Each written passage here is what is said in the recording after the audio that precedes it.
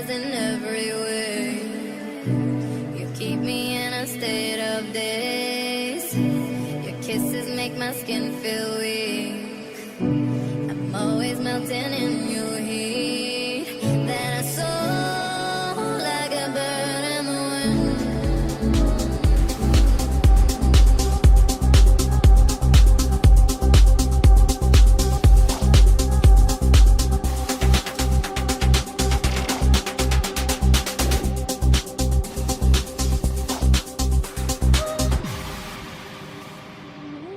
Sé que tienen las flores, llorona las flores del campo santo, que cuando la mueve el viento llorona parece que están llorando, que cuando la mueve el viento llorona parece que están llorando. Que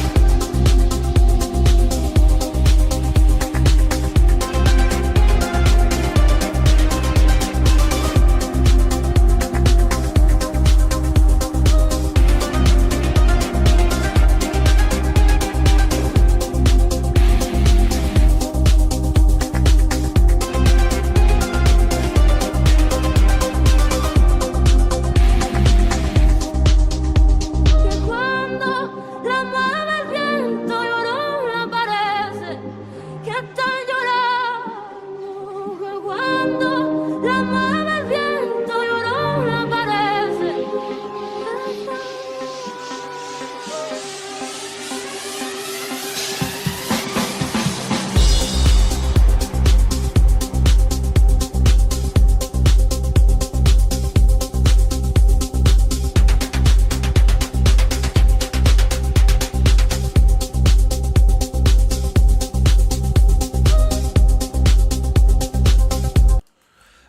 Bandidos, and we are live. It's Saturday, February 18th, almost 3:30 p.m., streaming live from the Pacific Northwest. And today we're going to be focusing mostly, I'll emphasize mostly, on SMG builds and all the variations, and kind of come up with some really good combos, both the best of and interesting routes to go. Let's rock. You can tell by the way I use my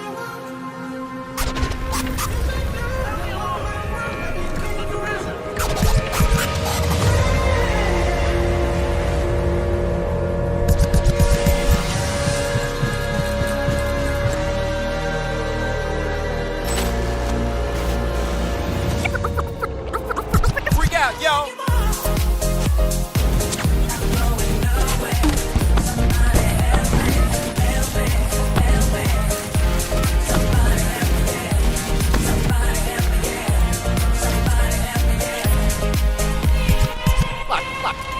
Watch this.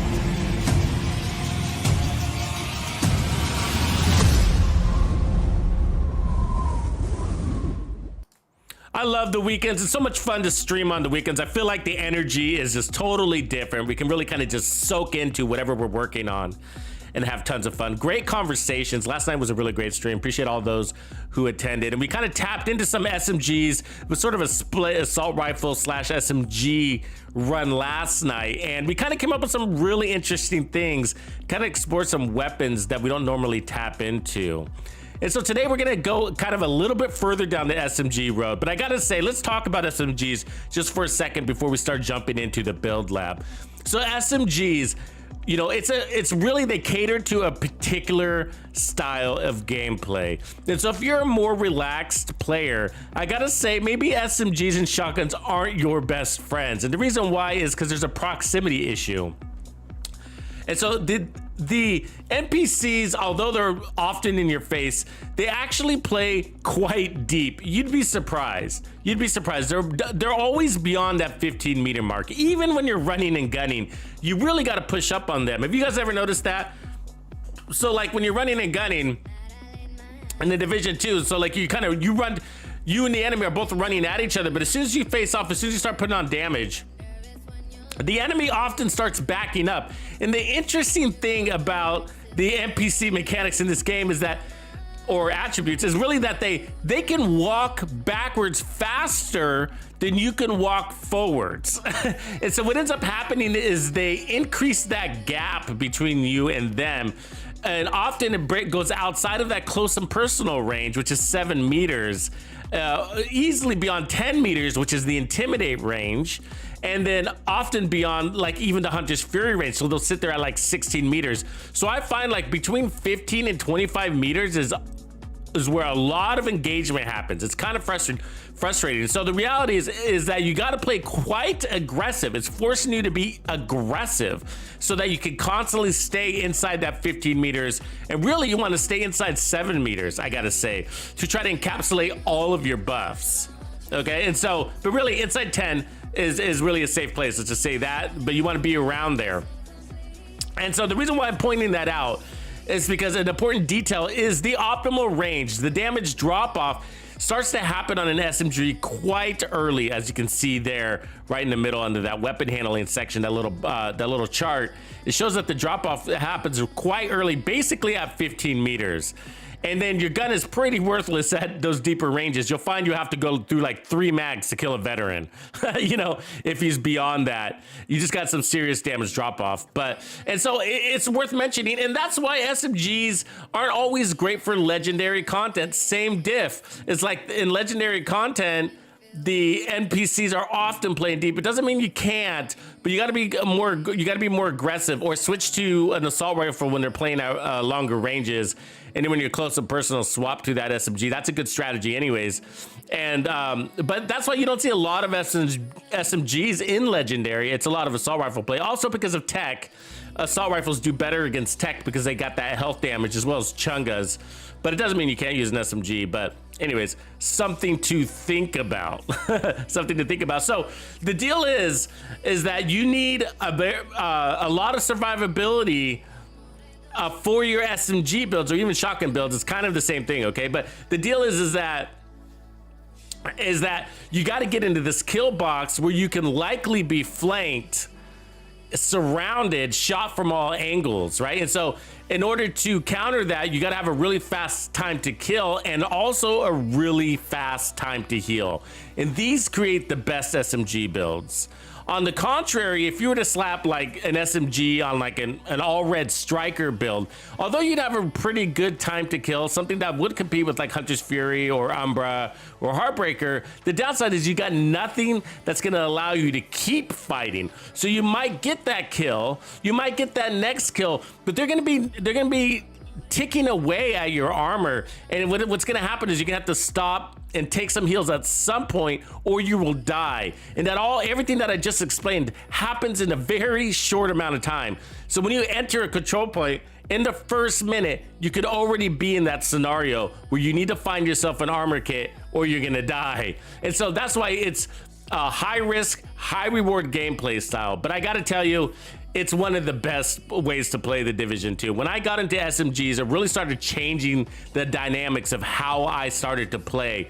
I started to realize that synergies inside of a build were really important.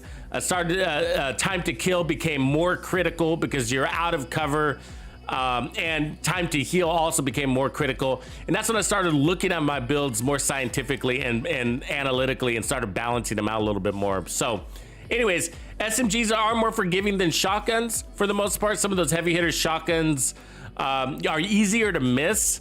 and they don't have a lot of rounds in the mag, as well as a very slow reload time, where SMGs are basically the opposite of that. You got a full mag, this one's 45 rounds, high RPMs, a lower base weapon damage, but very fast reload times. So reload times are going to be very important on your SMG. So something we're going to look at every weapon we're going to try today, and we are going to try a variety of SMGs across a variety of build setups. Okay, so it's not all going to be Hunter's Fury or anything like that.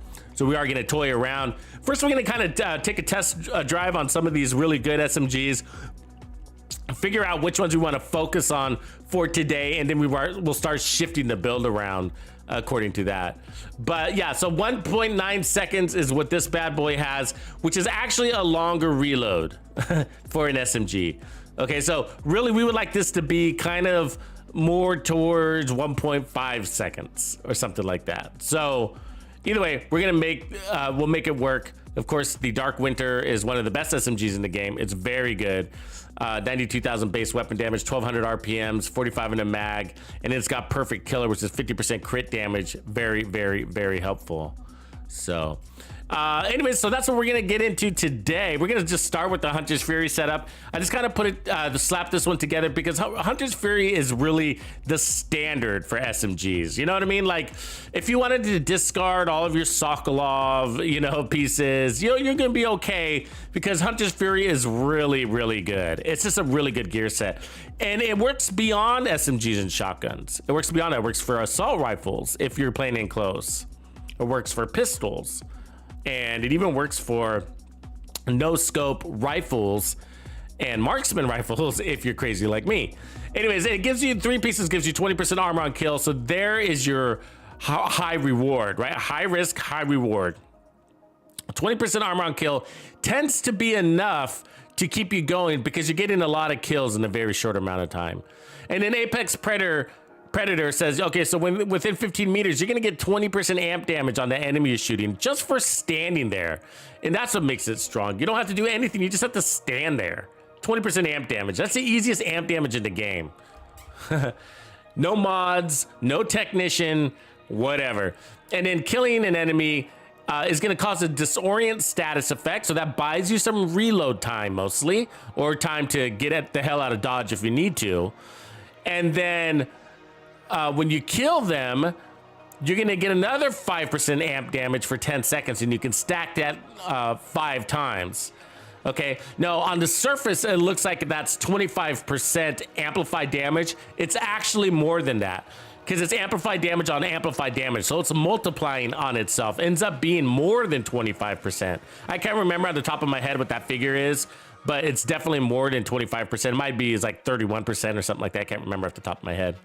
So anyways, on everything, I basically got weapon damage, and crit chance. So with these, you do want to get as high as you can on crit chance. So try to get to 55% or between 55 and 59 up to 60.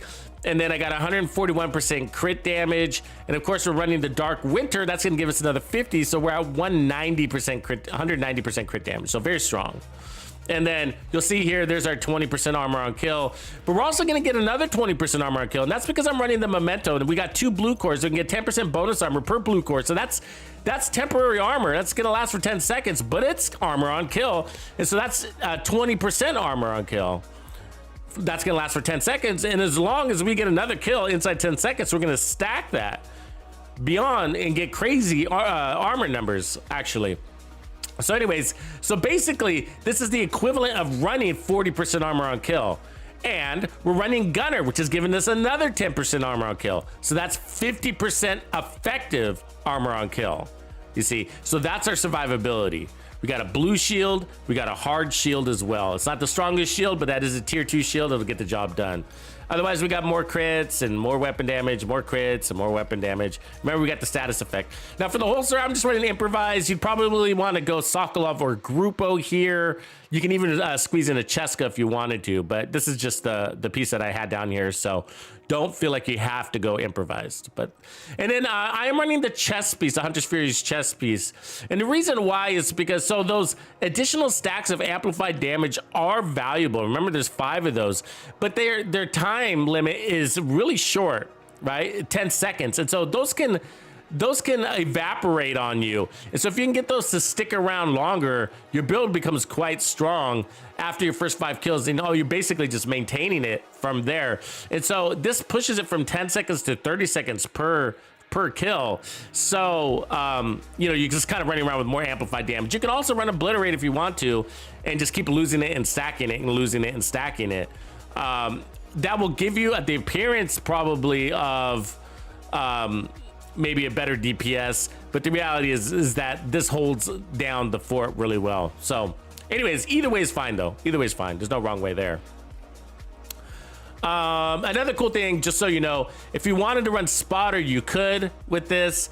This thing does accept the laser pointer from Technician, so spotter is an option and also a really good way to play, because that's amplified damage. It's 20%. It's not quite the same as a 5x5 stack, but that 5x5 stack is gonna last for 10 seconds anyways, so you can get the 20% plus the 5x5 stack of amp damage and then run another 20% amp damage from spotter, you see. Think about that. So, and the cool thing about spotter is, again, you don't have to stack. The other cool thing is that, you might say, oh, you're gonna lose gunner, you're gonna lose 10% armor on kill. Do we need it? We got 20% armor on kill from Hunter's Fury, plus that bonus armor coming off that backpack, right? So do we even need the extra 10% armor on kill? It's not gonna be that valuable. So spotter is a really good way to run. We're not gonna do it at first, but that's probably the way we're gonna send things in here in a minute. The other thing I want to mention is that we notice that we're running 5 red cores on this build. That means every time we pick up a trophy, we're going to get a 25% weapon damage bonus on top of the 30% weapon damage stacks that the backpack is giving us. Just something to point out. And I'm running a fixer drone. Actually, we could probably put this as a deflector. Let's just go and do that. And save it for like when we get in some big fights. So I won't be running it the whole time, but when we get into some deep crowds, we'll throw that up. Okay, so Silent Rage, appreciate the sub, man. Thank you for that. And 2 months, appreciate the sub, bro. Let's just real quick make sure that I got SMGs marked on my gunner. We should, but I hate having to travel back. Okay, so there's SMGs. Let's take off rifles and put on shotguns just in case. The other route is pistols, actually. Let's do that instead, because I can see the busy bee being pretty useful here. You know what I mean? Like when you get, if you get stuck in cover at long distances, instead of like going through 10 mags to try to kill somebody with your SMG, just whip out your pistol, mark a bunch of enemies, and then pull in. You know what I mean? And then switch to your SMG, and all of a sudden you're just gonna be shredding things like crazy. You know what I mean? So you don't have to use it all the time, but just situational. Look at the weather. Look at the weather. Oh, it's pissing rain. This is what I love about the Division 2, though, that weather, right? Appreciate you, Reaper. Are you still over there in Anderson's? Reaper is getting his kill count up there. Look at, hey, good map. We got backpacks over here. This is a great farm, by the way. So if you ever get stuck on coming up with new build ideas, like what do I want to work on today, or what build do I want to work on in the near future, what I recommend you do is farm backpacks and chest pieces, because what ends up happening is you'll get some interesting drops, maybe an unusual drop, or just a drop that gives you an idea. So I've done that plenty of times. They'll be like, oh, that's an interesting backpack, let me build around it.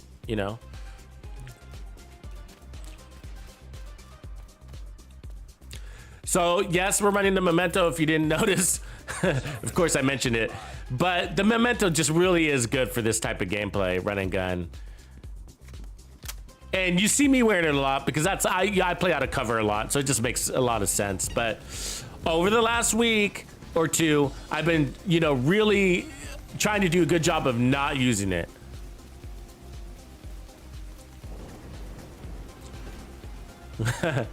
I've really been trying not to use it. And so when we came up with my next build video is all builds with no mementos play out of cover. They're actually pretty good. Right on, Reaper number 8 on the board. 653,000 kills. Oh my God, that's insane. It's insane. I remember you were up there on your True Sun kill count too. You were like top 5. Cringe Jersey, what up? Lone Wolf, like, I think, like, for new players, I mean, it depends on what your content, okay? It really does. But check out, I feel like, you know, a lot of people say Striker, Umbra. It's going to be Striker, Umbra, or Heartbreaker. The reality is try them all 3 and go with which one you feel is the best for you. But I think it's Heartbreaker for new players, you know? And don't feel like you have to run the Kingbreaker either. That can be a difficult weapon for some people to use. But it really is a good gear set because of all the bonus armor. That's going to give you some added survivability. We talked about this yesterday, though, is that the challenge can be is that Heartbreaker does ask you to play close and personal a little bit because you know, the best way to get the bonus armor stacks is to use a shotgun with it, and that's going to force you into playing pretty close. Which can be difficult for a new player. Either way, though, it's very forgiving. It's really easy to use, and it's really strong. It's not a joke.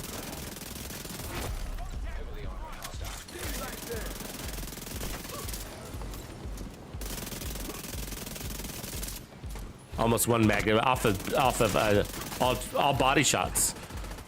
So you want to look at that with your SMGs, right? You want to see the damage. I think body shots are really important with SMGs, because we, of course, we're always going for the head, but for SMGs, you know, the head just leads to more misses, which can lead to a reload, which can lead to a longer time to kill. And remember, time to kill is the difference between life and death. And so body shots on SMGs is almost the safer route to go, even though it's going to lead to a slightly longer time to kill. But if you're killing an elite in a single mag on the body, that's a good sign. That's a very good sign for your build. And so that's what you want to be looking. Oops, I accidentally switched. That was bad. So you don't want to switch from the Dark Winter, by the way. So when you get your buff, if you switch weapons, you're going to lose your buff.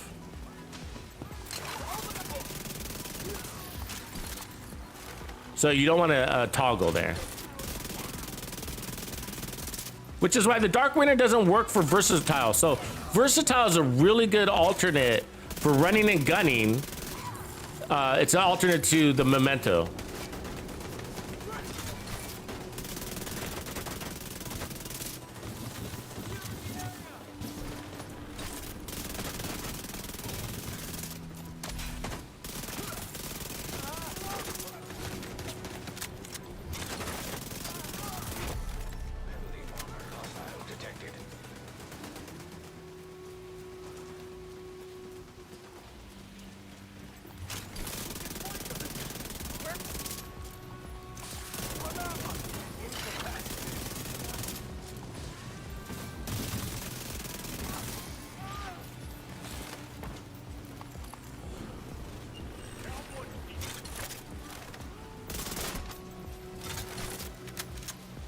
Where are these guys? Come on.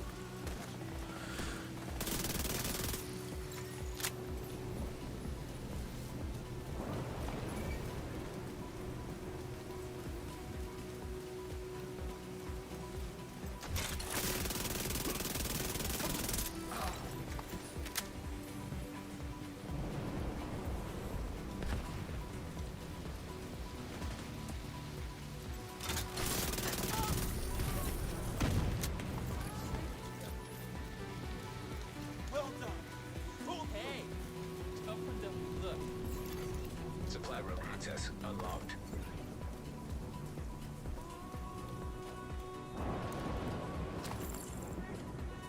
Yep, pretty easy.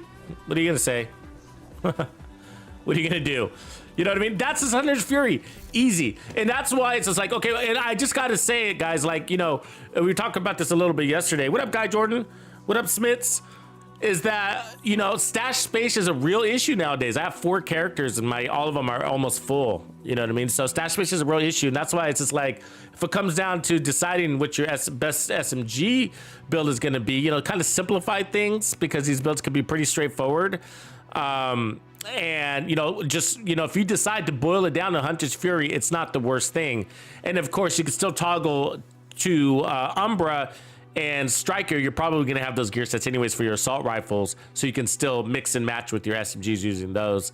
But back in the day, we used to build our SMGs with like using Sokolov as an instance. We used to like build them from scratch, like with Sokolov and Grupo and Cheska and whatever, right? We used to slap these builds together and, you know, do all gold builds without the gear set. But that's what that's going to do, is end up costing you a lot of stash space to do that. And Hunter's Fury is going to offer more, especially when it comes to armor on kill and a disorient status effect. Not to mention damage is most likely going to be higher.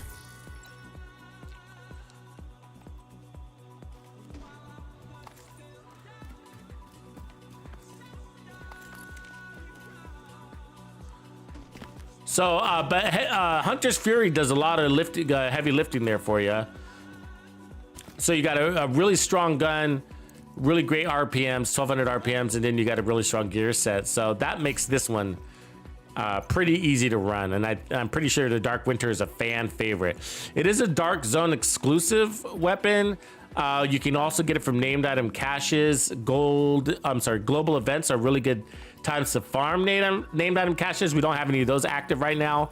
So another way to go about it, if you don't want to go into the Dark Zone, is just do Countdown and then get yourself a lot of credits from Countdown and then spend those credits at the Countdown vendor on named item caches.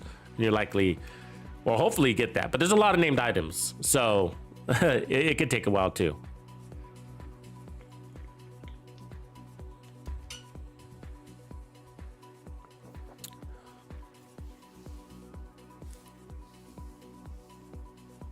Okay, let's see what it say here. Let me see what if I have. So yesterday we did the tactical vector. I was very impressed with that. Let's slap this on, okay? Because we didn't try it with the Hunter's Fury. We were running it with Umbra. I'm curious to see how this one does on this setup. So let's see here. 52%. So small drop in crit chance. Why? Crit chance, crit chance. Are we missing a mod on this one? Oh, that one. Yeah, it's that one. We need to put that crit chance. There we go. Okay, so now we got basically the same setup. So what's the difference between the two? It's just a small difference in base weapon damage. Okay, so the tactical on the right is 109.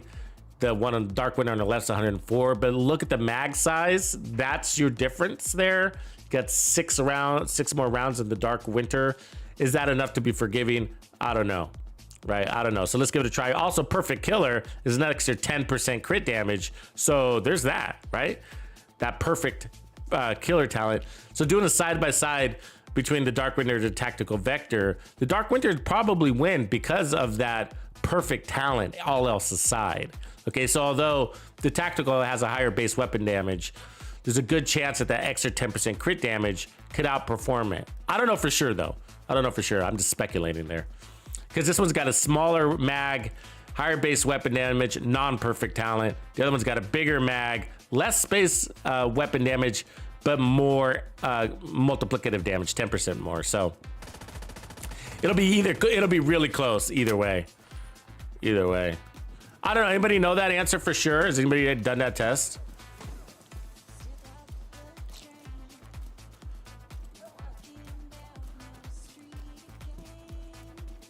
A really cool weapon, though, I gotta say. The small mag can be a deterrent for a lot of people, and for me, a small mag is a deterrent, but it actually played out really well.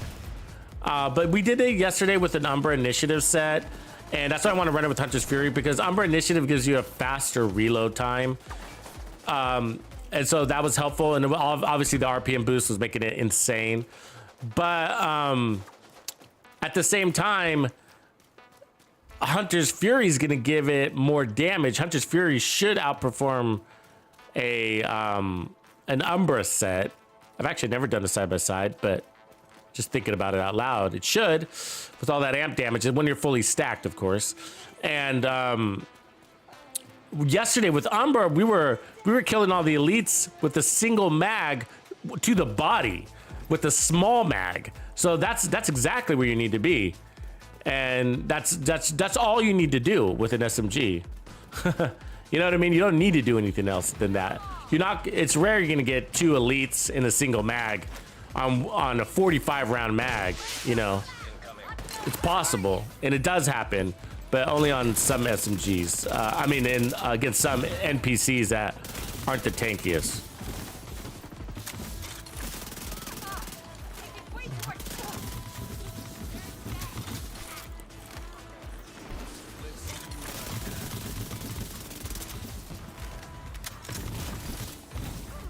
Oh man.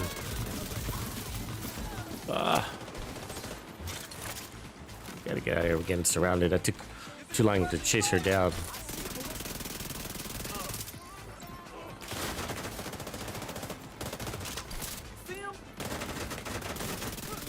Oh, that reload felt painful. We survived that though. I thought we were in trouble for a second.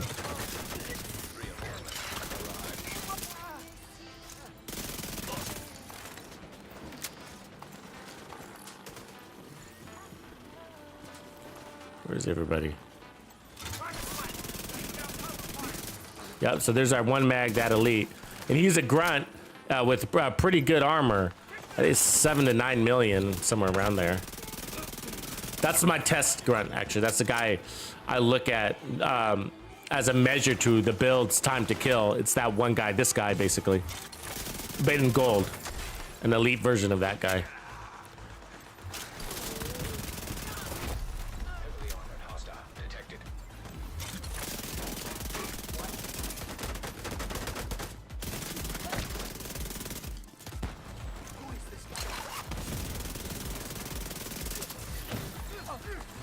Pretty good side, I guess. Pretty tanky. Of course, we used our weak points. The real reason was it's not our DPS. It's more like what he would have done is broke our shield, and if he broke our shield, we would have been dead, right? We know how that goes. I almost like this gun better than the Dark Winter. It feels faster, you know. Once you're on a roll, it feels faster, you know. The reality is it's probably not fast. The difference is probably really not at a spot where I can actually detect it. So it's probably faux. You know what I mean? You could trick yourself into thinking a weapon is better or faster.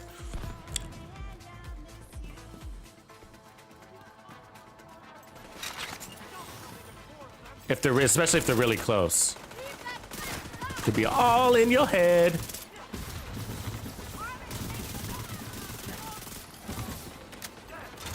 Sometimes it's how the cookie is crumbling, you know what I mean? Like, these enemies are really close to each other, and that allows me to be not only playing into the talent, okay, but to also playing into the buff off the memento, that 25% weapon damage buff.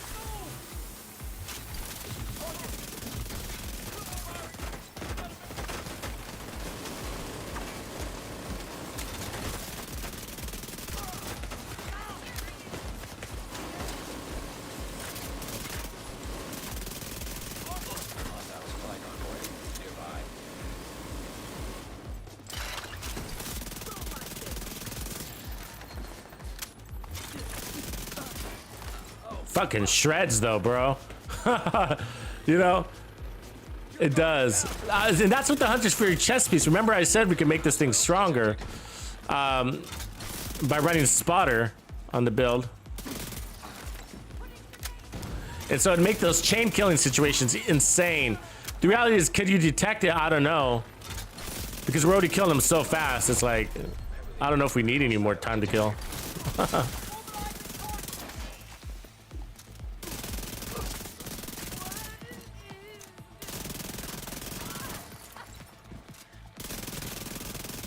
I mean, what can I tell you here, guys? What can I tell you? Works like a dream! Hunter's Fury, though, you know what I mean? The stagger effect. It's nice for SMGs, especially. I mean, sometimes I can be annoyed with it on like shotgun builds, actually, because on my shotgun builds, I tend to go for the head. Rogues. You can't be any geek off the street. Gotta be handy with the steel, if you know what I mean. Rogue Stinger Hive detected. Hostile Stinger Hive detected. Let's see, where are these guys? Artillery turret detected. Hostile artillery turret detected.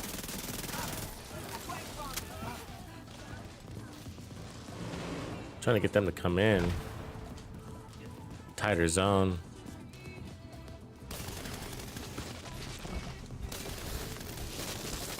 What a reach, huh?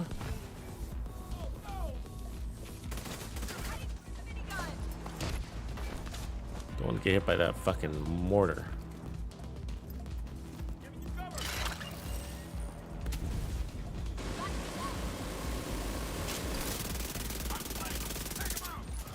So on this one, we're not going to get any benefit from killer, right? Because, so we don't have the weapon talent, so it's just gonna.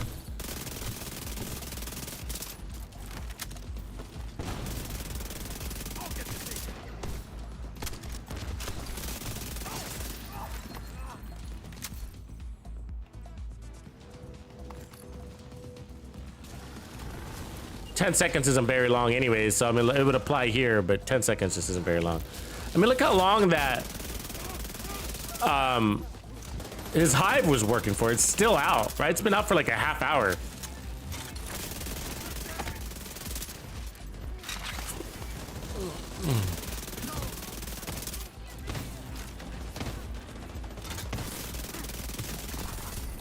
Rogue agent eliminated. There's our rogues. Supply room access unlocked. Hostile supply convoy detected. More. Quite a control point, huh? Perfect glass cannon.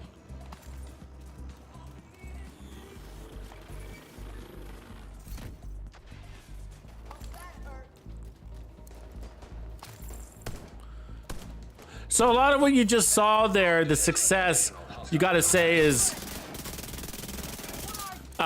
you know, that 50% armor on kill goes a long ways.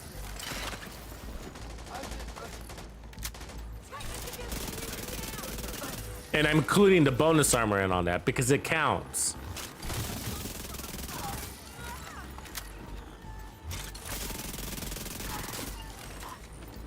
Kind of like this better than the Dark Winter. I mean, I know it's all placebo, but you know what I mean?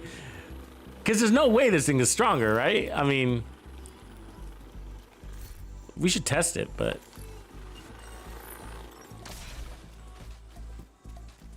It's a fucking beast.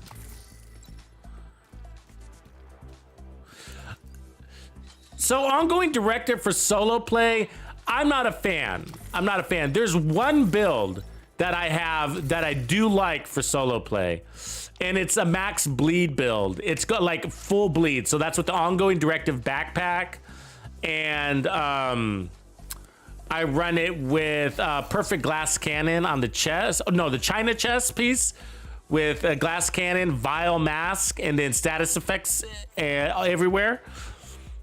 And then I think I'm running that one with Demolitionist too. You know, just a strong bleed build basically, right? But use the backpack is my point. With the China piece, chest piece, and glass cannon. Anyways, that's my favorite. That's the way I run my solo ongoing, because one bullet and non-elites die with a single bullet. They die from the bleed and that little bit of damage that you put from the bullet impact.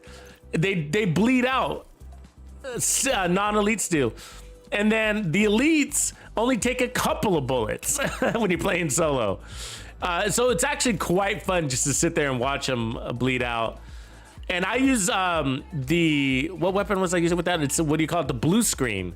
I use the blue screen for the status effect, and then I roll on the heals as my skills to deploy. So like a heal chem, So that way, the glass cannon wasn't such a big deal.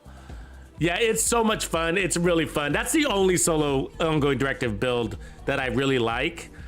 Otherwise, it's just so much below all the other gear sets. It's not that fun.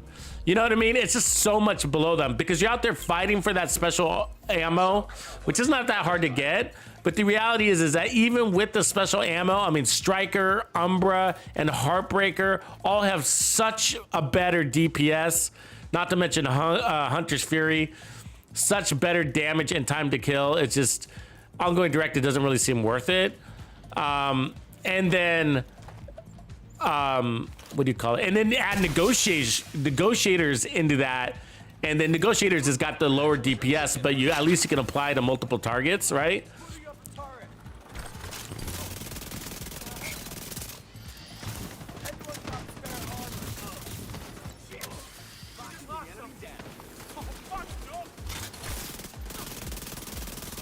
What's key with this gun is you don't want to miss, right? And SMG, it's not the weapons handling is not gonna help you there. So basically, you got to get in. You got to get inside, and that's what we were talking about earlier, right? We were talking about it being aggressive, and that these builds definitely make you do that. But that's why accuracy isn't as much of an issue. And we're going for just basically all body shots, right? Which is I think what I really love about this setup so far, and it worked. It was the same way with Umbra too, which is that we don't even need headshots. I mean, we're one magging them with the body shots. I mean, that's fucking incredible. If you think about it. Oops, I blew myself up. Sorry about that. Oh, she didn't take stagger. In place. We still killed her. The recovery is important, right?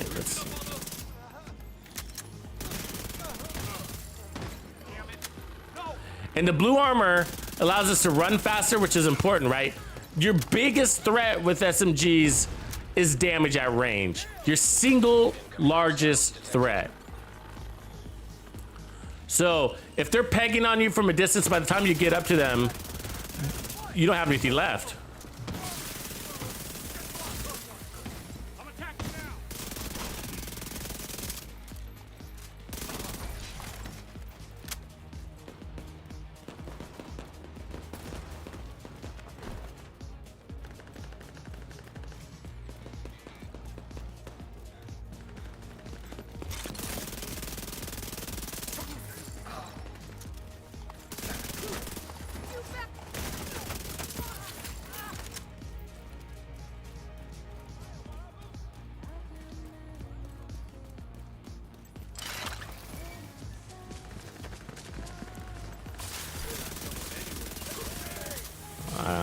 Two riflemen is not a good thing.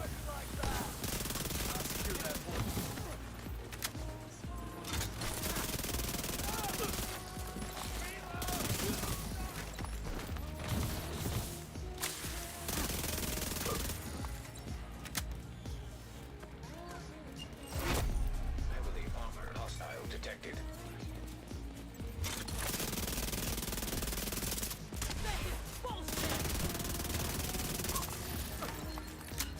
I'll take it.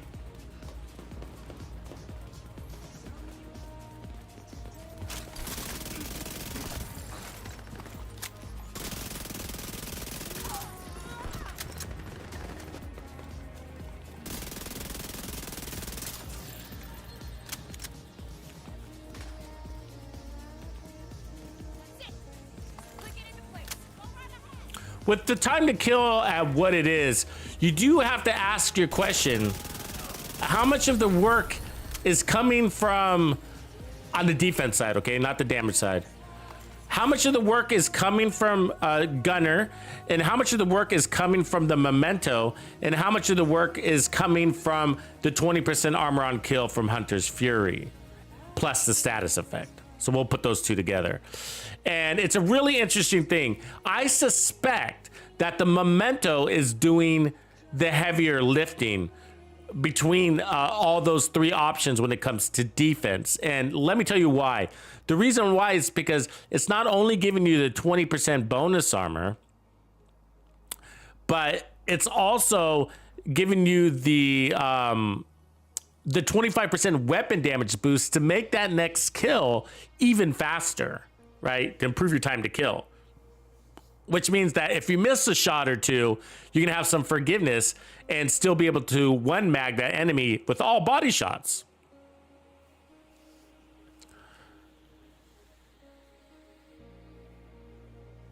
Yeah, okay, let's go different because I see your conversation there. Hobo, do you like running the MP5 or UMP? And that's an interesting question. And I'm gonna bring a gun in here that, let me get my gear though. That's gonna be the opposite of basically the opposite look of what we're doing right now. And so it's really interesting. So the M1928. So some people like the UMP, but I like the M1928. And the reason why is they're both kind of in that same category of like really slow SMGs with the high base weapon damage. That's usually how things run around here, right? Slow, the slower they are, the stronger they are. And the UMP has mods, and so I can see how that's attractive. But the M1928's got the enough base damage that you don't really need those mods. You're not really missing them. And so it's only if you're looking for a special mod, I guess I would go with the UMP. But I've tried both, and I just still like the M1928. So the M1928 is a really good SMG. And it was one of those guns, like for the longest time, when I was playing this game, I would get it, it'd be god rolled, and then I would throw it away. I was just like, oh, look how it's a slow SMG with no mods. Oh, junk, junk, junk. But if we did a live stream, like one of my first live streams actually, that was called "If It's Wood, It's Good" in the Division 2, and that's true. All the guns that have wood on them tend to be good, really good weapons, right? And so this is the M1928. Look at that base weapon damage. Look at what we're running now. Okay, so the Vector. So it's got half the speed, but almost twice the damage, right? Half the speed, almost twice the damage, but you got a larger mag too at 50. And then I run it with strained, which is 50% crit hit damage, right? And it's so slow that you can maintain that 50%. So you're holding at that 50%. So basically you're getting perfect killer without the kill, right? And it just takes no time to get there. The reload's a little slower. So, there's that. But remember, faster weapons need a faster reload time. Slower weapons don't, even though you always want a fast reload. But slower weapons spend more time shooting than they do reloading. Faster weapons spend more time reloading than they do shooting. So in this one, we were killing our enemies in less than a second. In most of those cases, it was less than 1 second. And our reload time is almost 2 seconds. So our reload time is 2 times our time to kill. Does that make sense? So that's why the reload time is more important or does more improvement to faster weapons than it does on slower weapons. So anyways, let's make some space here and then let's swap to that weapon. You're really going to like it. If you haven't tried that 1928, oh man, you got to try it. I've gotten it to crit over 2 million before, several seasons ago. I can't remember the build. That's interesting, huh? Headshot damage, crit damage. I think we decided not to run combined arms anymore, actually. I'll crash it. Crush it.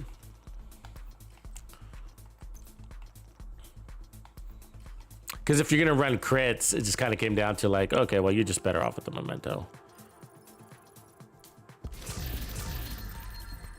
Stash space issues. It's not that it's junk. It's a great piece. It goes down to the stash space issues thing. Yeah, so we're going to run a 1928 here.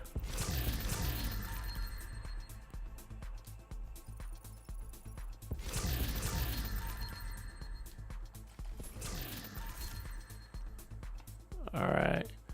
So let's just flop that to a second.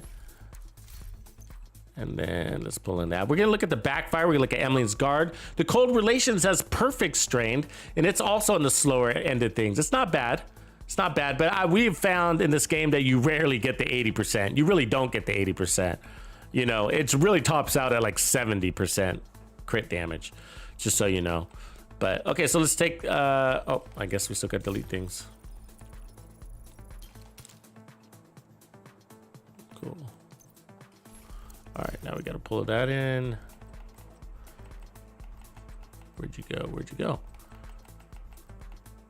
Let's pull that. Emily's Guard, 1920. MP7 is, I think, the second fastest. It is. Yeah, I think so. 997 RPMs, right? It's not bad. It's not bad either. There's the named version of this as Perfect and Wavering, which I used to run as my favorite secondary weapon. And we got the SIG MPX, the Apartment, which I really like. Let me get rid of a couple things. So get rid of the Bighorn. We got the Chatterbox. Get rid of some of these things. Make some room. Like that, and a rifle. Let's get rid of some pistols.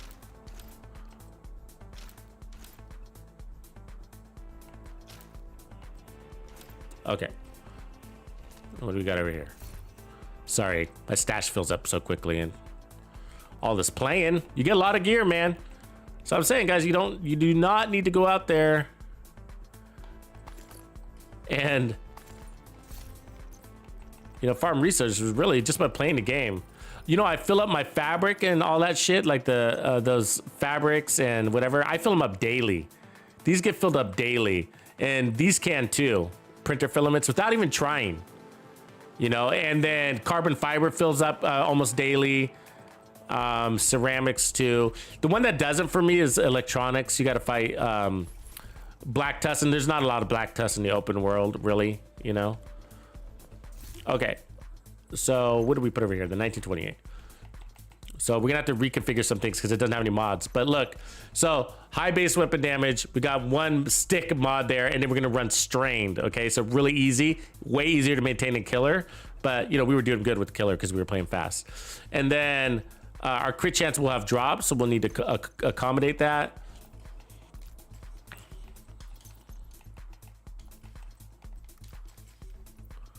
So 48.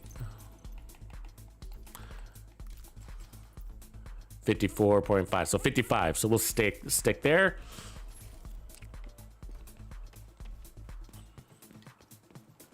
Baba Yaga, there you are. What up? What's good, brother? Swap Chang, thanks, Hobo. I was trying to remember that name. I actually deleted it. Stash space issues again, and now I need to find another one. I also need a burnout, so I'm looking for a burnout right now, just for showcasing. It's not a weapon that I use a lot, but I want, you know how we were showcasing the named item weapons. I put that on pause for a quick bit, just because I'm looking to get a few that I'm missing. I think the burnout and the swap chain are actually pretty important weapons. The swap chain as a primary weapon is not my favorite way to go, but as a secondary weapon, it's amazing. Very amazing.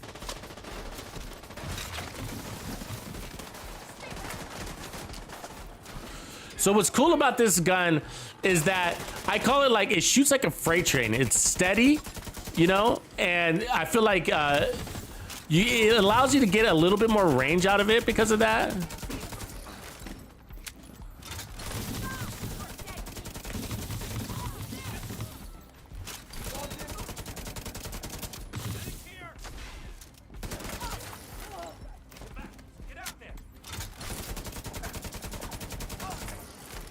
I mean, I feel like I'm tearing their limbs apart. You know what I mean?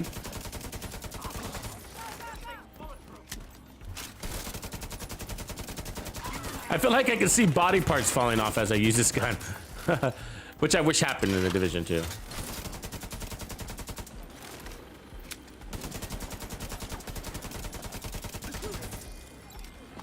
But anyways, more control, I guess is my point.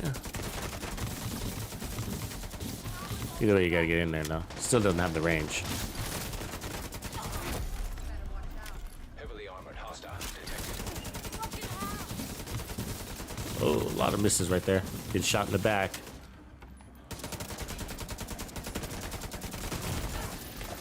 Immediate medical assistance needed.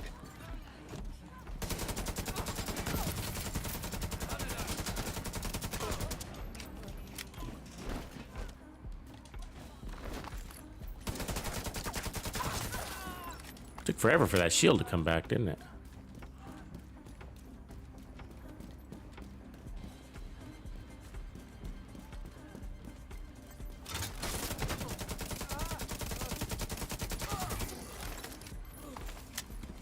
Funny gun.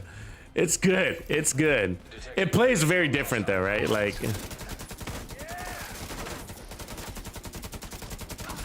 so there's 2 elites in a mag, but they're not that tanky. This is the guy I like to measure against. That's pretty acceptable time to kill, I gotta say. Yeah, so that one elite was the guy that I measure.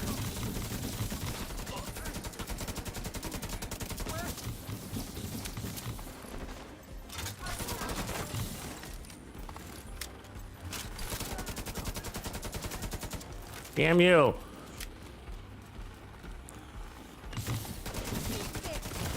God, stop walking sideways. Fuck. That crab sideways walk, right? Looks like an angry crab on the beach. Snapping its claws at you. Walking sideways, giving you the shifty eye. Causing you to miss all your shots.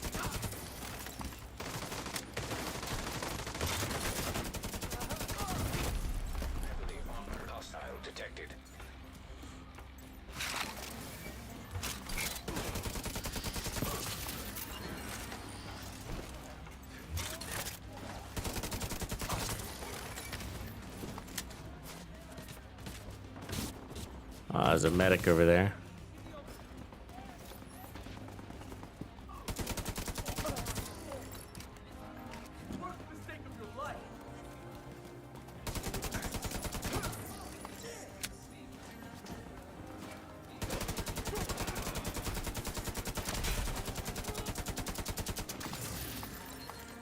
One mag the boss.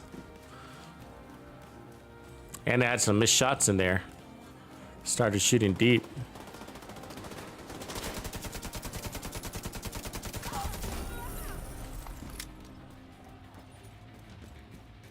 Where did he go? Where did he fucking go? Unlocked.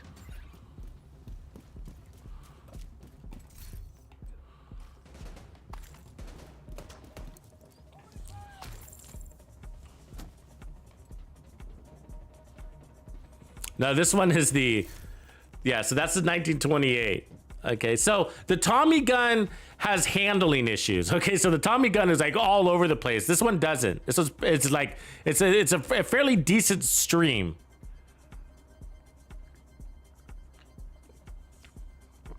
It's like basically the polar opposite of the Vector, right? Half the speed, almost twice the damage. It's not quite twice the damage, but just does a really good job. You get more control out of it.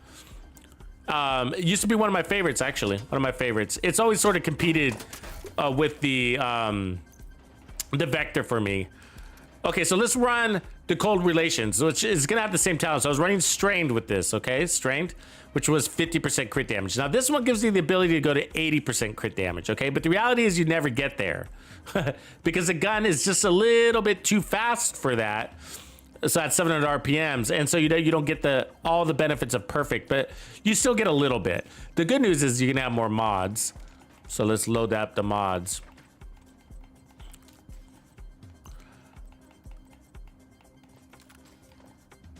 Let's see, and that's it. Just 2 mods, is that right? Yeah, just 2 mods. Okay, so that allows us to load on probably just one more crit damage mod here. Yeah, so 58.5 we'll hold there, and then let's dump this stuff to make room. Yeah, I would like a better version of the Tommy gun too, actually, because it looks cool. Makes you want to run it, right? What do we got? Let's go down here.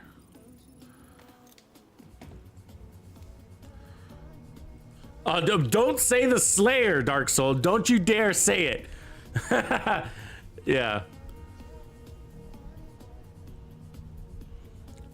Don't say the Slayer.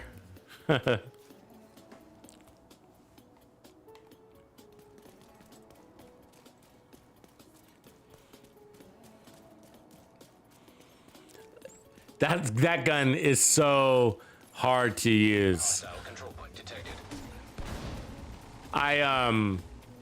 We ran a mission with it not this season, but the season before. Me and a team got together. We put on some striker builds, and then, you know, for weapon handling. And then we even had somebody running riot foam to hold the enemies still while we were snowballing them. And it was still just like, it took forever to get anything done. It was painful. But yeah, it's a Tommy gun. We will not be showcasing that one today.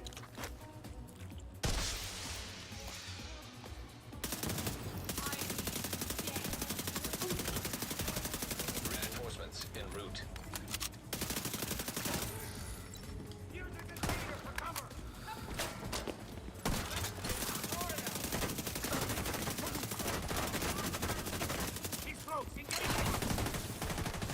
Watch that shield, right? Oh, you down there too?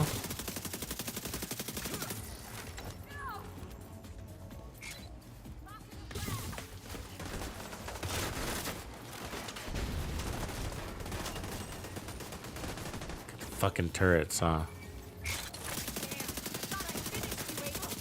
See, that crab rock should get you to miss. Horrible placement on that turret. SMGs do good at breaking turrets at range.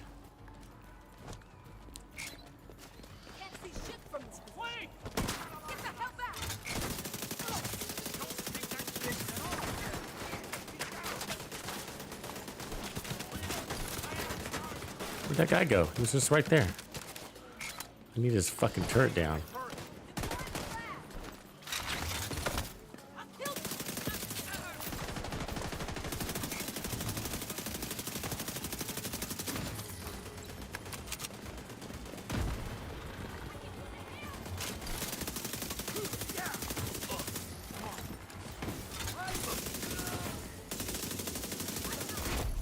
Heavily armored hostile detected.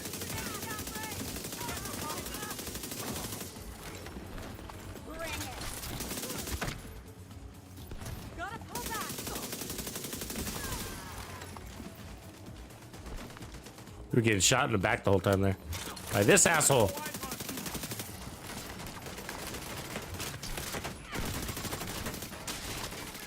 Finally got rid of that thing.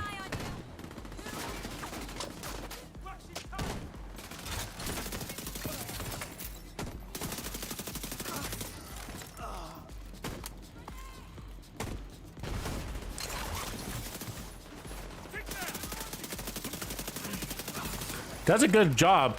I like the time to kill on it. I don't like the way it feels though, I gotta say. It feels a little like I'm shooting pennies at him.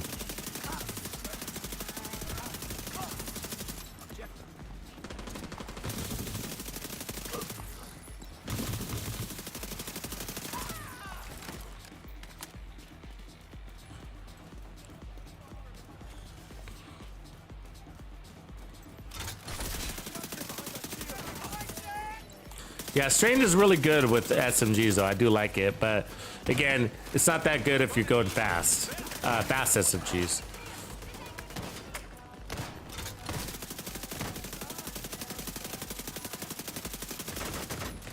You fucking dick. Oh my god, now you're gonna hide.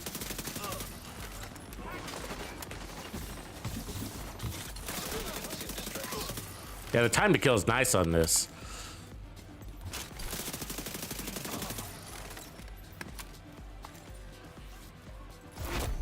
Heavily armored hostile detected.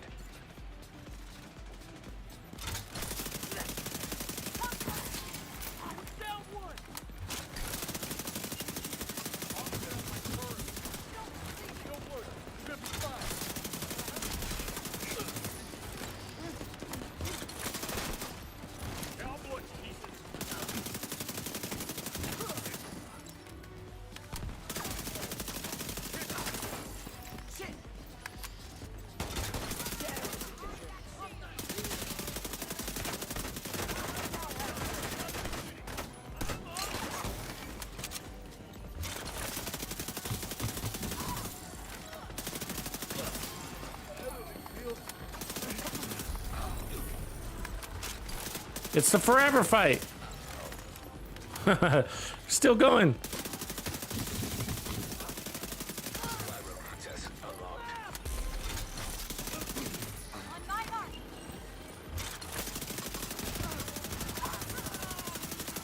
Detecting additional hostile contacts.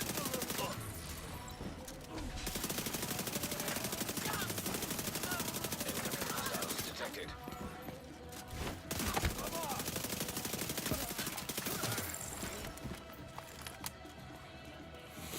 Good time to kill. Easy.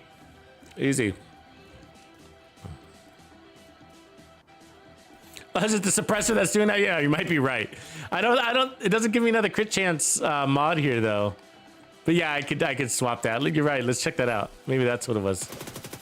Yeah, it does sound better. Funny thing. Damn suppressor. But we got to run that. Yeah, so that's easy peasy. That's a good one. I mean, I think it's always been one that the community has really accepted to be a good gun.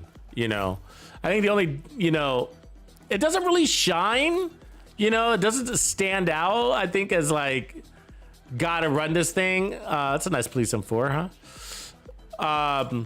But it really is effective. You know, I wonder if it's anybody's favorite. I mean, this gun goes through phases where you'll see it in the community a lot all of a sudden, where a lot of people are running it. You start to see build videos on it, you know, so it does go through, it does have its I guess its time in the spotlight Guarding location nearby. from time to time. It kind of circles back around, you know,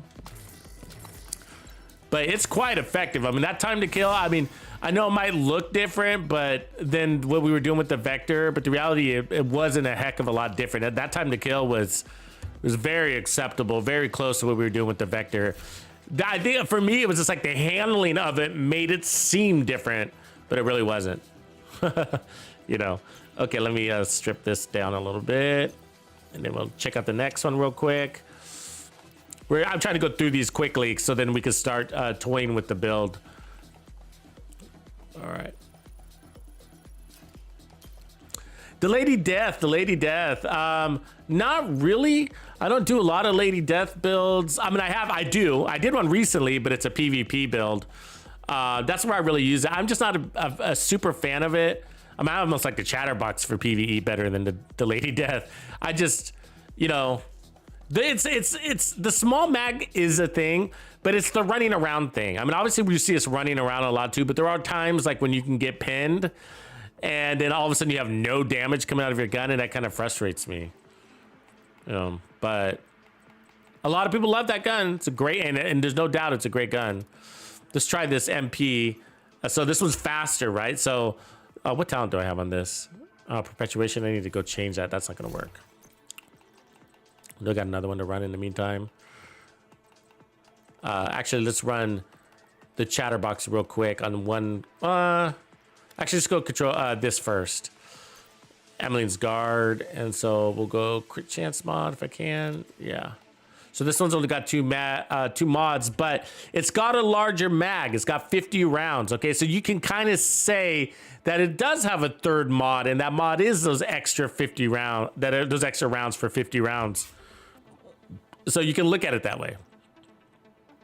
What's good about this one is it gives us 24%, well, 12% additional armor on kill over 5 seconds. And then 24% if that kills with a headshot. So we're doing a lot of body shot kills here, so we can count on to 12%. So that's going to push us to where we're at 50% armor on kill to now 62% armor on kill. So 10% from Gunner. This is average 12% from Emmeline's Guard. So we're at 22. 20% from the gear set. That's 42.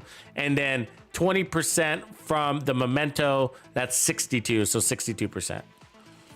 And the Mementos as temporary armor, just to disclose that. But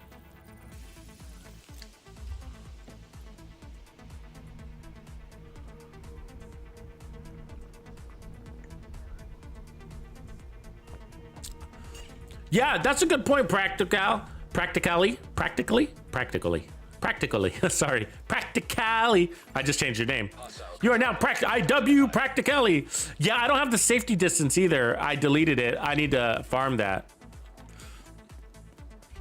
So, he mentions that you get more out of the cold relations if you burst fire. And that's right. I forgot about that detail actually, because I haven't used it in a while, but that's right. If you want to get more out of the higher crit damage end of the cold relations, then yeah, burst firing once or twice, just kind of stutter firing, maybe is another way to say it.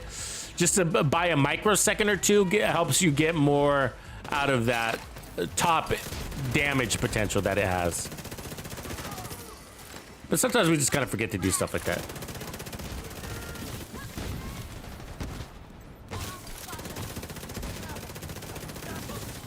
So the RPMs on this one's not bad, 900 RPM, right? Oh, fuck you, come on. World's largest fire pool. We're on fire, we're fucking... Gotta get this kill. Oh, bad time to be reloading, fuck.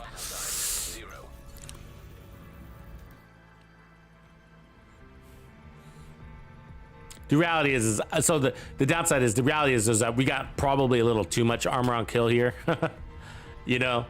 And so if I was running to Emmeline's guard, I'd back it off. I sometimes don't run weapons like that have armor on kill with Hunter's Fury, because I feel like in most cases, Hunter's Fury is enough, right? I feel like it's really enough armor on kill, 20%. And especially when you're running the Memento, like I said, the Memento does equate to another percentage. Right, and in our case, depends on how many blue cores. In our case, it's 20% armor kill. So you know, if we were just running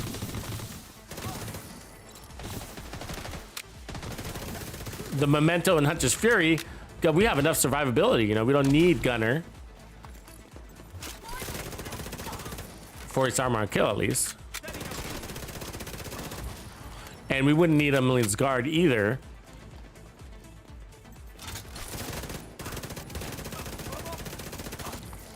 Damn, they're hitting us hard.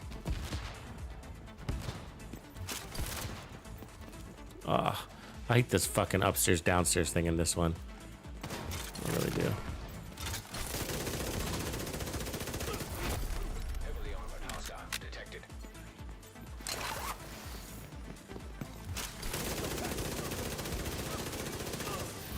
Still a decent time to kill though, gotta say. Especially when we were stacking those trophies. And that's what I was saying. I think the Memento does a lot of heavy lifting on these builds, because we're playing in so tight that we're getting the most out of the short-term stacks. And if you've been following my channel for a while now, then you'll probably know or hear me say a lot that any build that plays and takes advantage of those short-term stacks is gonna be a damn good build in the Division 2. Those Memento short-term stacks are some of the best types of damage that you can get. You got bonus armor, armor on kill. I mean, you got bonus armor, and you got weapon damage stacks all coming in, right? Like, it's just really powerful for that first 10 seconds, on top of everything else, whatever your build has on it.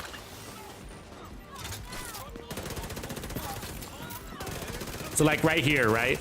So that's a 25% weapon damage boost. That now we got a 50% weapon damage boost, okay? Because we got two trophies stacked. Now we got 3 trophies stacked. The bonus armor's not there, so you can't tell. But that's, come on, dude, with your reload time. But remember, the trophies last for 10 seconds. They don't last until your bonus armor's gone. They last for 10 seconds.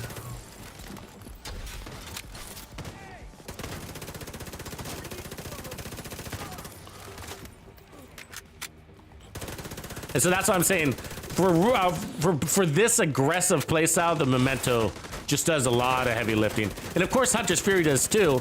But I'm wondering, like, it makes me wonder about,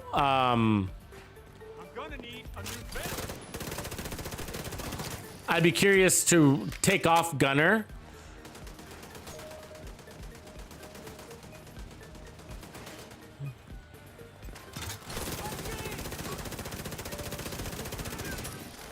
And we saw an the Umber build yesterday too. We were basically doing the same thing. Of course, Hunter's Fury gives you the added benefit of not having to ever go and cover. And so that is gonna make you play faster, because you never have to go and cover. Yeah, you're getting the same kind of survivability that Umber gives you. without ever having to go and cover, right? And so just more security and going faster with the same level survivability, I gotta say. I gotta say Umbra and Hunter's Fury have the same level survivability.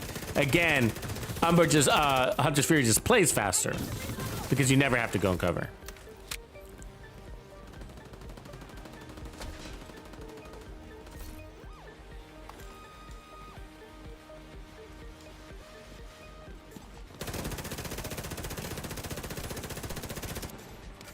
So with this, anyways, the build is no longer optimized. It's a little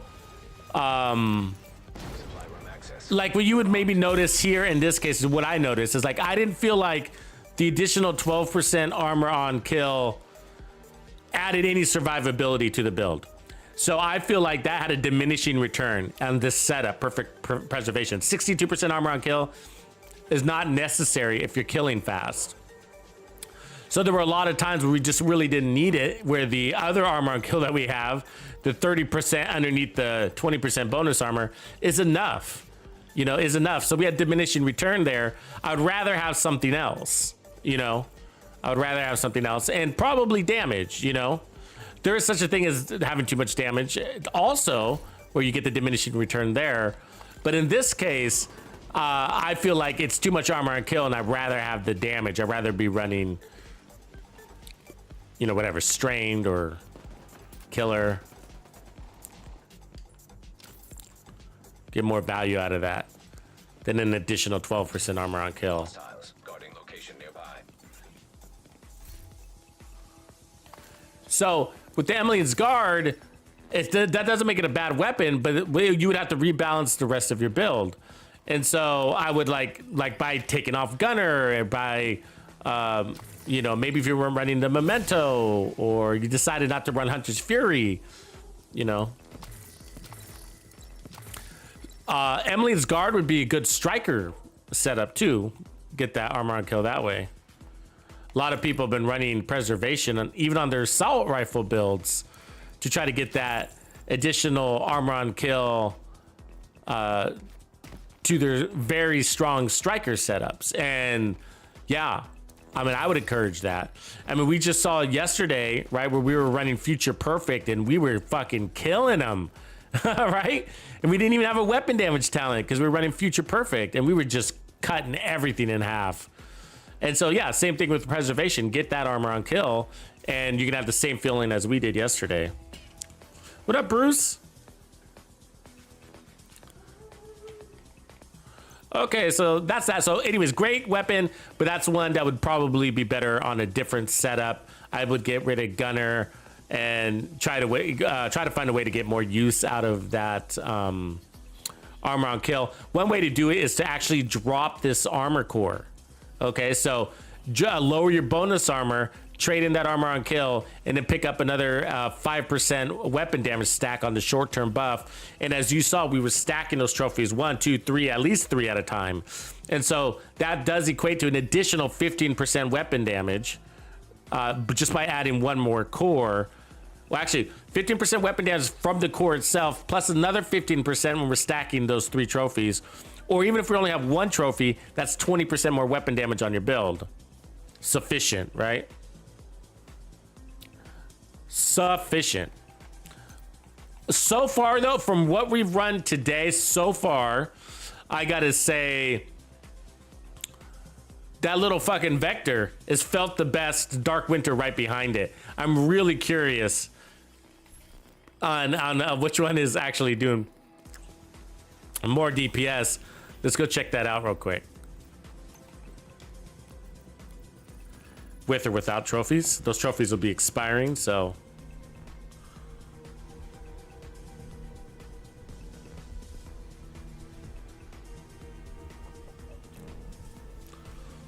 So what are you guys running right now out there in the open world? You guys doing your assault rifle build, striker?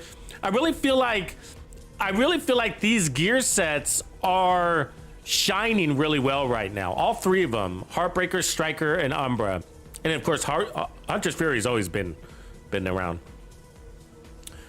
But it's really interesting. I think that I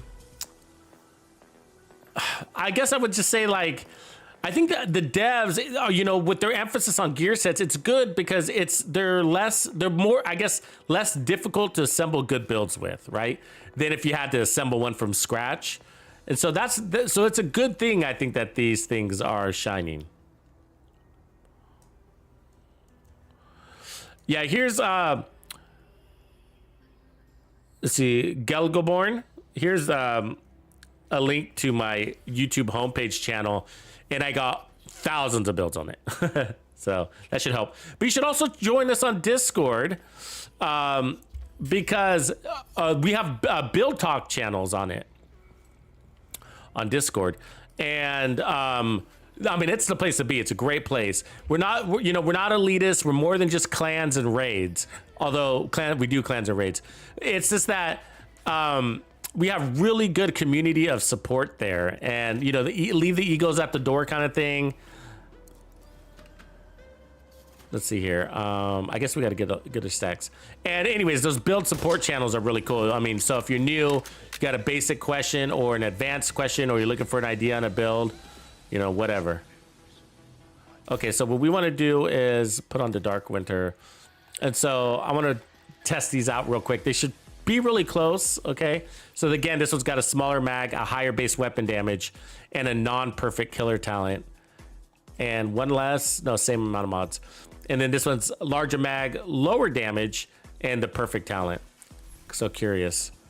So we don't have any memento stacks. That's okay. So it's not going to be true DPS because we don't have memento stacks. So keep that in mind. And then we got to stack our kills first. So let's do that.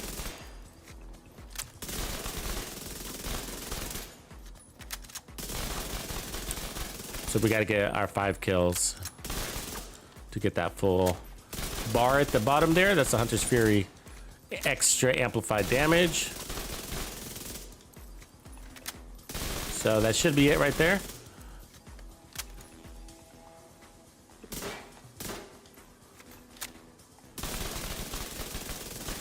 So it's about 6.5 on the body, right? I'm just looking at the body because that's what we were doing. If we did the head, we're gonna have some misses. 5.8 on the head, right? 8 million on the head. Round that up. 8.3.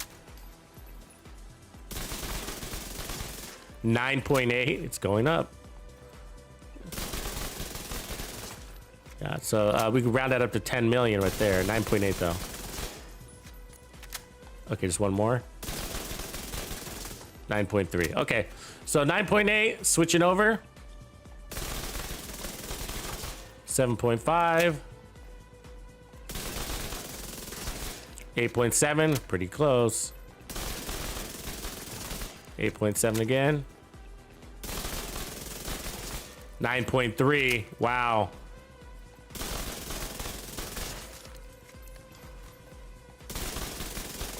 9.8, they're the same. They're the same, right? I mean, it's possible I could get more.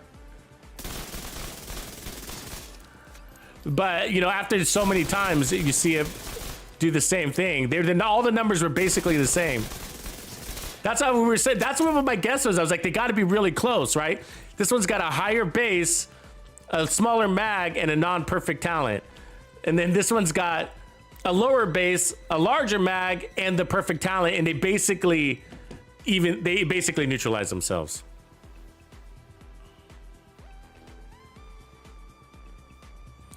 Oh yeah, the build support, Scorpion. So if we do Discord, and that'll be the link to Discord. I think that's what you're talking about there.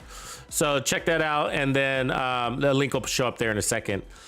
And then head on over there, and then Build Talks is where you want to go.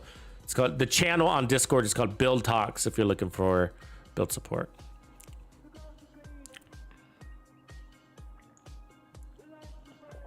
Gelgaborn, you're not alone, man. A lot of new players. And you're welcome, man. You're welcome to be here. So I try to drop You know, I try to let you know what I'm thinking, and that's sort of my way of teaching. Like, you know, I'm trying to explain a little bit more now that I know there's more players in the game, new players in the game. Okay, I'll check the DPS at 1928. Good idea. And so you know, I'm trying to like say, hey, this is why I do this, but also I'm explaining what things do a little bit more just to help with the new players. So let's see, we've got to get the crit up real quick.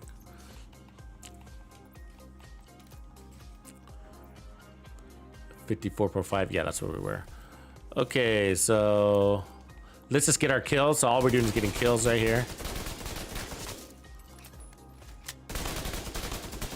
Stacking our kills. Boom bar.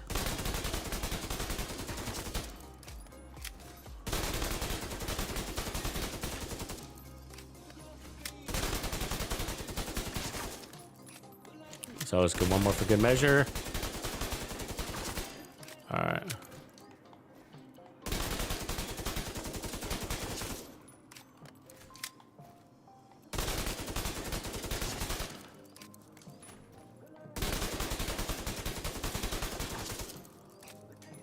Problem is it misses. Oops, fuck. Got the reload. Hold on.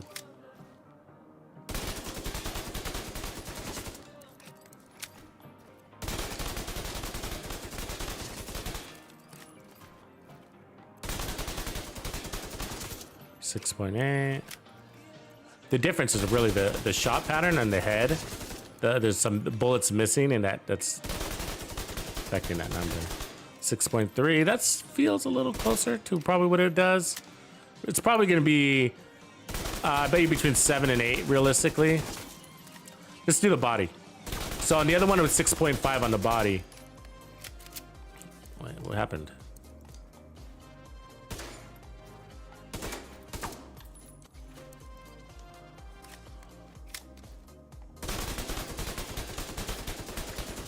.6, yeah.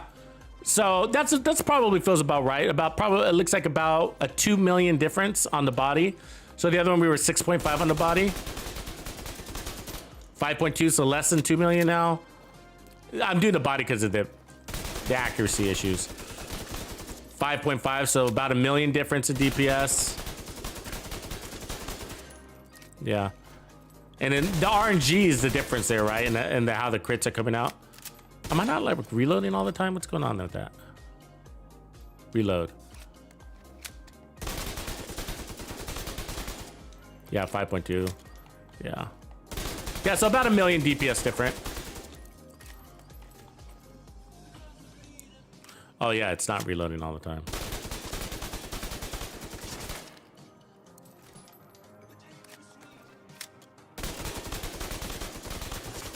Six.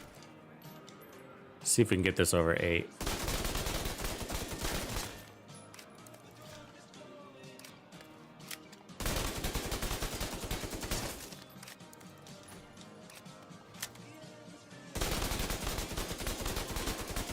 Oh, I know what's going on. I'm an idiot.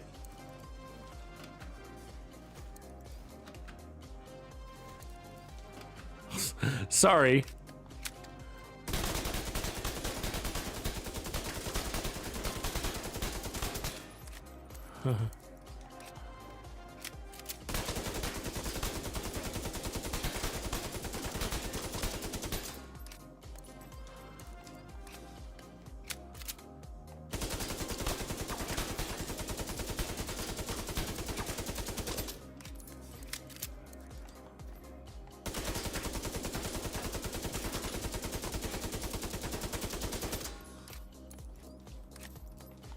Our stacks expired. God damn it. It's annoying. Okay, just kill 5 guys real quick. I gotta get ammo. It's like watching grass grow, isn't it?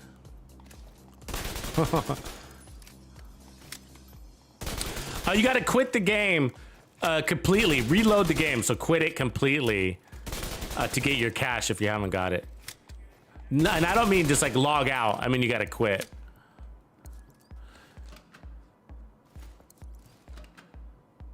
Alright.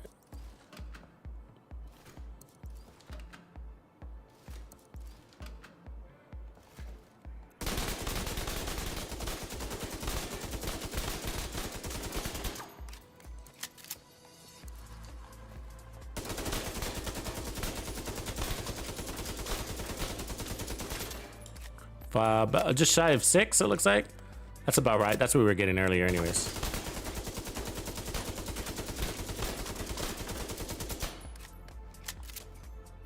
Did the stacks expire again? They did, didn't they? Oh my god, they don't last very long. I do have this chest piece on still, right? They should be lasting 30 seconds. It's taking longer than that. Oh, you turned off the whole Xbox twice now? Oh, did you check in here? In your mailbox? In the deliveries? I think this is where it's supposed to be.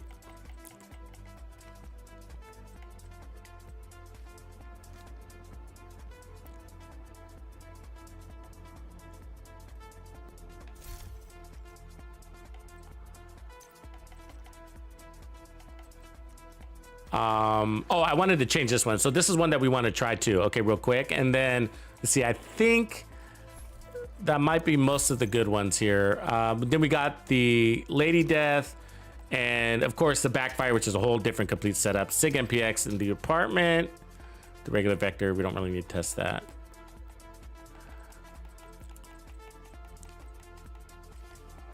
All right. So I did want to try this because I've actually never run this SMG outside of the perfect one. Let's see here. I guess let's just do the same killer talent on it. Just keep things consistent. It's got rate of fire. That's the downside. We'd really want that to be probably targets out of cover, but we'll just have to roll with it.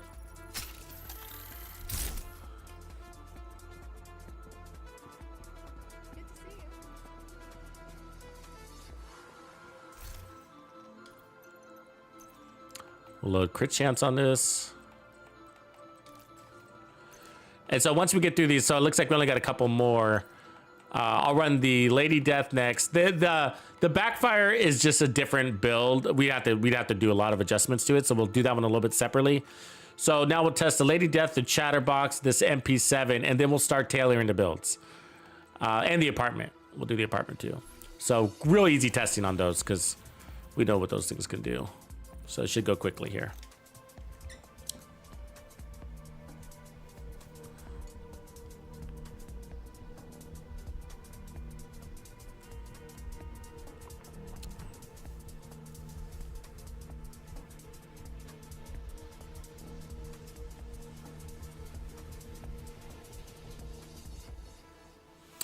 Yeah, so probably to do a more reasonable DPS test between the weapon types, what I should have done on that 1920, I was just thinking about that. I should have put on killer to do it so that it was side by side, and the only thing that so that you're not testing the talent, but that you're testing the weapon. If that makes sense. And of course, named weapons you can't do that with, so.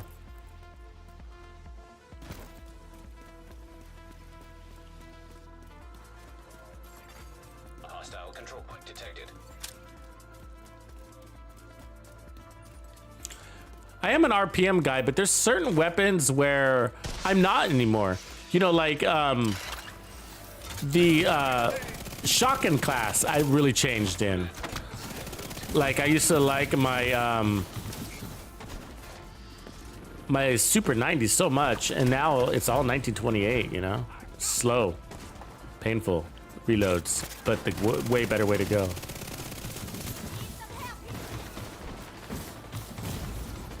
Immediate medical assistance needed.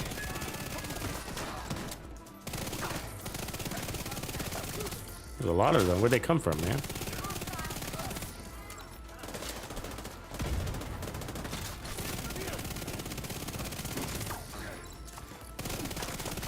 Feels a lot like the Vector. Now we are missing damage on this one, so it's not a true apples to apples test, but feels great.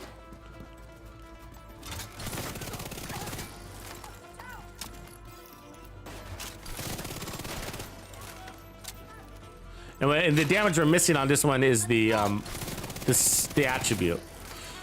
We would want damage to targets out of cover, and that makes a difference when you're running and gunning.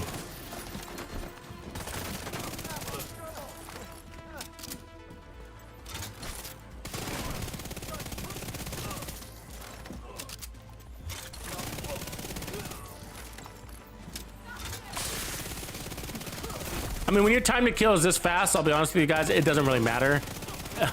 Go with your favorite, you know. You like the Vector, do the Vector. You like the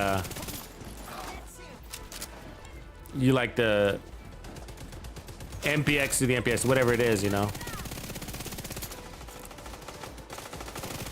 Go with the one that gives you more success.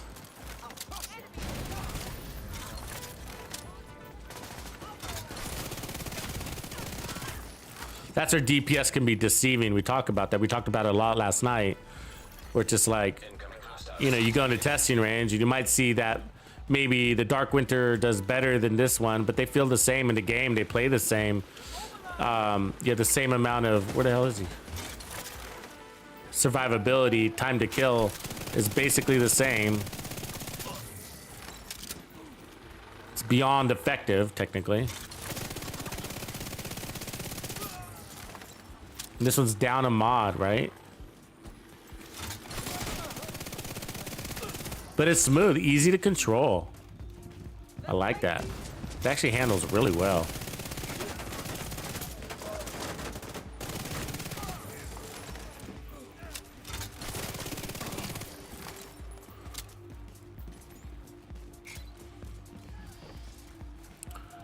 I think it's probably not talked about because I don't know, just because.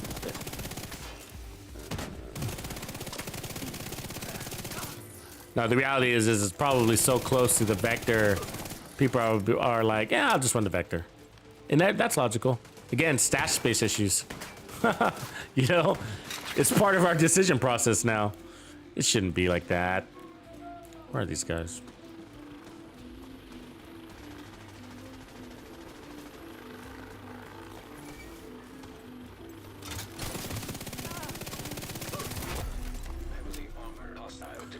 Oh, sick Jim, hit me up with the thumbs.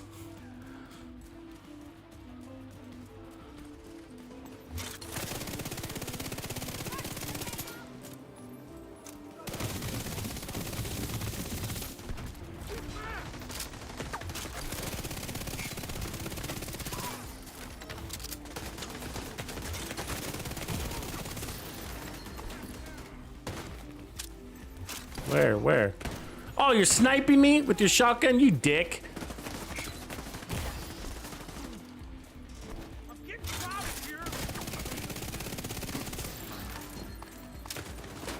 Biggest pet peeve.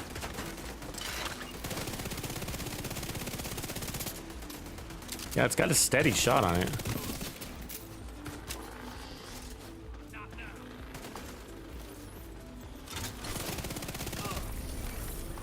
Yeah, it was fun. It was fun. I don't really see any point in running it though. Like I said, like, you know, you're so fast, you like might as well run the Vector. I mean, if we were to do a side-by-side on them, MP7 being on the right, I mean, what's our advantage here? A little faster reload. The damage drop-off is different. So you got a steeper drop-off with the Vector. Okay, where this one has a, no wait. The Vector's smoother drop-off, so this one's got a steeper drop-off, so opposite. And then it's got more accuracy. I think I can feel that accuracy improvement a little bit, but so more faster reload, more accuracy, but it's, again, we're missing some damage there too, so there's that. And then, but the Vector's got more mods, you know? Oh look, we just got an Uzi.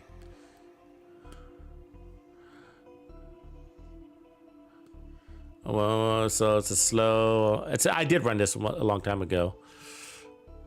I don't know if it's gonna be worth testing. Anyways, let's do the Lady Death. Now let's get rid of this real quick.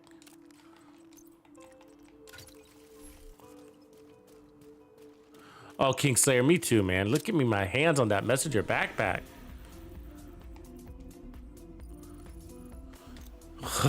I'm so ready. I'm actually pretty, I like that. I think the messenger backpack plus hot shots is actually going to be interesting. Because the 2-piece bonus doesn't only give you marksman rifle damage, but 30% weapon handling. Like, so running 1-piece hot shots with the Ninja bike backpack, that weapon handling would be insane for any weapon. Hell, any weapon. So worth it. All your weapon handling issues are gone. You know what I mean? All of them. Just like running an assault rifle build with the ninja bike backpack, one piece hot shots, and then, you know, whatever else you want to do from there. It's just like shit. 30% weapon handling and be landing everything, you know. Put that on top of your Umbra build or your Striker build.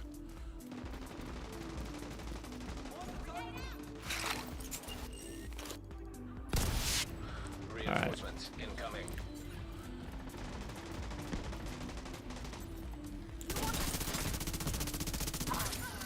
That's one of our scars.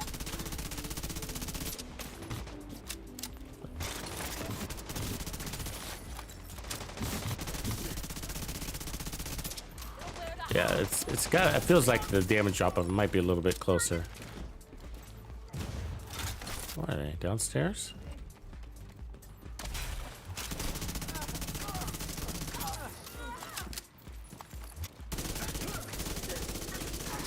Good time to kill, of course.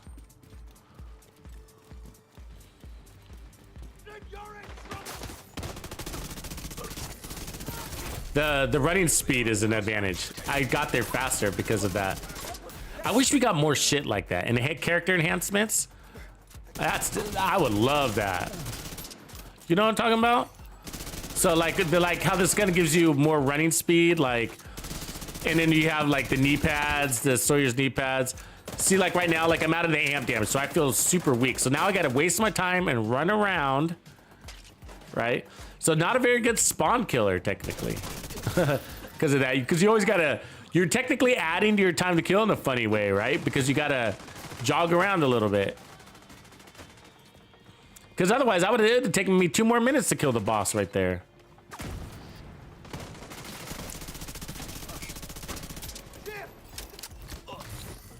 And then you got the melee, of course. That's what that was. So, if the enemies, which happens a lot with this gun, the enemies is like a sliver away from being dead.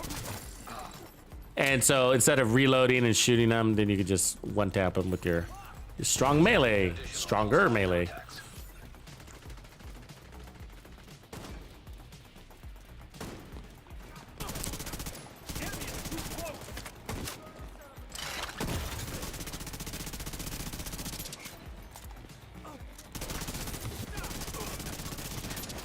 So right here, it feels not good in that situation. Exotic.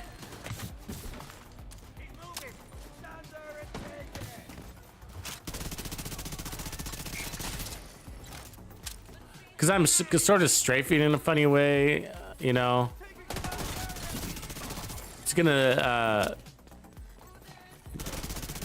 add some missed shots in there because of that. The side to side versus forward backwards.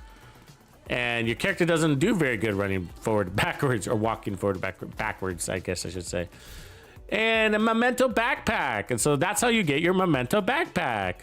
Farm backpacks in the open world. It's one of 2 exotic backpacks at the moment. If you need the memento backpack, then I strongly encourage you to farm backpacks before season 11 drops. It'll be easier than when season 11 drops. Every time they add gear to the game, new exotics to the game, it makes your exotic farming more challenging, right? Because they're gonna add a new exotic backpack, so now you're gonna be competing with that. If you're looking for the memento, you're gonna get the Acosta backpack, and you're gonna get the Ninja Bike backpack, and then you got the memento. Anyways, it happens. It's gonna be a thing.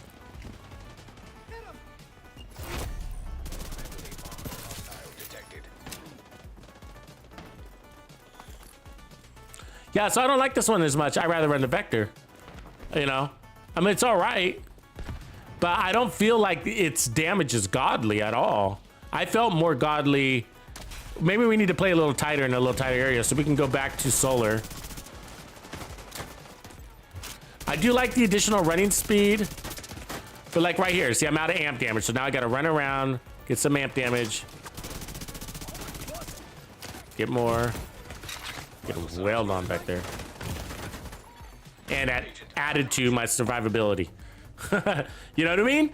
You know what I mean? And that's why I don't use this gun, because there are situations where you don't have the amp damage, and then you got to go do something to go get your amp damage, and then that something gets you killed. You know? So I'm running around just to get that amp damage, and then there's a guy in the back who's in the other side of the map shooting at me until I die. You know what I mean? And that's the least of worst situation you could be in. I mean, what if you got like 5 enemies around you? You know what I mean?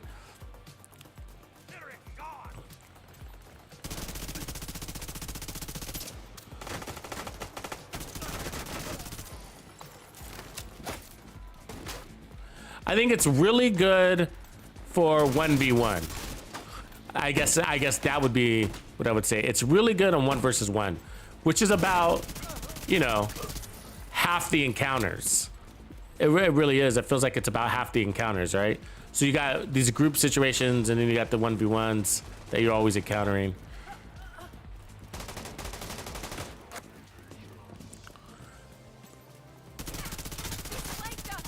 But just because I'm not a fan doesn't mean it's not a good gun. There's a lot of people that, you know, pray to the goddess of Lady Death, you know, that only use this weapon for an SMG.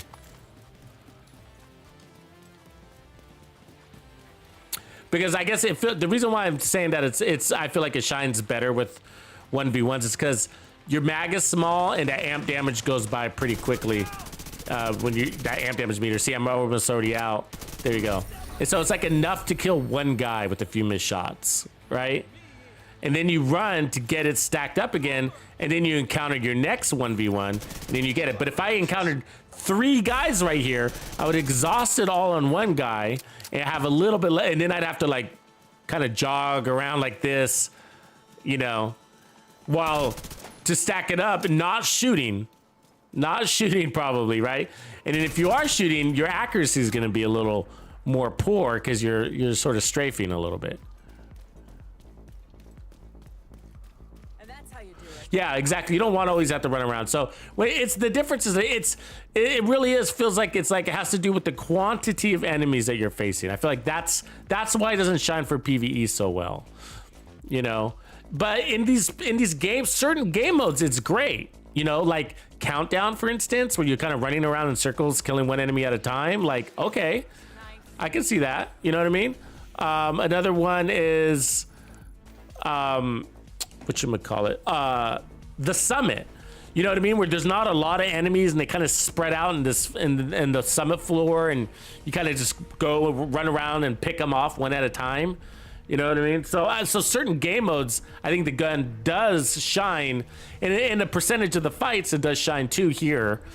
But I feel like the Vector or any other weapon gives you just a more consistent fight. It's basically gives me the same feeling that the Chatterbox does. It's the opposite of the Chatterbox. The Chatterbox excels in spawn kills, where I feel like the Lady Death excels in 1v1, you know. So let's switch out of that, and then let's try on the one of the other fan faves, which is this one. Oh, you know what? I didn't check. I should have. I don't know if I checked my crit. Okay, we were max crit there. Probably under critted, actually. My bad, folks. I didn't check my crit damage. Let's see where we are now.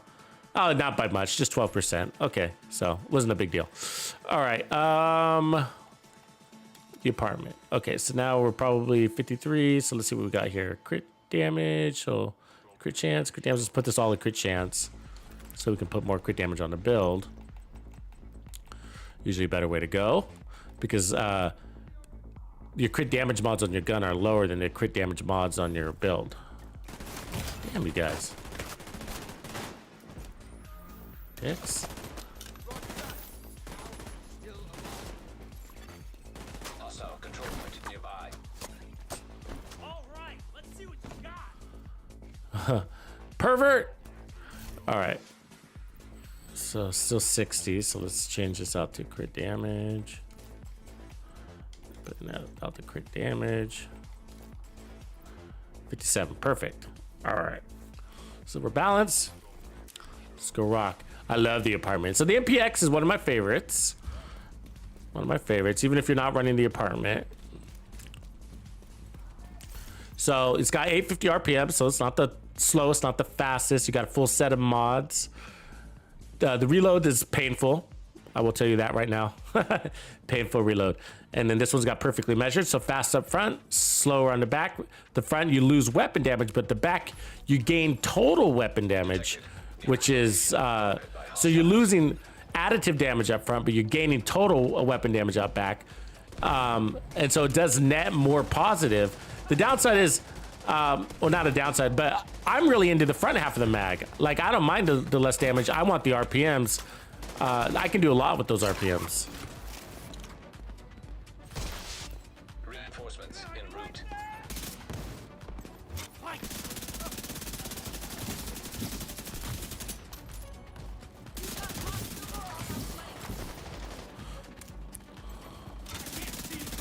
So one of the benefits that you're going to have with the apartment is that if you're running a backpack talent such as, what do you call it?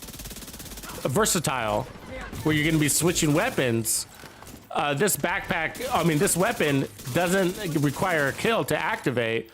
So switching weapons is not really an issue with it. Where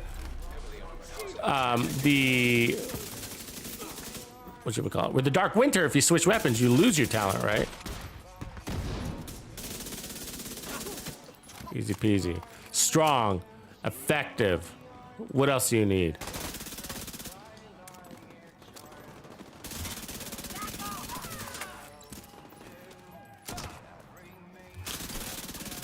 Yeah. I don't mind the slow RPM in the back though, because I feel like it kind of, if you need it, it allows you to get better control over your weapon. And also, so I guess what I'm saying is, like, I feel like you land more shots at the back half. Yeah, this weapon's powerful. This is a Dark Zone exclusive weapon. All right, but again, you can get it off of name item caches. Everybody's all spread out. I don't know where anybody is. Way over here, bro? Jesus. Oh, and you're just some lame red guy?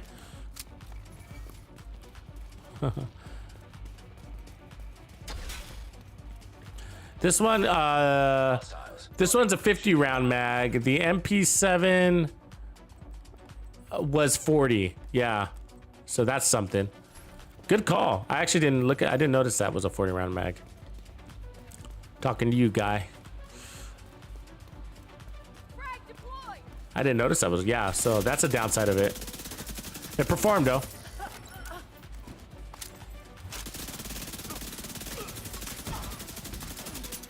Almost 3 enemies off of 1 mag. Great. Yeah, that's a good gun. Civilians in danger.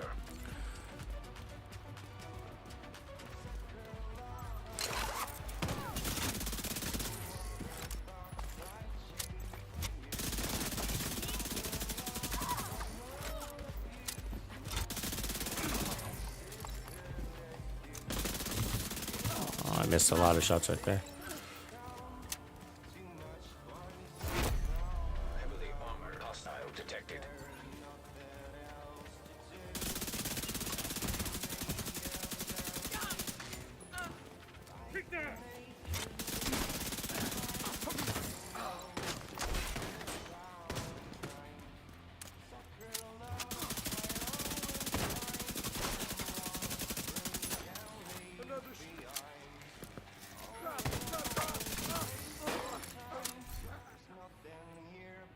Yeah, I'm not gonna complain anything about this weapon. I love it. I love it. I didn't feel irritated by a slower reload time, and I think that's because we got the bigger mag of 50 rounds, where the Vector's got that 39 and 45 round thing going for him. God, this guy's way over here, huh? What do you evaporate to? Did they evaporate the enemy? Fucking idiots.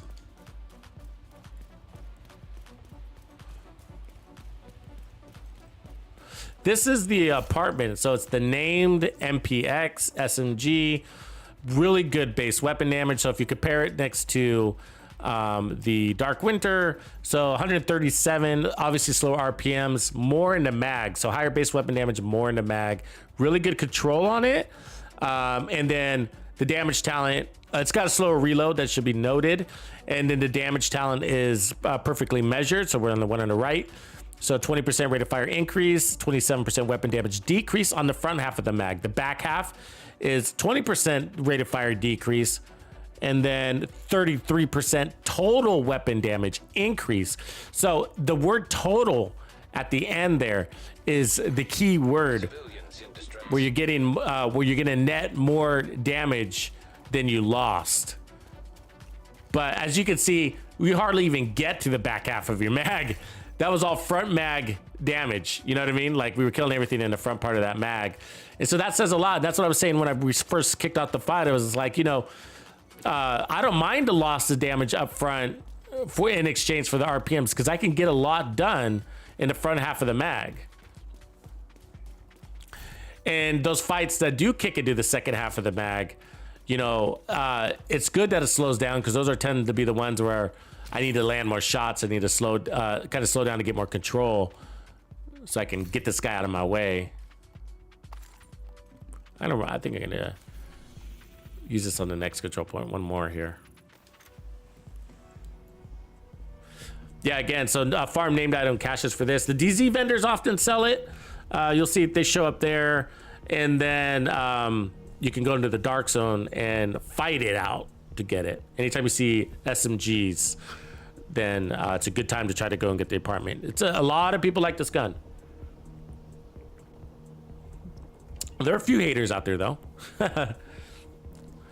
Wolfpack Gaming, I think the Achilles pulse is a very specialized skill, you know. Hostile control point detected. It's sort of a lot like the Dodge City holster. You know, it's got a use case, but it's very limited use cases, which is why, you know, I don't really recommend running it a lot, like especially if you're a solo player or whatever. Because, you know, if you don't have the 6 skill tier, we did these tests, we even ran it with 6 skill tiers, and it's still so inconsistent on landing that on that headshot buff. You know, highlighting the head, even with max skill tiers. So really, it performs best in an overcharge situation. And so, you know, because like I said, consistency means everything in this game. And I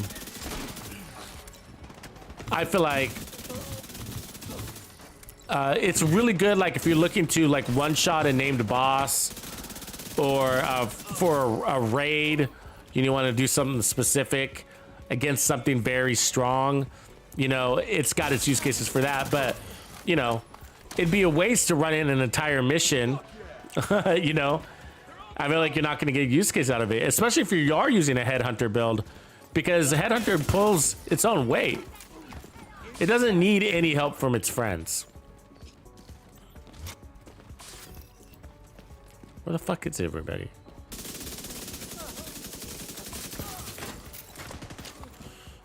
So again, what's nice about the apartment is that it takes a lot of pressure off the build, you know? The one thing about the Dark Winter or Killer, let's just say, is that 10 seconds, it puts a lot of pressure on your build, and you might get annoyed that like you lose your buff, and so you're running around like looking like, where's the enemies? Hurry, enemies come, you know? So I can maintain my buff and use it on you, right? Where the apartment is just consistent damage.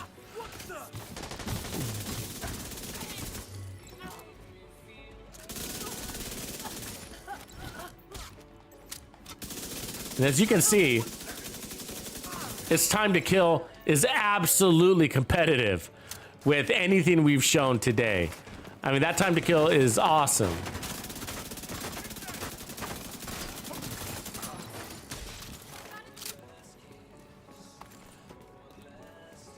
I'm a big fan of measured. I'm a big fan of measured. I like it on all the weapons. Not all of them, but like assault rifles and Additional hostile contacts. patience.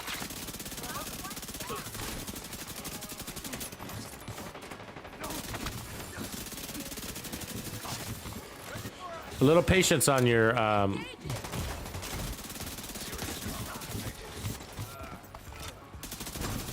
you start shooting too early, you're gonna you can be missing those bullets once you get there.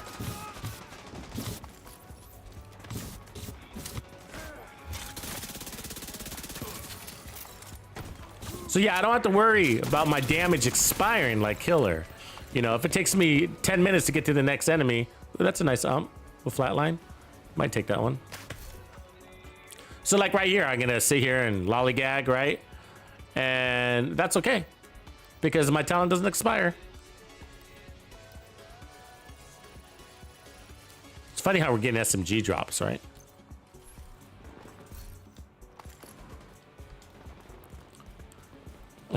We got another one earlier too. I was like, oh, that's funny. The game knows. Heavily armored hostile Shit. detected. Cowboy. Exit. You're going down. We've got a casualty.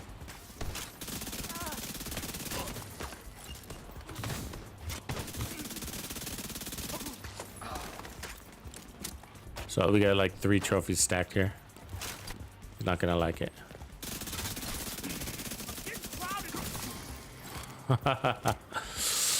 Shove that gun right there in his rib cage. Detected. Nearby location. Guarded by hostiles. And so, you know, here's a good question for you, something to think about. So why do a lot of these weapons, why are they all performing the same? You know what I mean? Like, how is that possible? I mean, we could go into testing range and see what kind of damage these things are gonna do. But I'll tell you right now, without even having to do that, that their damage, their DPS is all over the place. Right? They're all producing different DPSs, different crit values, you know.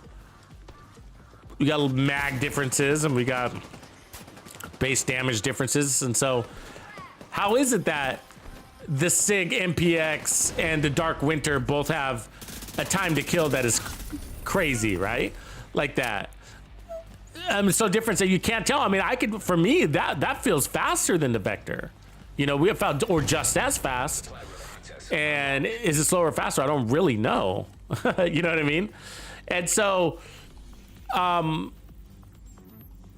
lot of it has to do with kind of like you get to this peak where you build, I guess it's about that burst, what do we call it? The sweet spot, you know? So once you get your build to the sweet spot of effective time to kill, let's just say 1 second or anywhere really close to that, right? A little bit less, a little bit more. But if you're in that realm of 1 second time to kill, nothing else matters. You can put on a stronger weapon, a lower weapon, anything that's just in the fucking ballpark is gonna come out to looking like the same, you know? So I can go back to the MP7, I can go back to the UMP, Vector, you know, any of these weapons that were in like just the realm, the ballpark, they're all gonna perform the same. And so, and what ends up happening is things like the memento start overriding the weapon, and that's likely what the case is. And so when we get that kill, right, and we drop that trophy, okay, we're getting 25% weapon damage boost. Let's just boost just off of 1 trophy, and any difference between weapon A and weapon B is thereby overridden by that trophy to the point where there is a difference. There is. In reality, there is a difference between weapon A and weapon B, but you can no longer detect it. And that's because, one, you've reached effective time to kill, and 2, you're beyond effective time to kill. So much so that, you know, things are happening so fast you can't actually measure it. Very difficult to measure by the human eye with it, so you would need technical assistance to measure it.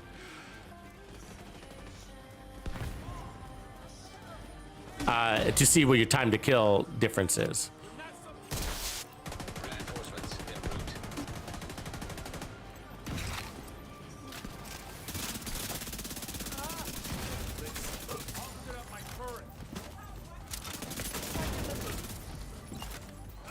I like it though. Every time, I'm never disappointed by the apartment. I'll tell you, I've never been disappointed by the apartment. Actually, so the perfect talent, just a little history lesson here. The perfect talent that we're running here, perfectly measured. It used to be on the CTAR, which that was called the Rail Splitter, which still exists, but now it's got a different talent on it.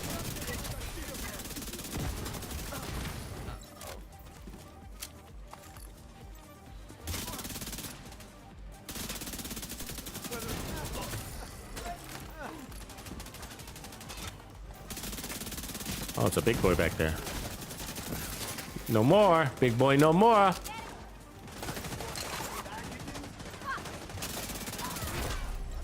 armored hostile detected.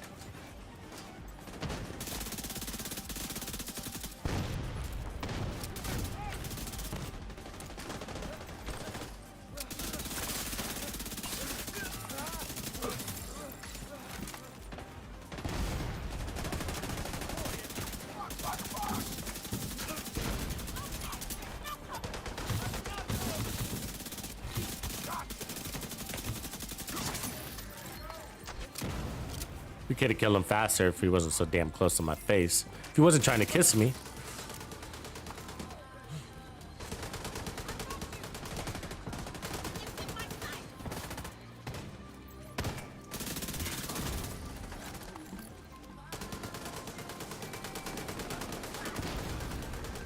Hostiles detected. Yeah, so we'll change the gun right after this. I think we got one more, right?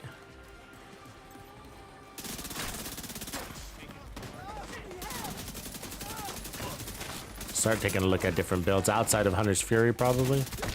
But we will make an adjustment to Hunter's Fury. We're gonna run it with Spotter.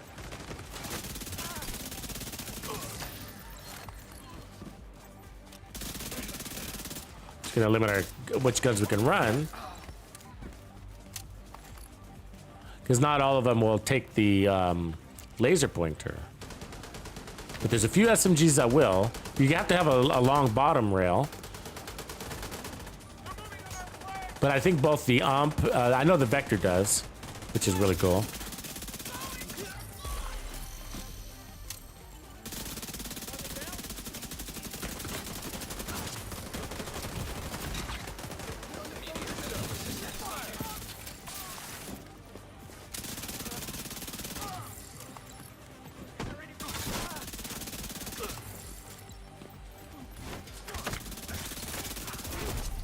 Heavily armored hostile detected. Oh, they're gonna make me run all the way across. We got every last one. They thought we'd be an easy target. Not anymore.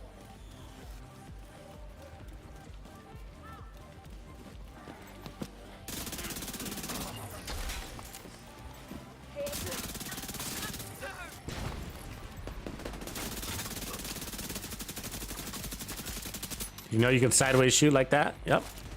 It's a special mod.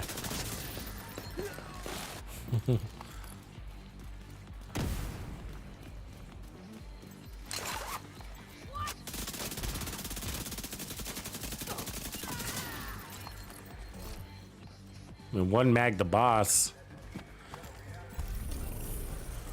Almost easier than the Vector did.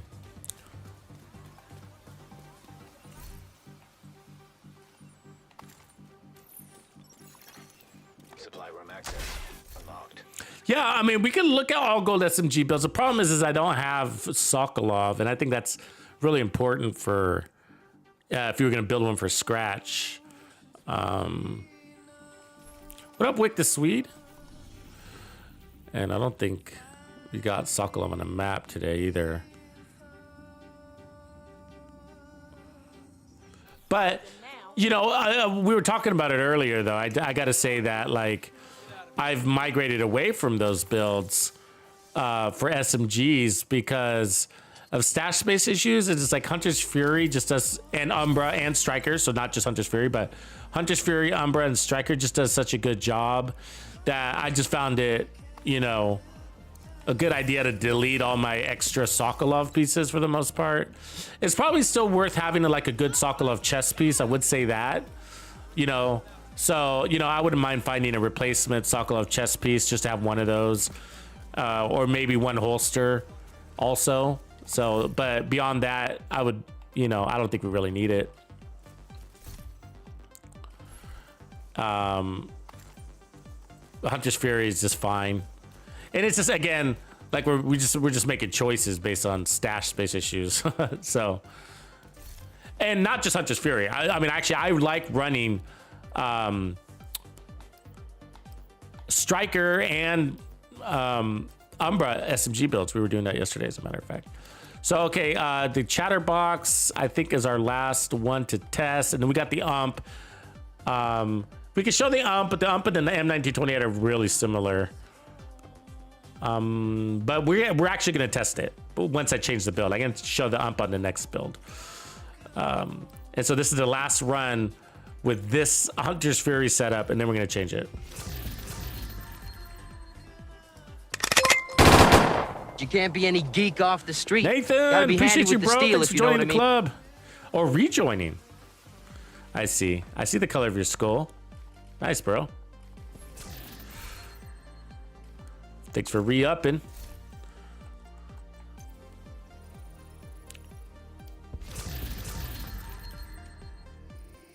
Guys, the support means a lot.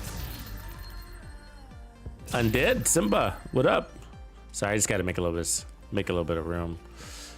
Hey, if you guys didn't know, you should be taking advantage of your projects right now. Okay, so season 11 is going to roll around.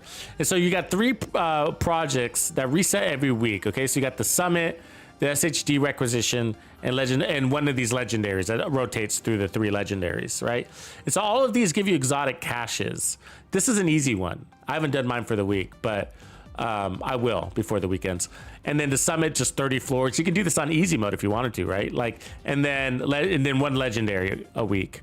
But that's 3 exotic caches you can get. If you got multiple characters, you should be doing that on each character. But as you can see, I'm collecting exotic caches in my backpack now.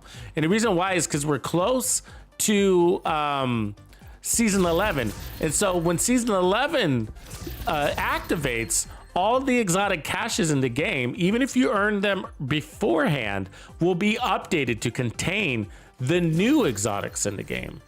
As long as those exotics, well, that's just the case. But whether you can get them or not just depends on if the exotic is locked behind some sort of content, such as, you know, if it's locked behind a manhunt, for example. If it's locked behind a manhunt, then you won't be able to get it until you do the manhunt, like the Doctor's Home was.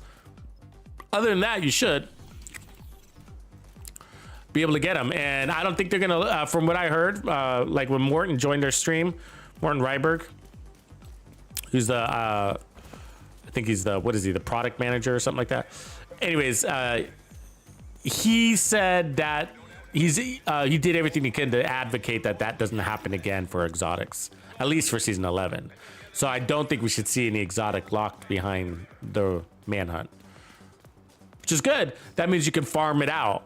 Anyways, my point is, get those exotic caches, sit on them, and then the day the season launches, season 11 launches, you know, what I'm gonna do is I'm gonna open all those and see if I can get my new exotic early.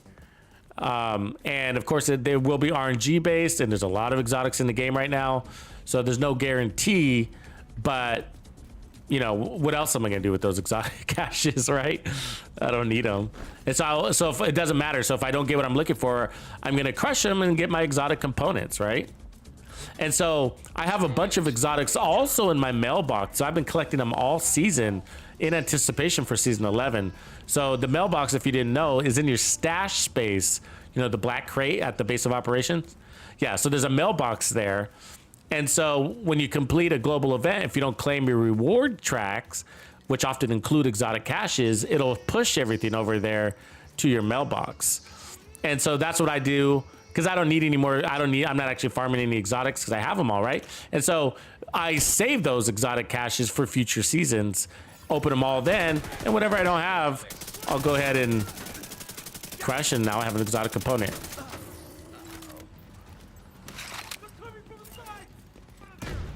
Fucker.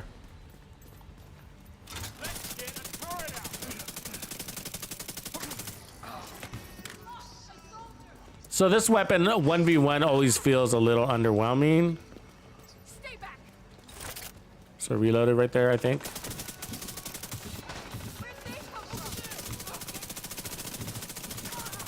But it's got an auto reload function, which is really cool. It saves you time.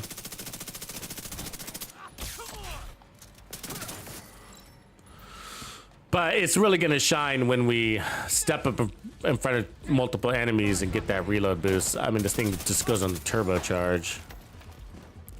But we ran it yesterday, and that's kind of one of the things we looked at was like, oh well, it feels great in front of for spawn killing, but when we're not spawn killing, kind of sucks.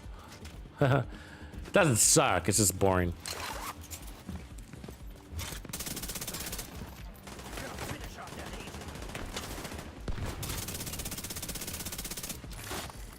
So it reloads half your mag on kill. So it's not just a speed thing, there's also that. What are these fuckers?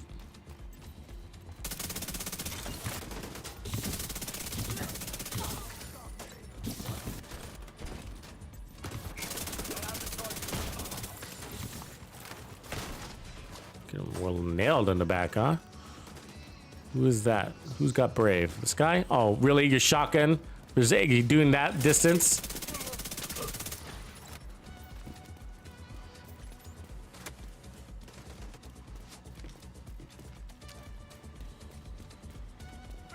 There's somebody running around here. I can hear him. Oh, now I'm getting shot in the back by him. Yeah, couldn't find him. Aw, you dicks. Stupid.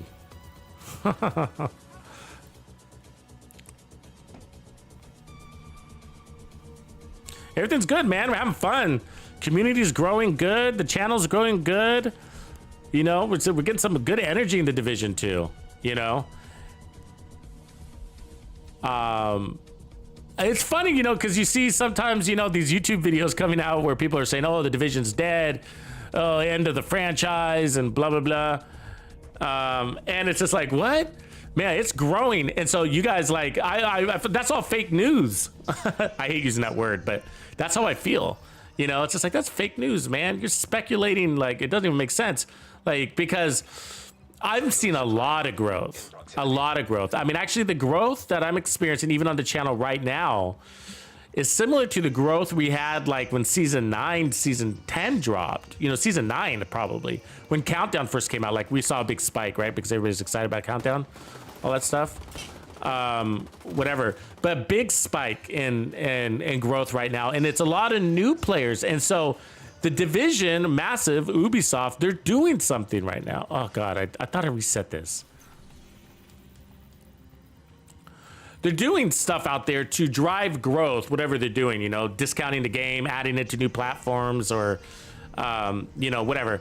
And it's driving a lot of growth, and I see it happening, right? On video views, on subscriptions, and you know, just whatever, everything.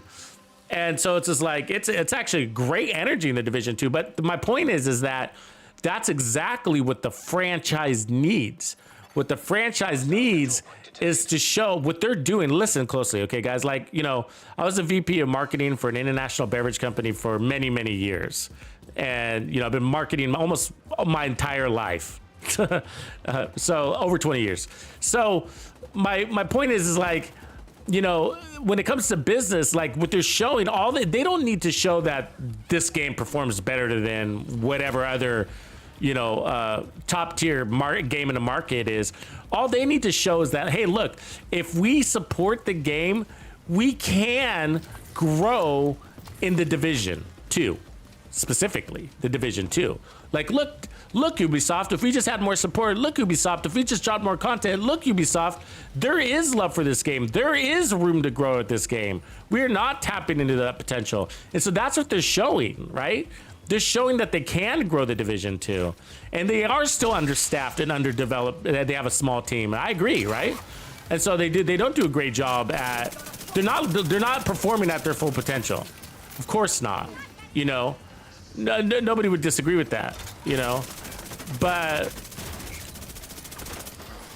they're demonstrating their value so that they can.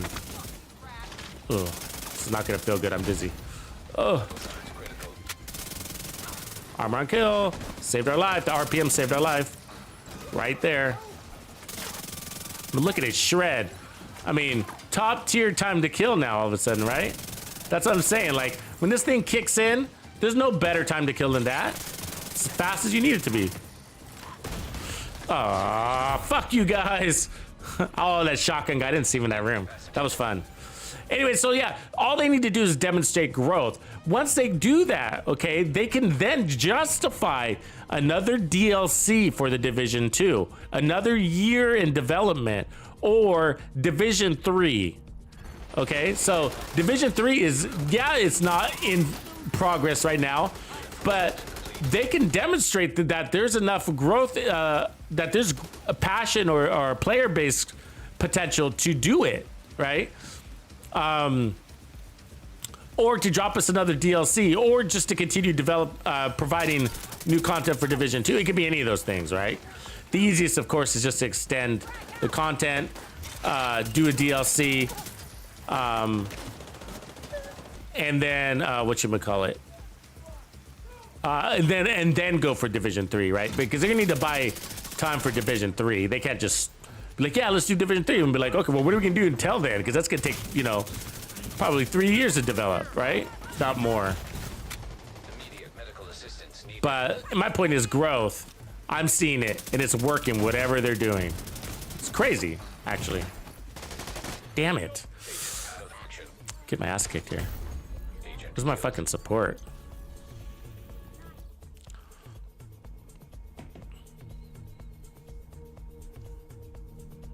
Yeah, I mean, so, or not, the Heartland could be the Division 3. I don't know. You know what I mean? I mean, that's the thing. The confusing thing is that there's also Heartland. And so Heartland could be the next big thing for the Division franchise. We don't know, right? Like, it's possible that we don't want Division 3. We want Heartland. You want Heartland. Heartland might be as cool as the Division 3, even cooler.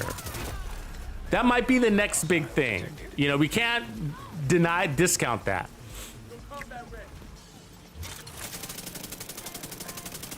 You know, it's PVE, PvP, and it's going to be, you know, a very new thing for us to experience, and we might love it more, maybe. Or it's going to be an extension of the franchise, right?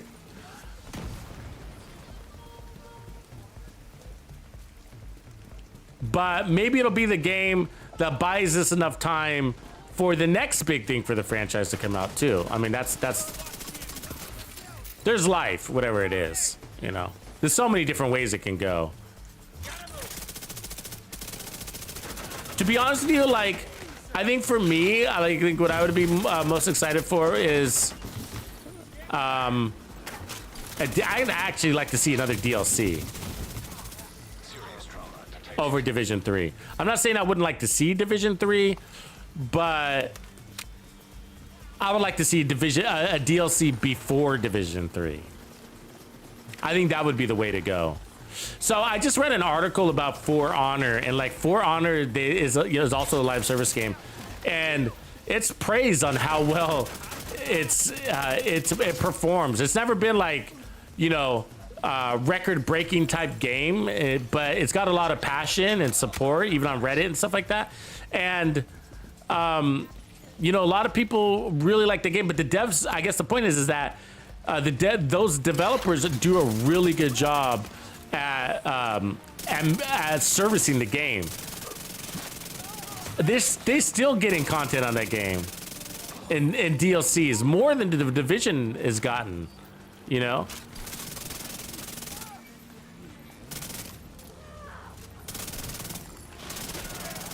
It makes me want to play the game. They added a new faction, you know? Like, it's pretty interesting. They're doing a really good job of maintaining that community. And which is weird because it's not even its main title, but that's one of the games they decided not to abandon. You know how they abandoned a bunch of games? They decided that they were developing too many games and it was causing delays. Well, that's one of the games. For Honor is a game they decided not to abandon. Think about that. So, because Division is also one of the games they decided not to abandon, they're looking to drive new life into it. And whatever they're doing is working, you know?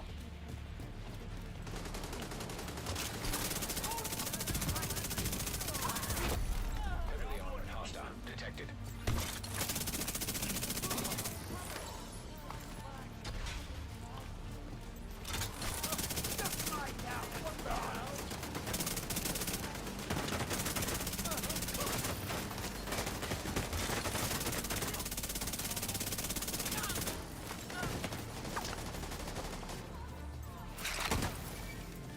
That's a good spot for a turret.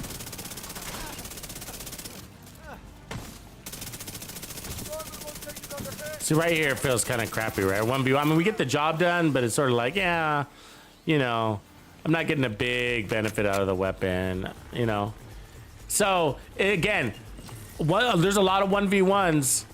Like, you know, probably 40% of the fight is 1v1, and it just falls flat there.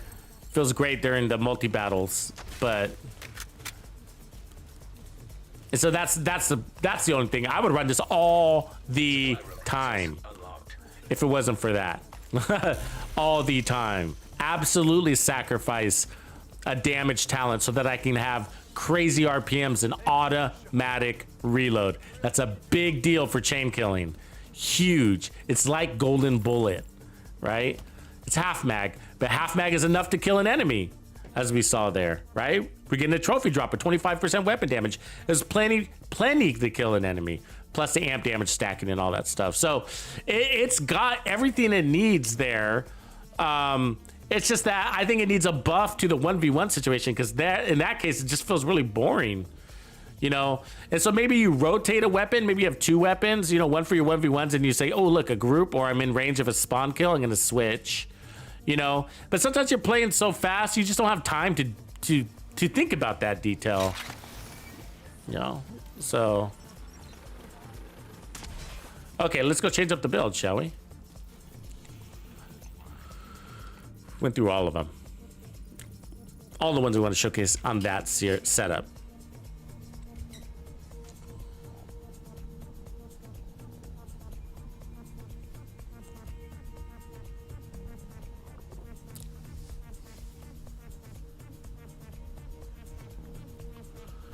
Yeah, but imagine if the Division 2 did something like brought in a new faction and with the DLC, you know? That'd be so cool. Like another Warlords in New York. Extended to New York map, maybe. I would like more reasons to go over to New York. The layout's a little inconvenient. That's one of the reasons why I don't like it. Some of those places are just, you know, you got to do a lot of open world running around to get to them, and it kind of irritates me.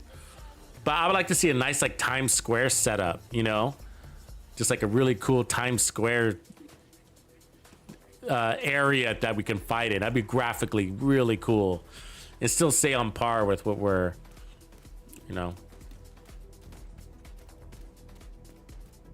Let me be your one-stop shop. Hey, Kigala, here's the deal. If you're missing anybody out there that's new to the game, if you're missing a talent for any of your weapons, okay, just the fastest way to get that talent, instead of going in the world to find a weapon to drop, just go to your crafting bench and craft a random assault rifle, okay? So just craft your random assault rifle until it comes with flatline, all right? You're like, awesome, I got it. Then you, of course, go over to your recalibration library, and then go to assault rifles, talents, and then add your missing talent. So that's the fastest way to fill your library instead of going out in the world and waiting for everything to drop. So for example, I don't have breadbasket. So instead, I know that tells you what talents I use, right? So I don't use a breadbasket for my assault rifles, so I don't have it there. But if I needed it for whatever reason, instead of going out and farming assault rifles and, you know, waiting forever for it to drop, I'll just go and craft it real quick. I don't care if it's a high quality assault rifle or not. I just want the talent off of it. Easiest way to farm your library talents. Okay, so one of the things we wanted to look at, okay, so we talked about survivability and we talked about what is doing the heavy lifting on the build when it comes to survivability. So we know the biggest chunk of survivability is time to kill, but every weapon we ran had an effective time to kill. So we know that our basic setup has the effective time to kill as we have it assembled here. And then from there, we got the 10% armor on kill coming from Gunner. We got 20% armor on kill coming from Hunter's Fury, plus the status effect. And then we got another 20% armor on kill coming from Memento in the form of bonus armor from the 2 blue cores when we grab that trophy. And then we're getting a 25% weapon damage buff, which is a spike to our survivability in the form of a faster time to kill, which means a lot. And so when we're looking at those 3 components, okay, so the armor on kill components, the defense components, I would say that the Memento and the Hunter's Fury outperform the 10% we're getting from Gunner. Okay, Gunner also has some other added benefits, like a little bit of a faster reload and a little bit faster RPM on kill. You know, so that's a little bit helpful, but, you know, not enough to where I feel like I would have to keep Gunner in order to, you know, to perform like we did. So we have a reason to try something different there if we want to improve our build, because I would say we just weren't getting all the value out of that 10% armor on kill. You know, so one way we could do that is by, and this is what we wanted to do anyways, so I'm just kind of explaining my processes here, is going with Technician. Okay, so with Technician, we're going to get the extra skill tier. Good news, that makes our shield stronger. But as you can see, we already had a tier 3 shield as it sits, okay? Already have a tier 3 shield. And so the shield is already strong and we didn't have very many issues. It rarely broke. It did break once or twice there, but not enough to where I feel like I would need to spec in a stronger shield. Our time to kill was so fast, it was cool, even against groups. Right, and a lot of that has to do with reload speed and the disorient status effects and bonus armor. So that all helps our shield. So, but my point is, we're gonna get a skill tier anyways, and so we're gonna get a stronger shield anyways. So great secondary benefit. But what I'm after here is this laser pointer also. Okay, so the laser pointer is gonna allow me to activate the spotter talent. Okay, so we got shotguns. So let's take this off real quick. And let's move this to SMGs, okay, real quick, and then let's activate that. Chevy Muscle, 11 months. Right on, Chevy. It's been a ride, brother. Thanks for all your support. For me and the community. Okay, so the deal. Okay, so where this can win, okay, is that we got our 50% SMG damage, we get our 20% armor on kill, and then we get this 20% amplified damage, right? And that's always there, very stable, it's always there, there's no time limit to it. And then we're getting the 5% amplified damage on kill, and that lasts 10 seconds, which is the same length as a Memento trophy, right? So that's great, and then it stacks 5 times. You know, so 5 kills, right? And then you just kind of maintaining from there. And so it does expire, but when you need that amplified damage the most, which is in those spawn kill scenarios, it's stacking there, right? And it's holding, and you're maintaining it there really well. And then where it starts to dither is when you finish that engagement and then you got to run across the field to get to the next engagement, and that takes you 10 seconds. And so they're going to start to dither away pretty quickly, right? So, however, it's still there, right? You just have to earn it again. And so you can increase your total damage potential by running something like an Uzina Getica chest piece. So we're not worried about the total armor, but we want that perfect spotter. So that's another 20% amplified damage. So you can get the 20% amplified damage for just standing there. You can get another 5% amplified damage on kill, stacking 5 times, and now another 20% amplified damage for just standing there. So you're gonna get, with this chest piece, you would get 40% amplified damage for just standing there, and then you're gonna increase that amplified damage on kill. That's gonna come out to be more valuable than this holster in which you're replacing. Okay, and so we'll go ahead and throw on a Hunter's Fury. I guess, what are we gonna need? Crit chance, crit damage? I don't know. Let's go crit damage. And so the downside is that those short-term stacks are gonna fall off quickly, but we're playing pretty quickly. So we're sort of gonna be playing into the averages on those. But the idea is that we're already at their, almost at those stacks full potential anyways, because this is 20% that's always on, okay? So we're always gonna have 40%. Where if we're running the Hunter's Fury chest piece, it's the 20% plus 5x5 amplified damage, which, you know, without doing it the additive way would be 25% amplified damage. It's actually more than that. So it's probably more like 31% amplified damage. The reality is, which gives you a total of like 50% amplified damage, but you have to earn those. Where Spotter, you don't have to earn. So now we got 40% amplified damage with just standing there, plus an additional, you know, somewhere around 25 to 30% amplified damage that you earn on top of that. So the increase is by 20%. So we're at like, you know, 30, 40, 50, 60, 70% amplified damage, give or take. Now that's a little bit of a rough math there, okay? So, you know, don't quote that exactly, but I think you get the point. We're adding 20% amplified damage to the build. And so let's start this with the guns that we liked earlier. And actually, I'm gonna go ahead and pull in this fast little guy here. I like that one. I'm gonna start with this Vector. This one was cool. It played the same as Dark Winter. We saw that it had the same DPS as well. So where are we at crits wise? 58. So we're good there. We crit damage there. Crit damage there. Crit chance there, huh? We crit chance. Okay. So this one we need to put back on that one armor core. We like that 1.1 million armor, and you really don't lose much in your DPS at all for that exchange. Yeah. So this should play out to be stronger. Okay. So, oh wait, this one won't work. Sorry, I forgot to mention. This laser pointer isn't going to work on all weapons, so you are limited on your weapons. So that's the drawback. And so which weapons does it work on? I know the Dark Winter it does work on, so we will switch to this one and then put on that laser pointer. That's going to affect our crit chance. So now we're at 53. So we'll go ahead and put on one crit chance mod. Now we're at 59. Good to go. 116. The other weapon that we can run with this is, I believe it's the Ump, right? So this one's got flatline too. So that's a cool talent. It's additional amp damage, and we'll put the laser pointer there, and we'll put crit chance everywhere. I actually haven't used this weapon. I've used it like once or twice, so. But it's gonna play like the 1928, so slower, stronger. There we go. That's good. And let's just go re-roll that weapon damage core to get the most out of that. It's had damage to armor on it. That's acceptable. I put damage to targets out of cover on my SMGs, just so you know. And so, again, it's not going to be a side-by-side because we're running flat line, which is 15% amplified damage, which is going to be great because that goes nicely with Spotter. And again, what's nice about that is you don't have to earn it. Again, you're going to get that 15% amp damage just standing there, and that takes pressure off the build, right? It takes pressure after, like, I better go really fast to that next guy because I'm about to lose my killer buff that only lasts 10 seconds.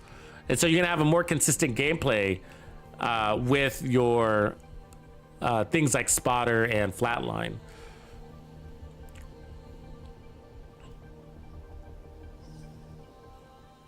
So in case you're wondering, 50% crit damage 9 out of 10 times is going to mean more to your build than the 15% amp damage, you know? So look at these new players here. This is my point, right? So 527, 494, level 8, right? And then a 5,000. So he's probably been around this 5,000. He's probably a returning player. But these other guys, look at, they're brand new. Those are brand new people. It's great to see that. I'm seeing it every day.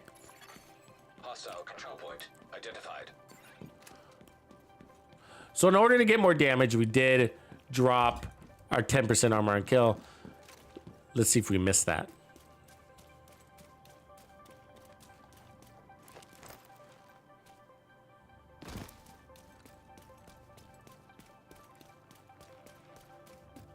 By the way, you can also do this without running the spotter, chest piece, and technician. You can put on the Night Watcher mask and then put on a pulse down here on your skill and highlight them that way too. Uh-oh.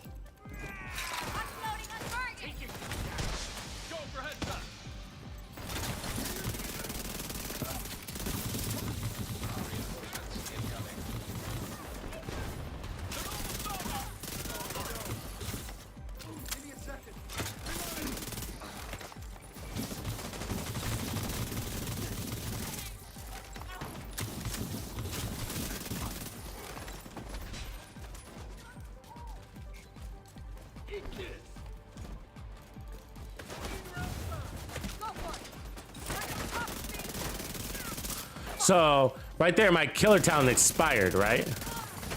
Because it takes more than 10 seconds to go from A to B usually. And here we are in the safe zone. This is where I like to fight, by their spawn doors. Reinforcements in place. Come on, chicken shits.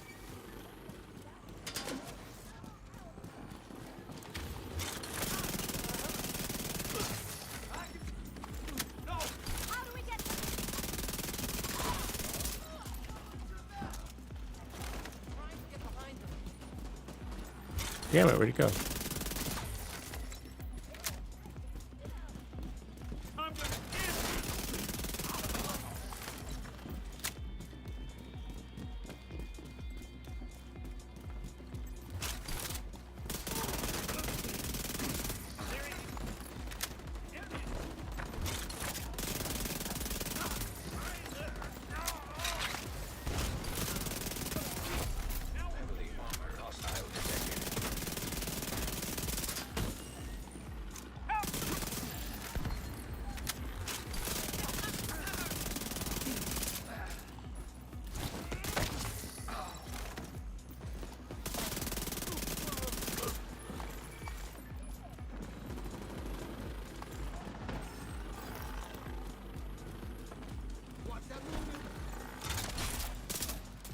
Oops, forgot to reload.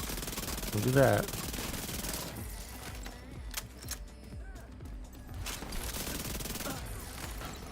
Incoming hostiles detected.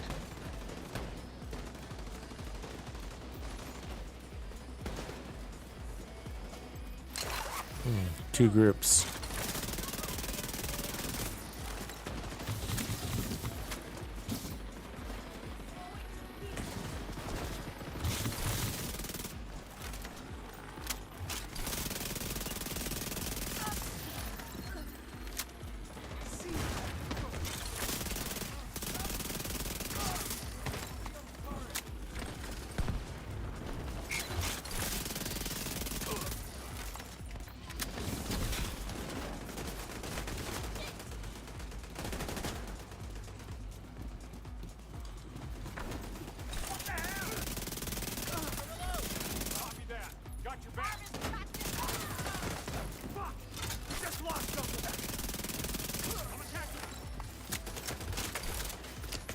Oh, come on, double reload. You're getting me killed. Double reload's bullshit in this game. Heavily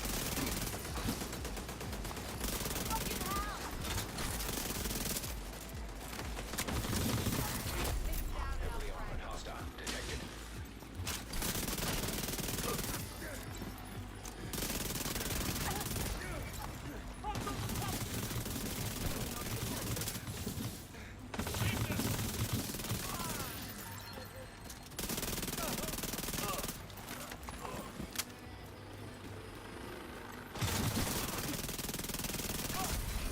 There it is. So I don't feel like I missed anything from dropping Gunner.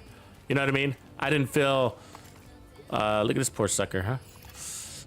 So I don't miss that 10% armor on kill. So that's one of the things we were looking at. And I feel like we did just fine without it.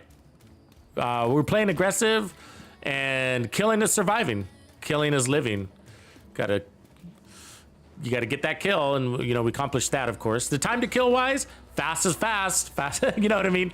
The reality is that honestly, like both of them, whether we were running the Hunter's Fury chest piece or the Spotter chest piece, I could say like both of them are so fast. Each wave is so fast. I can't tell which one's faster. This should be, but I can't tell. It's fast as fast as fast as fast. You know, just it is what it is.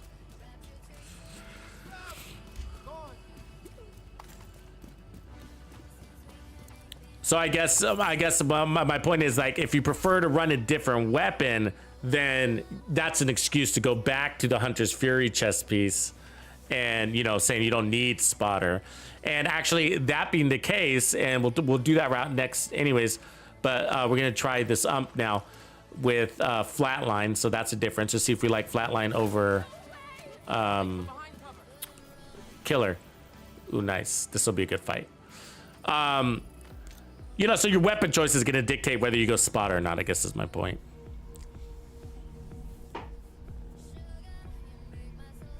And then, you know, if you decide not to go Spotter and you decide that you still don't want to go Gunner because you don't need it, it's excess, then now you got Firewall as an option. Firewall is a great option because that gives you more damage from your shield. Your shield actually gives you damage, right?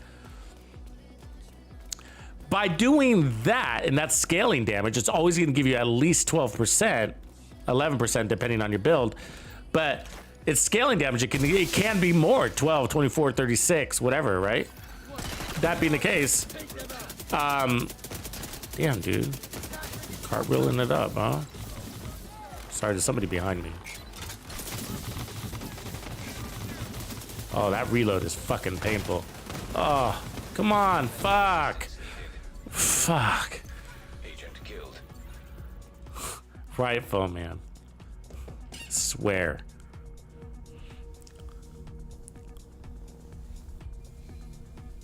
What up, Blade? Gentleman player in the house. So yeah, Firewall is a good option. The thing is though, we already talked about this, but it's going to bring up another point, and this is how you build. Okay, so our time to kill is already effective. 2.3 second reload is painful, guys, and when you're running and gunning. Okay, so keep that in mind. I noticed that right away. Okay, so if you're playing it like an assault rifle, it's not going to be a big deal, playing from cover kind of thing. But if you're out of cover, that 2.3 seconds is fucking huge.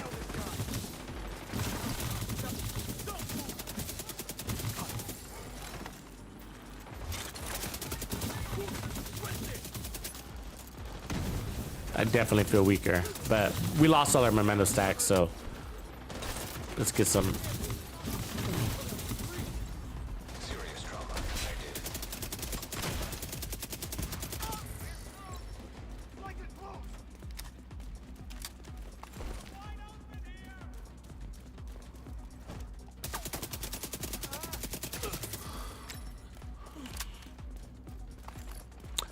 So when you add when you add that striker shield from a Firewall, you're getting more damage, but we don't need more damage is my point, right? We talked about that. Like, we already have a lot of damage. Our time to kill is so fast we can't even tell if we wouldn't notice any benefit from additional damage.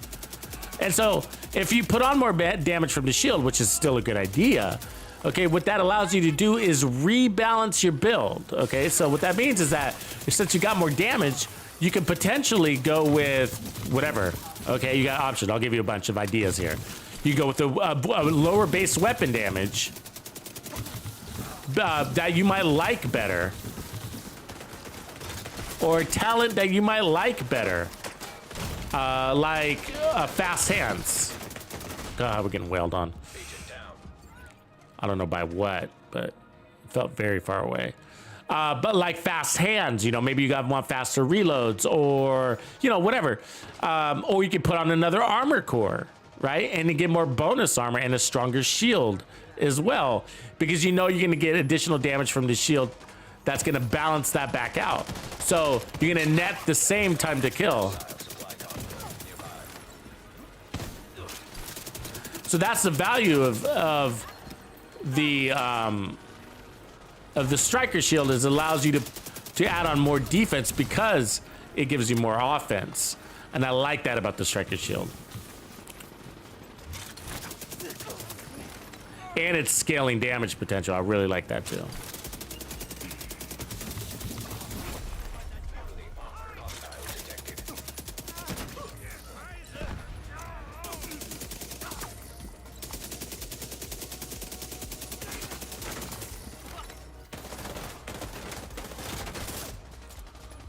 Get off my nuts, bro.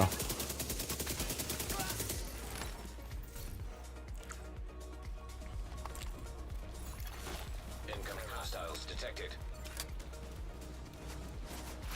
So we got a couple of fights going right now. So we got the convoy, elite resource convoy, and then the control point. Detecting additional hostile contacts.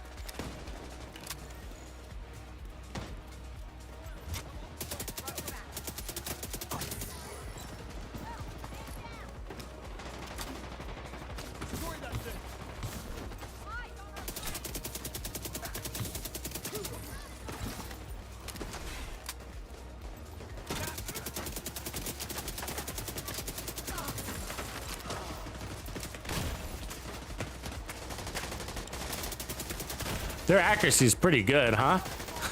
Because I'm running around quite a bit. I shouldn't be that easy to hit, even if they are shooting at me, you know? And their accuracy is like, and if it's not their accuracy, maybe it's just their damage. Their damage is so high, even if it's, maybe they're not hitting me a lot, but the few bullets that are, just really take a toll. Detected hostile supply convoy. Heavily armed.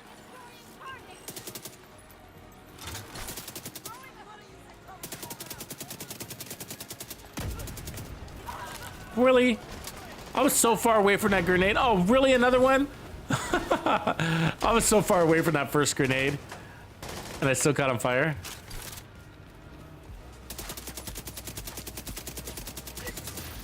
Incoming hostiles detected.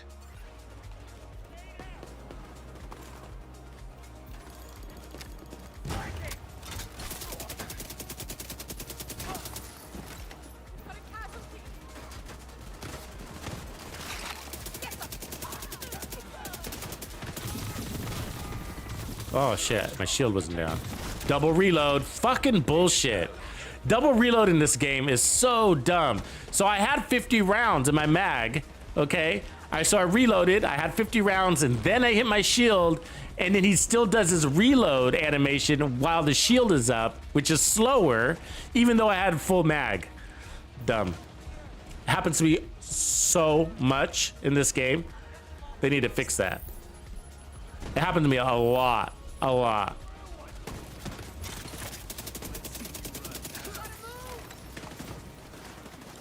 I mean, it's just like, why are we worried about our DPS just to say this, right? Like, why the fuck do we care about our DPS if we got this double reload anyways? It destroys your DPS. You know? Destroys it. And any potential you have of surviving. You know what I mean? It's like,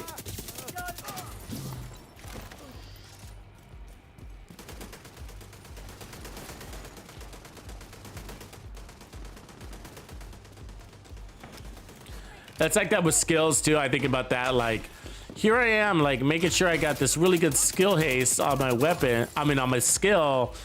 And then the skill on the right foam glitches out and then you lose it. And then you have to sit there and wait for it to unglitch itself. And you're like, yeah, you know, what's the point of having skill haste if the skill glitches? Not just once. I mean, one time, like, I wouldn't care. It wouldn't even be a conversation. But I'm talking like in the same run, it'll glitch like multiple times. Not even on the same control point, you know? Sometimes to the point where it almost feels intentional. It's like the devs making sure we don't get our skills back too fast by glitching it out. You know what I mean? Detected.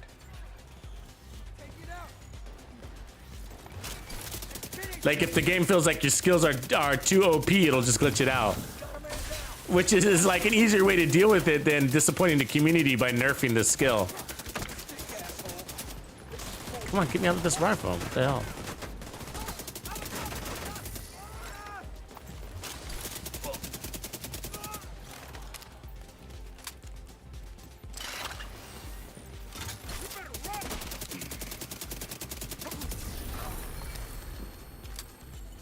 More rogues? So that does against rogues. Detected. Hostile supply convoy. Heavily armed. Rogue agent detected. They're gonna throw every grenade they have, so look out. Rogue airburst seeker mine detected.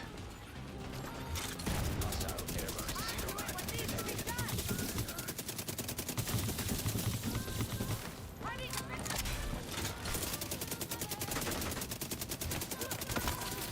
It's good against these guys.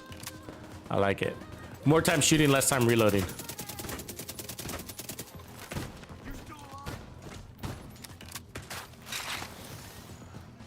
Tankier enemies, the slow ones are nice.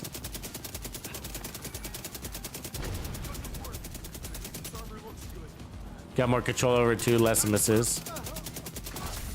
Yeah, it made that feel easy. Eliminated. It's a good Sokolov one. Heavily armed. Hostile supply convoy nearby. Supply room access unlocked. Yeah, so overall though, like, I think I feel like the kind of affected my gameplay. I think I perform better with the faster ones. And I think I feel the same with the that plays out the same as the 1928 for the most part. It feels very similar, very similar. And so I like it, but I think like my point is just like I do feel a difference in time to kill. It's pretty detectable that it's a little bit slower, stronger but slower, you know. So it's kind of funny. And so I do feel like that was a really good, I guess, a situation to get those rogues, because I think it performed a lot better against those rogues than. Oh, that's a good one too. They keep giving us SMGs. Are we? This is backpack area, and we keep getting SMGs. It's funny. Anyways, against tankier targets, those slower SMGs are nice to have. But the part what I noticed where I can tell, like in my time to kill, is like when I'm running the faster vector, okay, then like, and I'm shooting and walking towards an enemy, I find that he's dead before I get to him. You know what I mean? And you kind of, it's a feeling, it's a timing out things. It's something you're just kind of accustomed to. And with the because of the slow RPM, I find myself, oh, okay, now I'm in the enemy's face, and then I'm kind of walking around the enemy, and then we're, you know, trying to finish him off, and kind of now going laterally, you know, to buy time to finish him off. Where with the vector, it was much more vertical. He's dead by the time I got to him. And so the reality is they both still have effective time to kill, so it's fine. And survivability, you know, it was a rough start, but I don't think that had anything to do with the gun, right? Because that's the only thing we changed was the gun. The gun is still really strong. You do have to just adjust your time to kill, and I guess what I'm saying is like your time out of cover on approach based on the time to kill difference. Okay, so I don't think any of these others are going to take this pulse, so we're going to have to change from here, and I'm cool with that for you guys. So let's try this, like the apartment, for example. Like it shouldn't take it.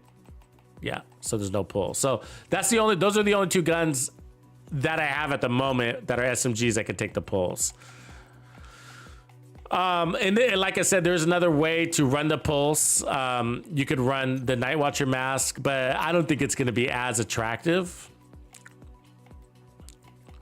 because you're doing all that for basically just the flatline talent. And that also was probably the problem, actually, I should say. So this I bet you would have performed better if we had something other than flatline. I think flatline might not be strong enough for an SMG.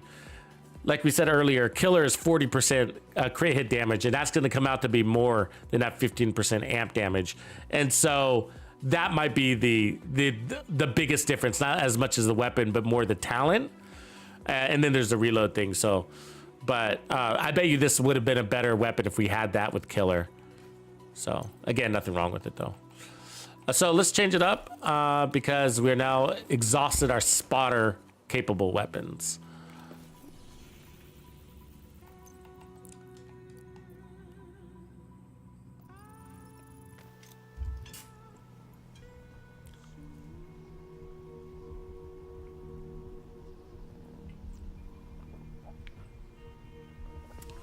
Should we go striker? Umbra? What do you guys think? Both, but which one do we go better? Which one do we go first? The MP5 does? Yeah, I wouldn't be surprised. Rise and Reap back in the house. What up, Rise? Good to see you back, man. Thanks for coming to kick it with us. We are at SMG Day, and we've gone through all of them. All the big ones. We're not going to cover every single one just for the sake of covering them. A lot of them fall in between weapons. You know what I mean?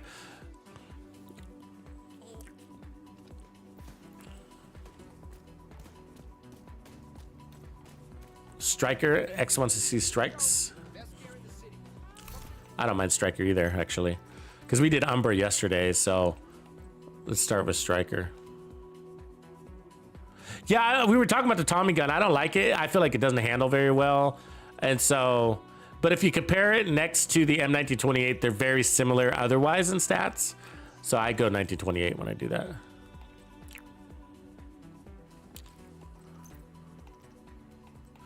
So since we're playing at point blank range, not point blank, but since we're playing up real close, okay, let's just go ahead and, let's just put that on for a second, okay? But since we're playing in close proximity to the enemy, should we run the chest piece, the striker chest piece, and then run an ACS shotgun on the for the other weapon? So get your stacks and then flip to your SMG.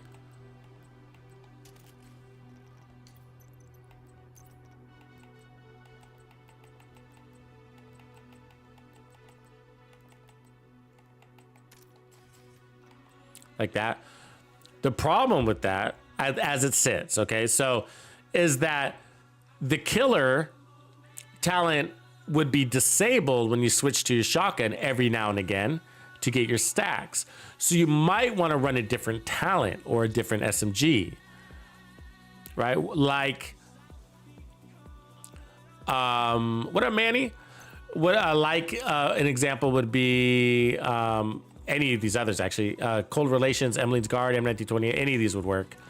The Apartment would be a good alternate, or just running the Vector with a different talent other than Killer, or just not care if your Killer is disabled from time to time, right? And then, of course, you can run Preservation. So I got a Vector of Preservation here for more armor and kill. So that's going to be the problem with this one, is that we're not going to have armor and kill, a lot of armor and kill. So on this one, we're gonna have to run Gunner. This one's gonna rely on Gunner because we're gonna need that armor and kill, or a really strong shield. But for speed, we need that armor and kill. So, and we need 2 blue cores. So there's 20% armor and kill plus 10. Is that enough? I don't know. Let's try the striker chest piece. Let's run it with armor, and then here's another one without. So we'll bring both along. So I'll go to put on the striker chest piece with armor.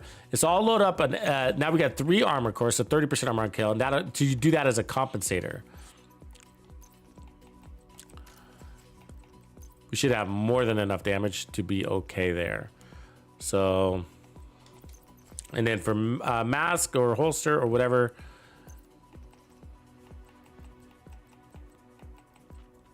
what do we want to run? What do we want to run? Probably just put back on our improvised here. We'll do crit one. And where are we at now? 58. That should do good. Drop you.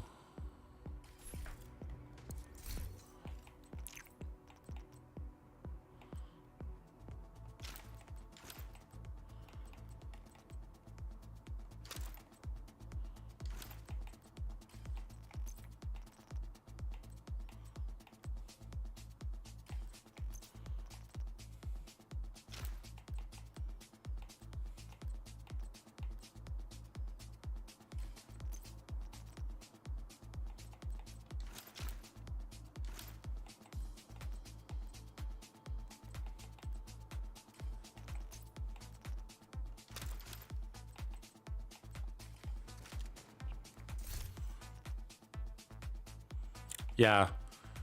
So the bonus armor might be enough armor on kill to allow this armor on kill to do its job. Let's just give it a check. And then if it doesn't work, we'll add some more. We'll find another way to put on more. Because one thing to do is we could put on the death grips. So we have them right here. And actually, I'll put crit damage on them.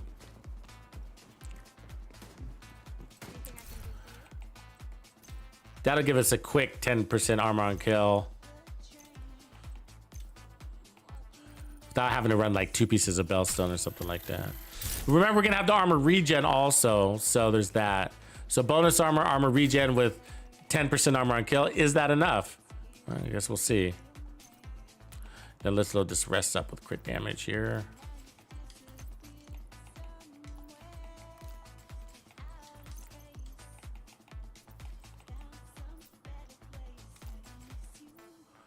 $58, $141. Then we can get 50% crit damage from killer. So that puts us at basically 200. And then we're gonna get crazy stacks off of this by using our shotgun. So we're gonna just start there. Oops, this is not supposed to be that right now. That. There we go. 1.3 million armor. Okay, that should be good. Let's rock. Oh wait, let's make sure we got shotguns marked. Gunner. Let's take off pistols. Put on shotguns.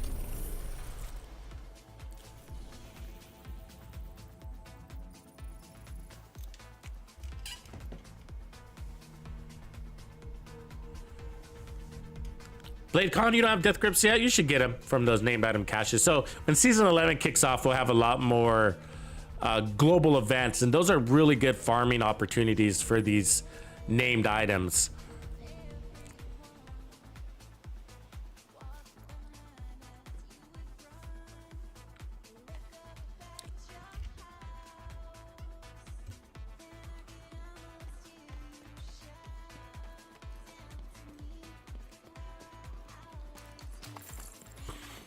Hostile control point identified.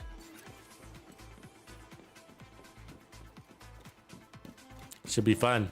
Should be fun. You gotta be quite aggressive with the striker set though. You'll see that missing. We got a couple of things missing, right? Okay, so the immediate 20% amplified damage without doing anything, that will be missed. And then the 20% armor on kill, but the status effect too. It was a very passive defense.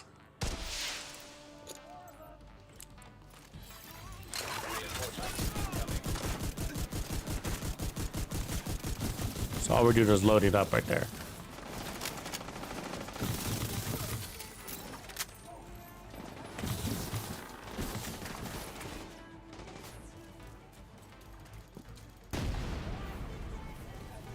Look how fast his stacks deteriorated.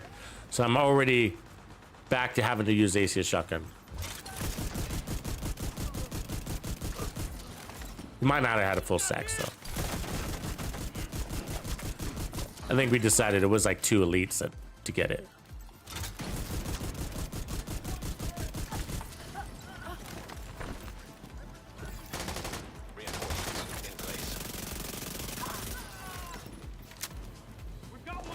Oh shit, he's right there.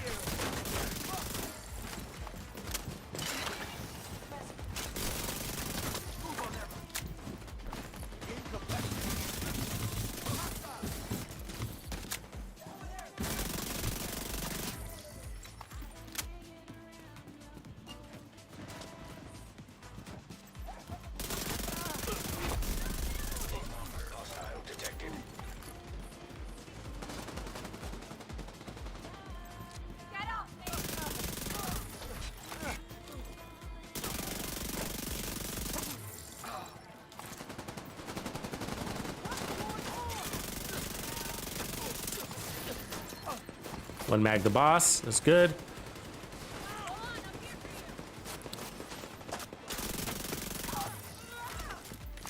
We haven't had to use the ACS shotgun again. Also good.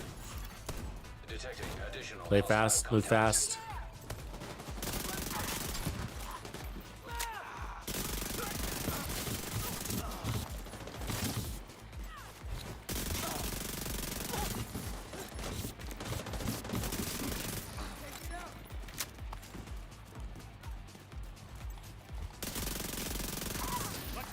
Faster time to kill on elites. Of course, but this requires an advanced gameplay style. Very aggressive. So that's going to be, whether this build makes sense to you is going to be based on your ability to flank hard. Good play very fast. That's why we're successful so far.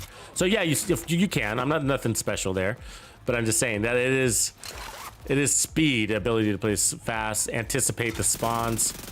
Notice that I'm always running to where I think the enemy is going to be next. At the same time, preserving flanking patterns that doesn't draw a lot of fire on me. So at the same time, I am not always taking the most direct route. Boss, one mag. So as you can see, that is a fast playstyle there. And in order to do that, you got to land those shots, not go for the head, more for the torso, which is great because they work. Easy. It's easier to shoot for the torso, right? But look at our stacks. We have maintained. That's great news, right? Would we have been as successful if we dropped an armor core? Remember, I added more armor to this build, right? And I believe that's a big part of its success because we only got 10% armor on kill. And so, but we're killing so often that bonus armor kept shielding us.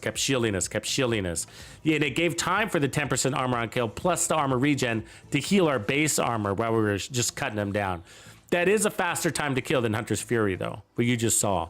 I could see it. We were one-magging those elites faster. Now, we were doing that with Hunter's Fury also, but this was just faster. Now, I gotta say, do you have to kill that fast? No. Is it fun? Absolutely. You know what I mean? That was a blast for me. That was fast. How fast did we clear that control point, right? I don't know, but it's worth checking because that was a fast clear. You know, that was definitely probably a 3-minute clear. You know, and the Hunter's Fury can do that too. I mean, the Umber can do that too. So they all can do that. You know, but this one, it just pushes you harder. That is your success. Move fast, kill fast, play smart, situational awareness, right? And so that's why I say it's going to be a more advanced build because it doesn't have the other things that Hunter's Fury has to keep your live frame drop. Big time right there. Wow. So the question I'm saying that I'm about to pose is it worth it? You know, is it worth it? Now, if you're a player that's really good at being out of cover, then again, yes. Okay, it is. It's absolutely worth it. If you're an experienced player, you're great at playing out of cover, you know. But if you're kind of new to the game or you're not, you know, you're still kind of getting accustomed to playing out of cover or you're not as successful doing it, then you're going to be better off with Hunter's Fury. You know, there's there's a less pressure on that build because it has the 20% armor on kill and you can still put 1.3 million armor on that without even noticing the drop in damage. So still add one more armor core if you wanted to that same Hunter's Fury build and you will not notice a drop in damage. It'll be so minor. You know, but this one requires that additional armor core or we're toast, you know. I mean, we could probably still succeed, but why put the additional pressure? I mean, we're already killing so fast. Like, putting another red core would be a mistake on this build. I gotta say that, you know. It's unnecessary. It's an unnecessary amount of damage.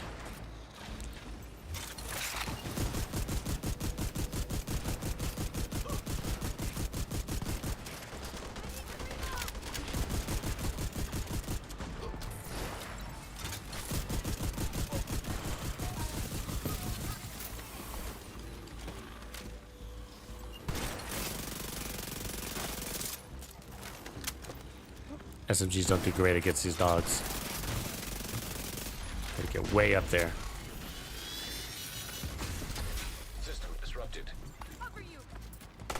And without a shield, you might not like it either. You can still pull it off though, as you can see. But the problem is like, just like that, right? Where you have enemies shooting at you from I don't know where, right? And that's a problem.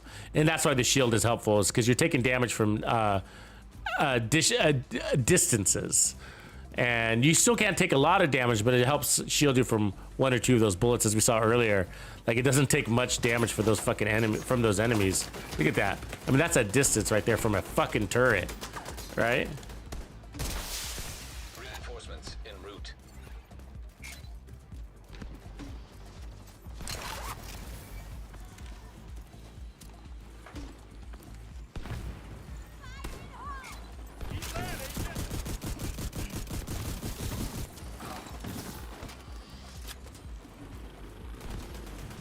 Jump. Oh, come on, dude.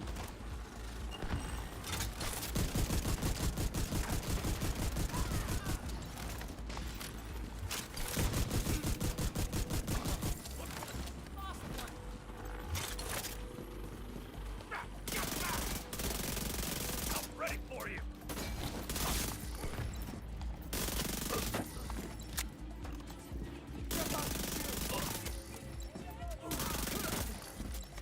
You're dead.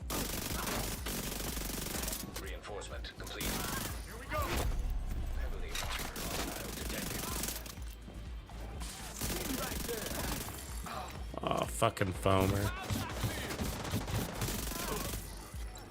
Still in foam? I broke it twice.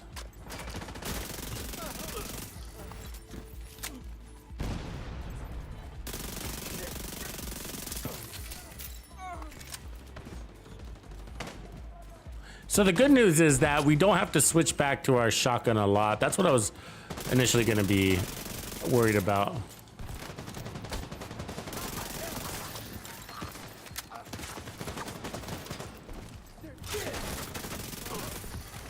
Incoming hostiles detected.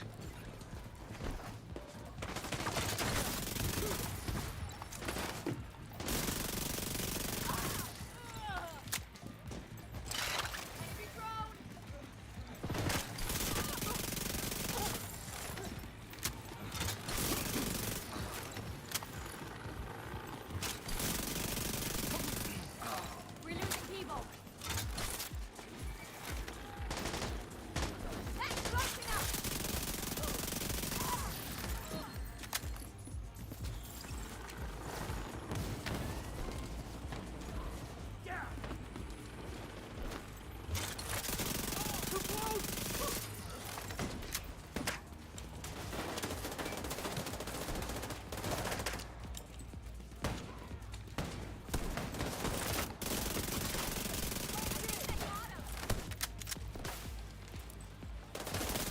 Fucker. Oh, I'm stuck on this thing. Come on, dude. Fuck. Dumb stuff like that, huh?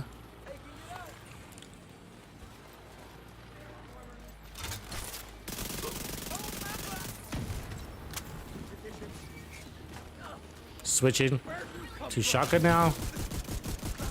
Got a little bit of a dead zone there. So cool thing is you could use tech to do it too, right? It's good.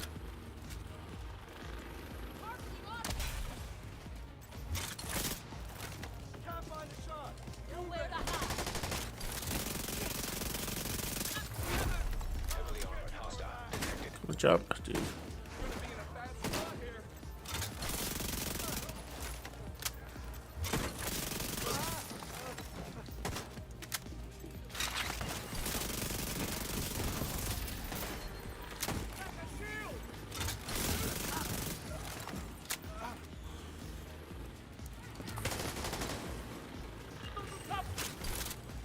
dead, me.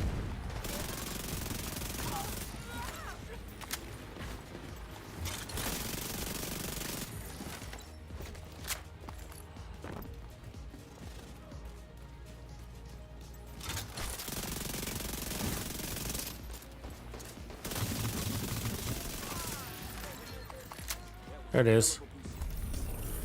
Very fun. Very fun way to play.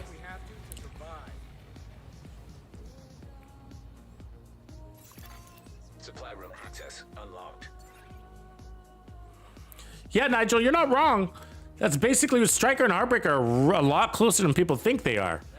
You know, they really are. And Heartbreaker is going to give us a ton of bonus armor along with that damage. And so with Heartbreaker, we could actually run one less armor core. And and have the same survivability. when it comes to Heartbreaker or Striker, guys, you know, go with which one you like better, because they're the same damage-wise. I know you go into the lab and it looks like they're different, but in a time to kill scenario, they're the same. And Heartbreaker is going to give you more survivability.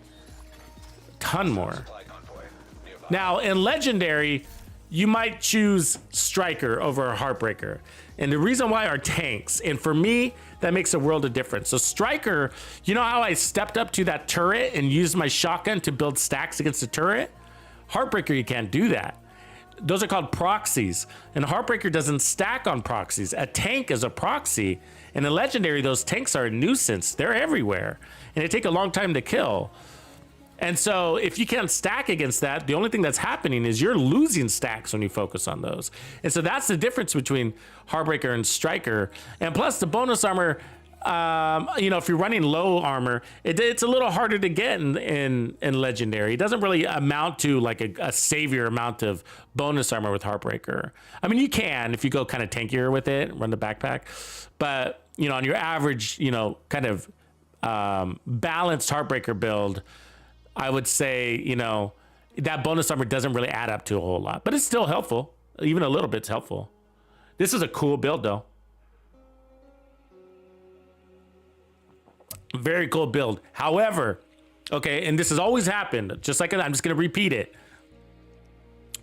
I've been watching, I mean, I've put out lots of SMG shotgun builds, okay? And people will run this shotgun build and be like, Tux, like, I don't know what I'm doing wrong. I put on the same build, watched your video where you crushed it. I put it on, I just couldn't get out the door. I kept dying, you know? And it's just like, yeah, you know, it's a play style, you know? You gotta practice it. And that's why I say, if you can master shotgun builds, then you can master this game. And that's why I say master shotgun builds, because the shotguns are even harder. They're even tighter on their range than an SMG, less forgiving. And so shotgun builds make you pay attention to your reload speed and your flanking patterns even more.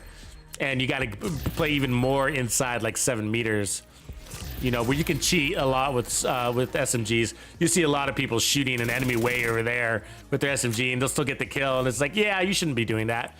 And that's why I said patience, right? Patience. Get up in there, run in there, take some damage. Patience. Don't start shooting too early. You're going to get yourself into a reload, and that reload is going to happen when you're standing in front of them, you know? So very cool build though.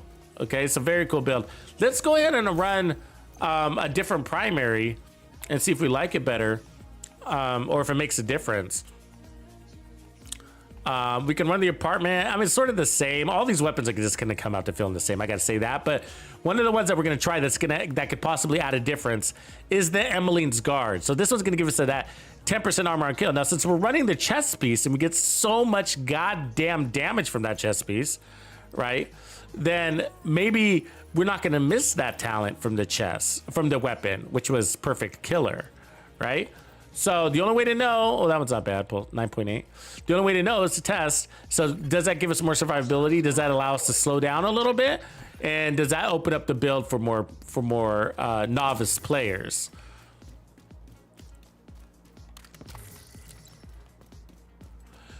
Because if you were a newer player, you know, I wouldn't suggest you run that build.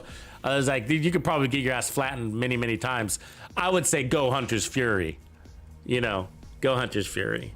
So, but, and then it's not about being new, but it's more like, I mean, if you're new and you jumped right into SMGs, you know, and you're already comfortable with Hunter's Fury and you kind of got a good handle on it, then this could be a step up. Hostile control point detected. Okay, so now we're running the Emmeline's Guard. We'll have to take a look at our crit mods because it's got less mods. So 53, 141. So we're gonna have to change one mod to crit chance. So let's do this one. And so what we're gonna pick up is basically 12% more armor on kill. And so if this works, you could also make the judgment call to lose one of these blue cores. However, what I'm saying is that we have so much damage off to that chest piece, you can have your cake and eat it too. You can have that extra blue core and a 12% armor on kill, if we can maintain those stacks. So switch it over to shotgun.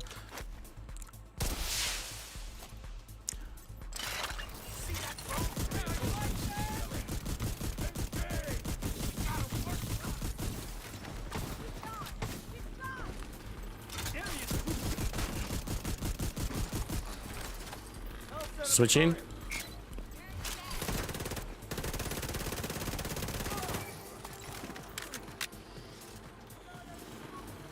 And part of the things that you're gonna have to ask yourself is, would you rather have real armor on kill or more bonus armor on kill? So the other exchange is you could put back on killer, right? And just run another blue core. What's the difference? What's the trade-off, right? There's a few things that would help you go one way or the other. One is, if you ran another blue core, you wouldn't only get bonus armor, but you'd also get a stronger shield. So your shield would have a harder time breaking, which is definitely a good thing.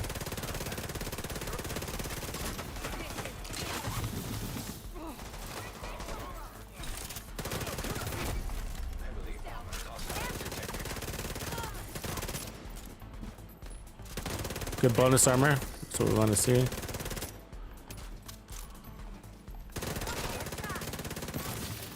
Boss down easy. Basically chain killing.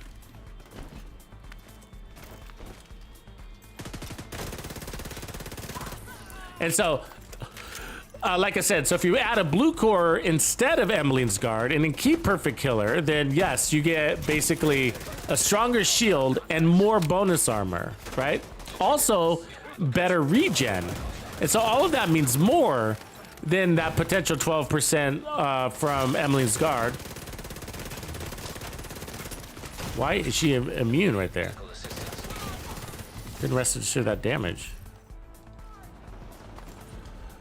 Oh, you're annoying up there. This gun, the P90 actually has good little handling on it. Okay, the downside. The downside about adding a blue core would be, it's actually just probably one thing, which is your, well, you'd lose 15% weapon damage, so there's that right off the top. And then you'd lose a 5% weapon damage bonus buff from the Memento. So remember, the Memento gives you 5% weapon damage per blue core. I mean, per red core. Okay, so we're gonna use this tech.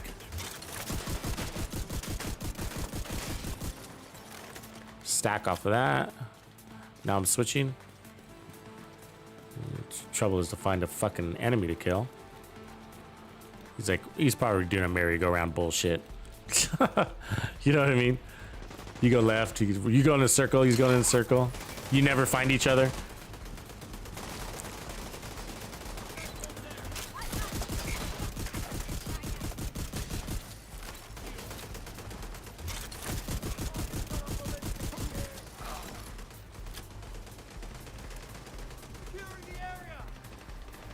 This map is a little more spread out, so using the shotgun is a product of that. So I'm gonna have to use the shotgun a little bit more. A lot of running, a lot more running from A to B.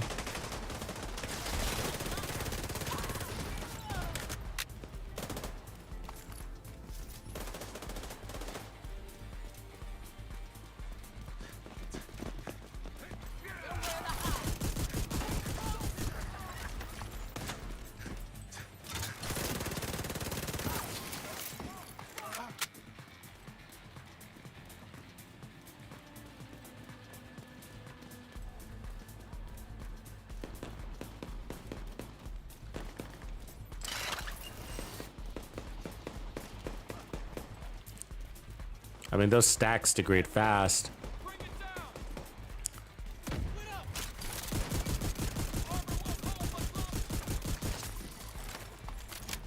But I mean, that was a long run, right? Really was. Oh, now we gotta run all the way back there. God damn it. Look at the stacks degrade really fast. That's the downside of this set. But in the smaller arenas, smaller floor designs, you can maintain it a lot easier. So it's just gonna be a thing.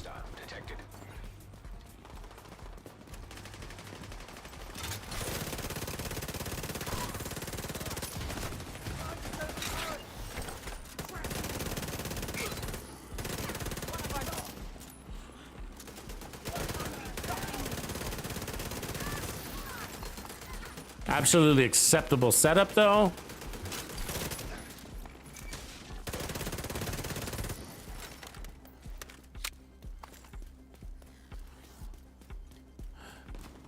But I don't feel like I'm getting any added value. My survivability didn't change. This weapon didn't change it. But it would be a maybe for your playstyle or somebody else's playstyle. But you know, the way we've been playing, you know, this isn't really adding anything for me. It's working though. Nothing wrong with it. It's absolutely fantastic. I just don't have a change. There's no net benefit or decrease change, right? It's just it performed the same. You know, it was fast. We killed fast. No, it was on. It might look different because it was a bigger design, right? This map, the crash site's just wider. We did a lot more running. So, you know, that's a factor. But, you know, otherwise, we killed the boss easy. Everybody went down easy. Elites weren't a problem. You know, great weapon. Great way to add more survivability. You could probably take away an armor core or add one, you know, and be okay with it.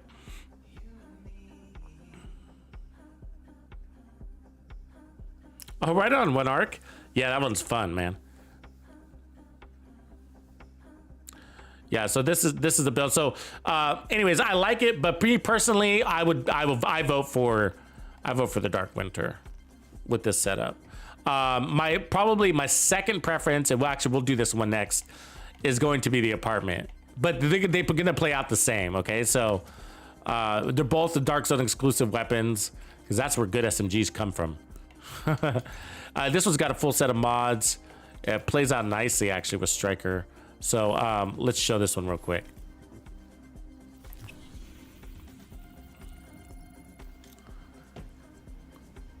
Yeah, so the Vector and the apartment are two of my faves. We could try adding the death grips too, but again, instead of adding more armor on kill, again, I feel like our armor on kill is sufficient. I would just add more bonus armor on kill. Okay, so we brought along the death grips, but I don't think we need them, and I don't think we need the Emmeline's Guard either. Just if you, the three blue cores for the bonus armor is sufficient to allow our armor regen to work while we're also earning that 10% armor on kill from Gunner. I didn't mean to come to this safe house. How did I end up here? I thought I went there. We just lost all our memento stacks.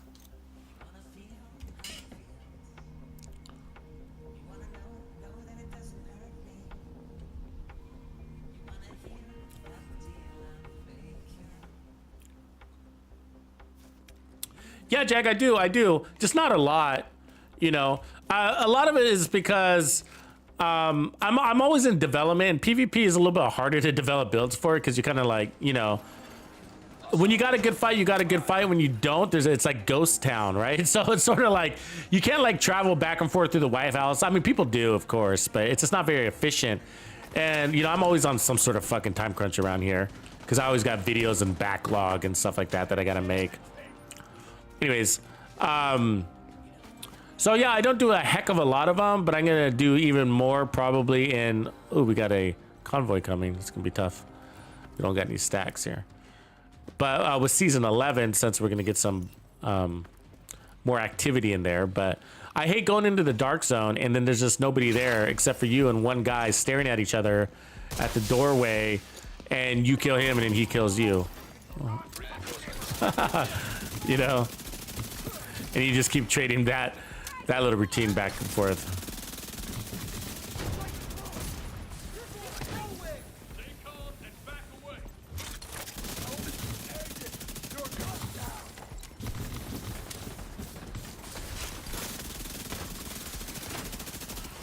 Just you cannot get riot phoned. That's a god damn it. Didn't mean to hit that fucking wall there. We're going down. Ooh, turn. God damn it, we had it. Oh, that was tight. That was a tough little fight.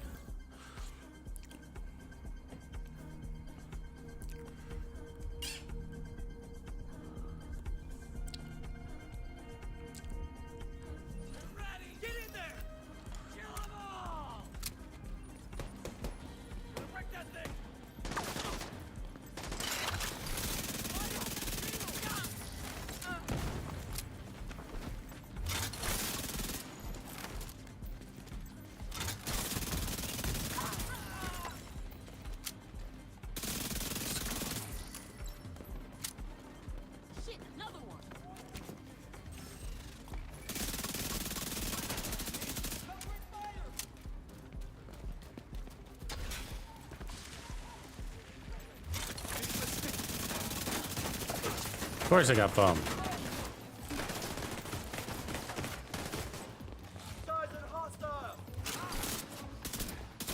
Oh, nice fucking cartwheel.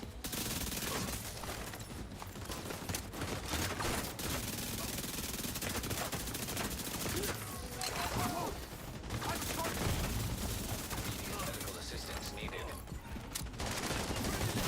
Oh, come on. Haha. Freaking I butts kicked. It's that distance. Need to get in there. Come on, man, hurry. What are you doing? They're gonna come and melee you now, and then it's all, oh God. These guys are horrible. I'm right there, you know what I mean? I'm just gonna kill myself. Signs, 0. So annoying.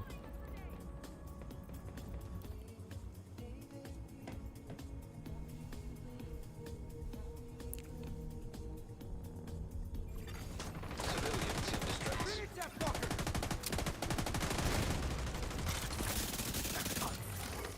Yeah, measured, you know, it really works well when you're, you know, you are up in there and you're just not missing any shots, like any SMG, of course, but it just like, it shines when you're just not missing any shots. You can get a lot done with that front half of that mag.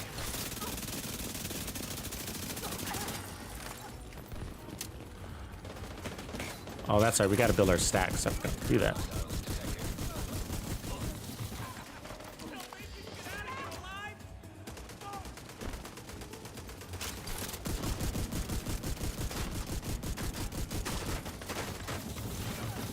Oh, somebody behind us too.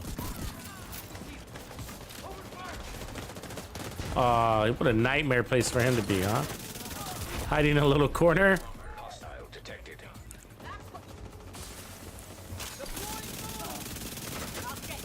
Boss.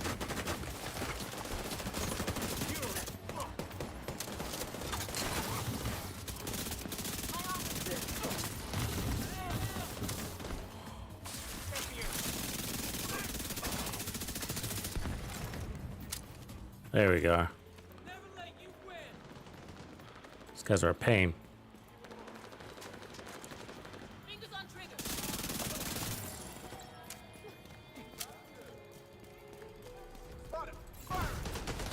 Ooh.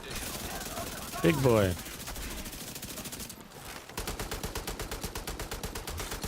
We do like big boys though because they're easier to stack on.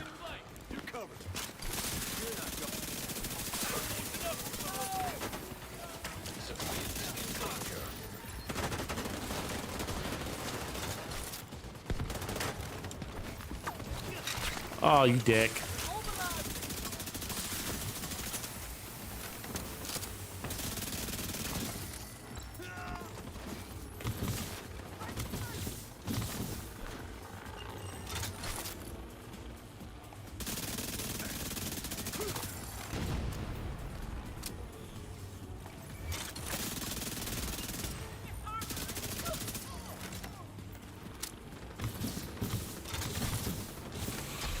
They're all over the place. I'm trying to stay close to that manhole. There it is.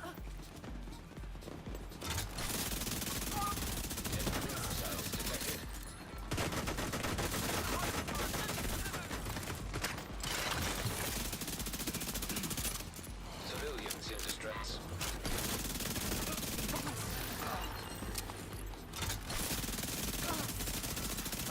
Detecting additional hostile contacts.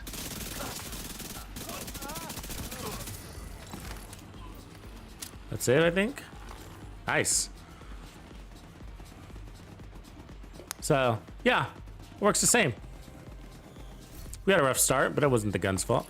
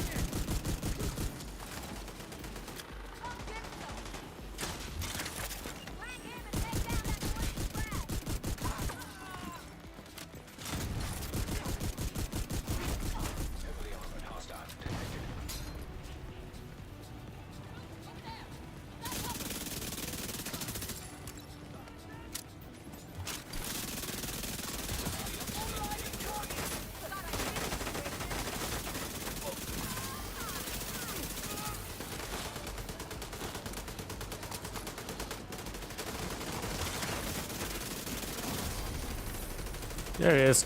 Yeah, SMGs are a lot of fun in this game. I like them. It's been a while since I've been using them, actually. There's that MP5. We were looking at that earlier. Or somebody's mentioning that you can run a laser pointer. We'll check that out in a sec.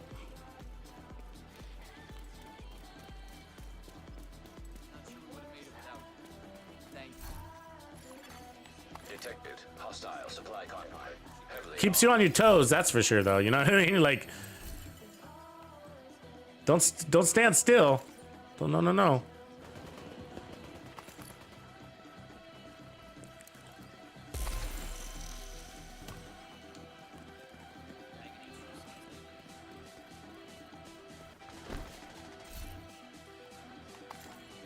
So, I mean, there's not much to tune here. What could we do? We could add an armor core and then add the other shield. And then that'd be leaning a lot into our armor regen. Probably not the way to go. I meant the striker shield there. 10% armor and kill is going to be the way to go. But I do like, again, the bonus, the share of bonus armor over armor on kill. So like I said, you could put on the death grips that are gonna, another way to go is put on the death grips that are gonna give you that 10% armor on kill. So these, the 10% armor on kill, that would look like that, right?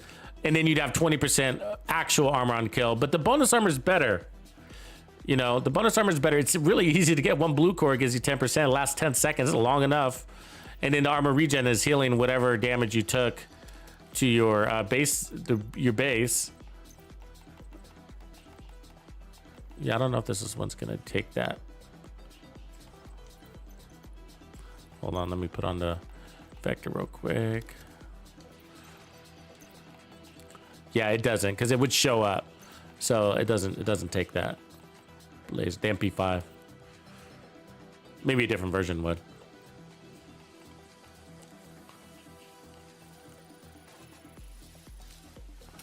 You want to try the chatterbox with this one? All right, we've run the chatterbox today. Let's see if we like it with this one, because it does. The good news is it does get a lift in RPM, and that does help. We did like that with the Umbra.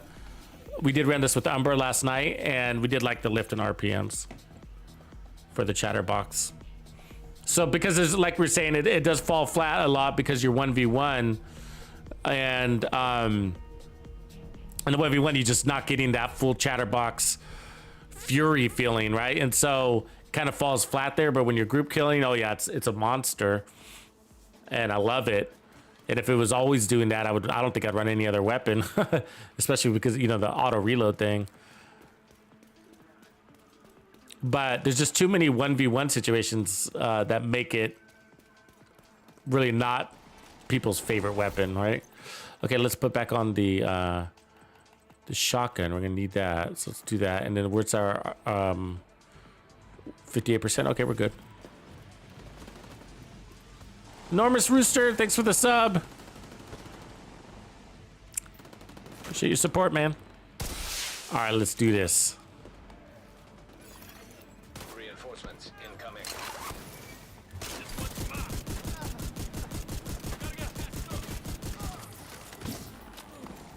This guy behind us here.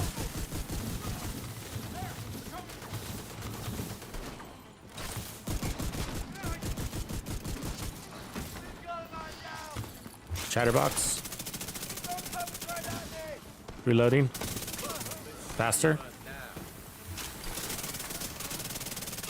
Auto reload, right? Love that. Love that feature.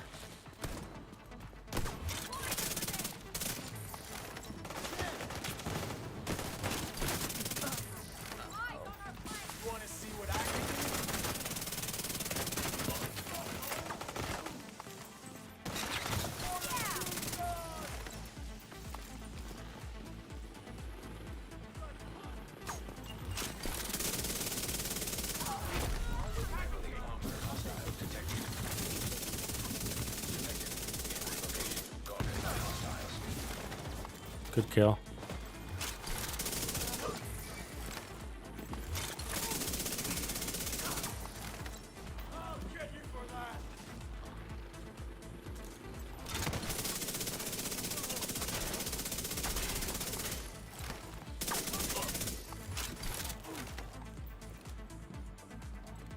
So the guy upstairs, I guess. Doesn't want to come out of his home.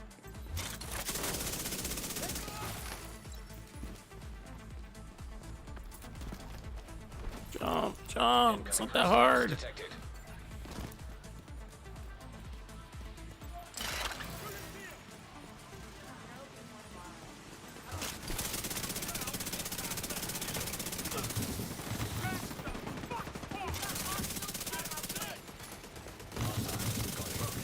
Turbocharge. Woohoo! I love that.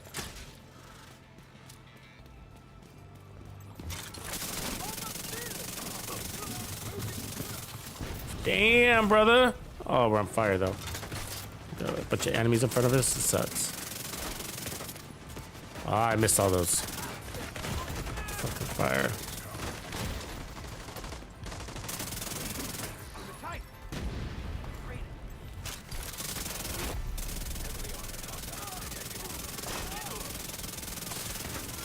Holy shit, right? Wow. That was a beast mode, man. That's what I'm saying. Like, I wouldn't run any other weapon if this thing always performed that way, right? Like, it's amazing. Really fun gun.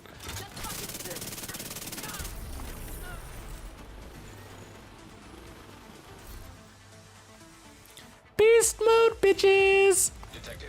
Nearby location. Guarded by hostiles. So cool. Access. So cool. Anyways, it would feel basically the same though, just so you know, with Hunter's Fury. And I mean, you're getting more damage out of Striker though. There's that than Hunter's Fury. Not a ton more though, but either way, it's Umbra makes it feel like that too. We did run it that way too, but either way, when that thing is full buff, oh my gosh, right? I think if you could maintain that, I mean, honestly, I wouldn't run any other weapon in the game. That'd be the only one I run. Auto reloading, rapid RPMs like that, shit. Shit.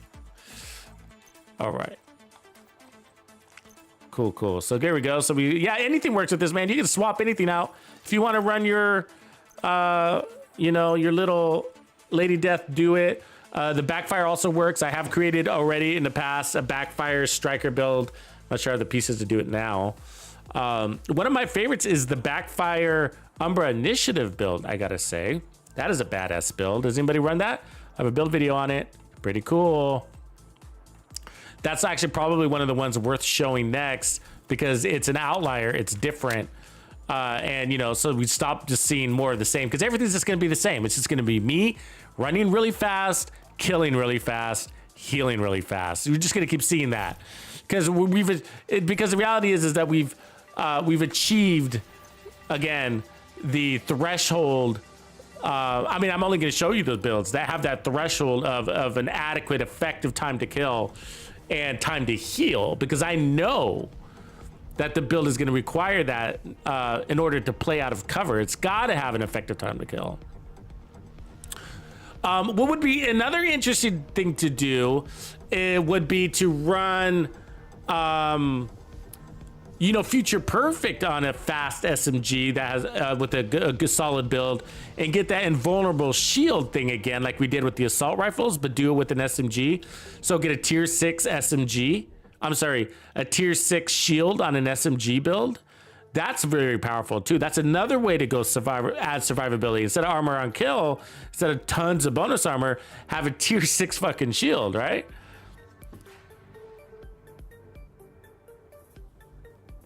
That goes into overcharge, which gives you the shield wall that never breaks. So let's try the backfire. Let's see if I have the pieces to make this happen.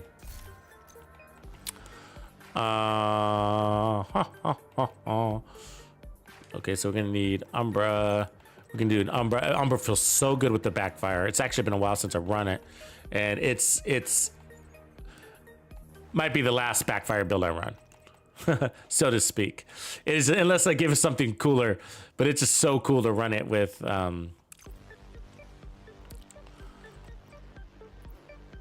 the RPMs that this thing gives you and the crit damage. I mean, this is gonna be insane, okay? I mean, like, I'm not even at full buff. So we're at 122 base crit damage. The gear set's gonna give another 100.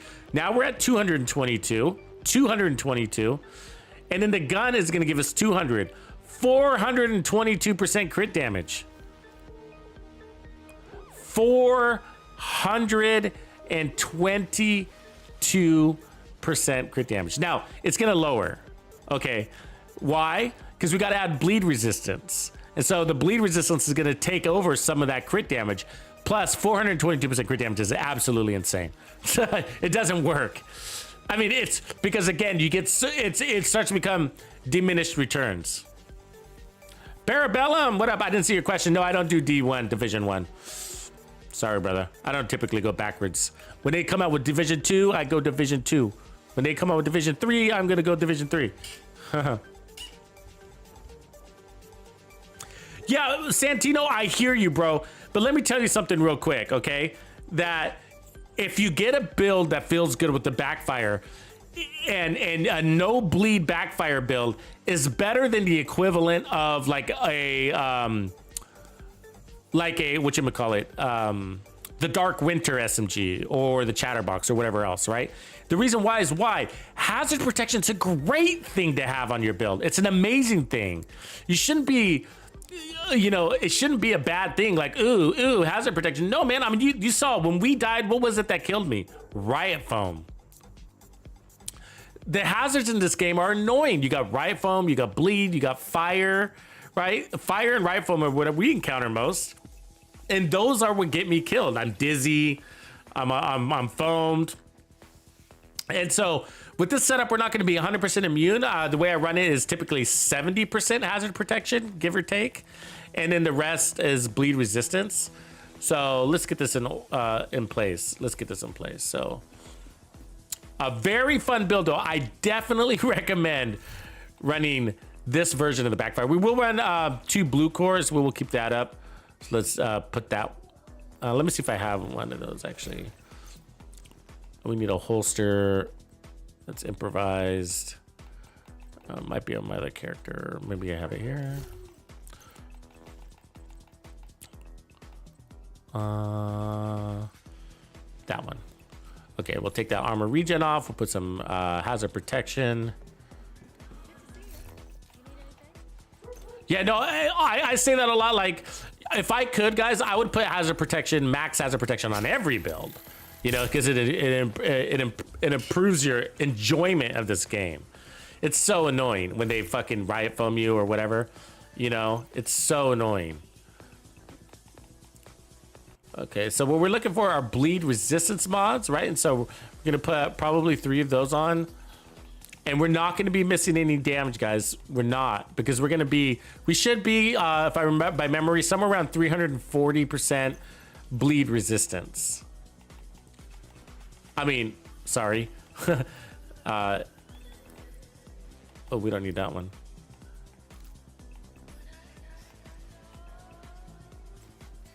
With 340% crit damage is what I meant to say. Sorry about that.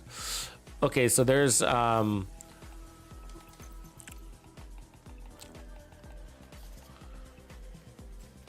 see here. So let's look at the stat where we're at right now. We should be about 50. Yeah, 50% bleed resistance. So from here, you can start putting, we'll re-roll some of these to hazard protection, and then we're getting general immunity, which is good.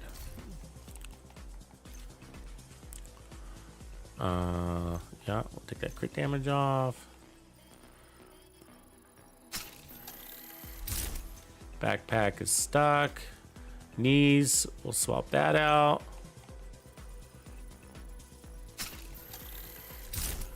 Holster, we got that already. Gloves, let's swap that out. I think that should put us at 90 if I did that right. 80, 90, where we at? We're looking at the bleed resistance, so we're at 80, so we're good. We need to be at 95%. So which one am I missing? The mask. Yeah.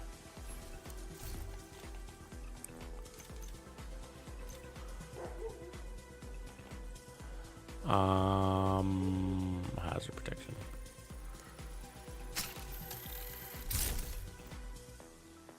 There There we go. Oh wait, we gotta look. Where we at now? That's 90. So there we go. So now one more mod puts us at 100% bleed resistance. All right.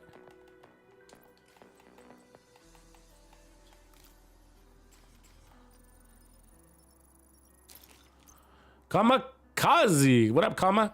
Chameleon. Okay, so we got 60% total hazard protection. Okay, so that's everything. Fire, bleed, foam.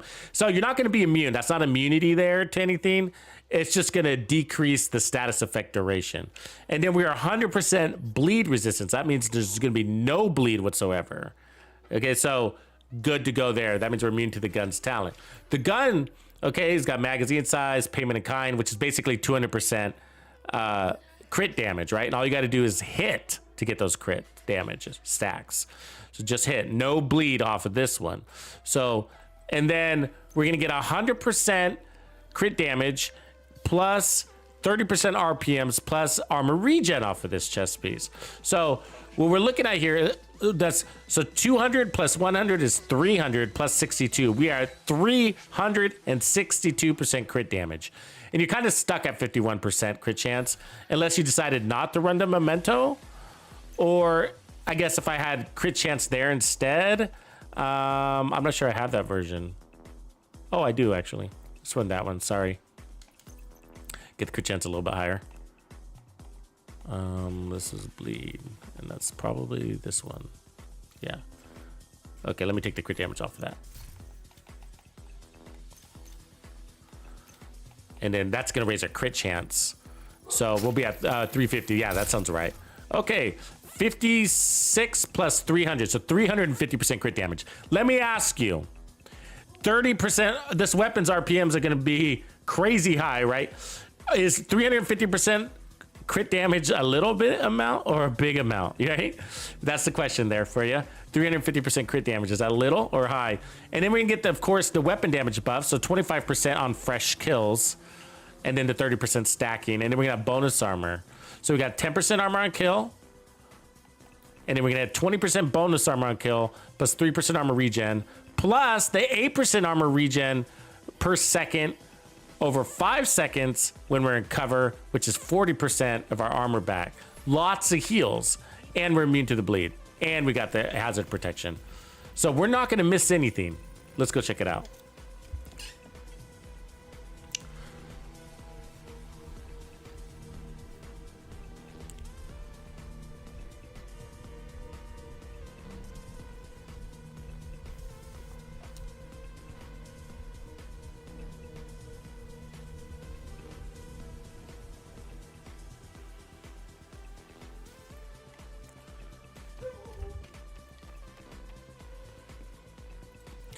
So one of the tricks with the backfire, okay, there's a downside to the backfire. One of them is like, you earn these stacks. It's like killer though. You know, they only last for 10 seconds, right?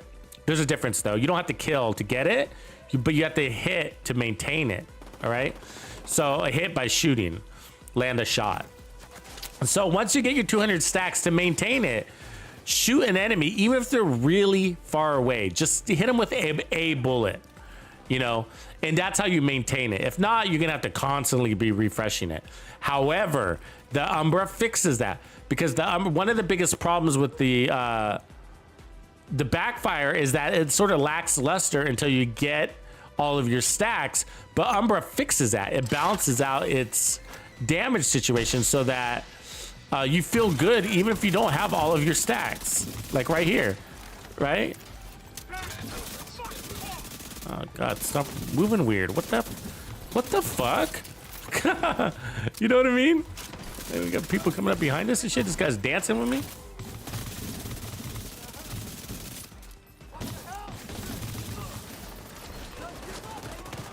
Damn.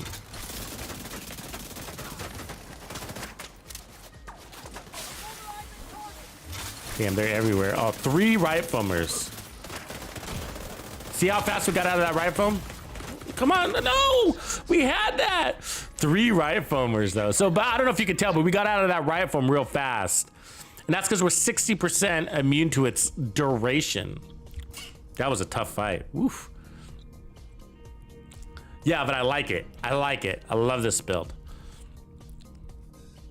Could probably get away with more armor too, really. Hostiles guarding location nearby. I've always liked the backfire overall. It's definitely not the greatest weapon in the game. Again, because of mostly the way they modded it out.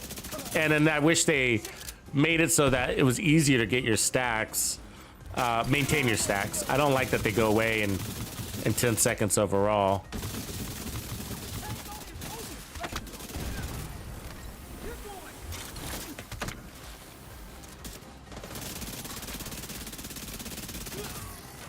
Detecting additional hostile contacts.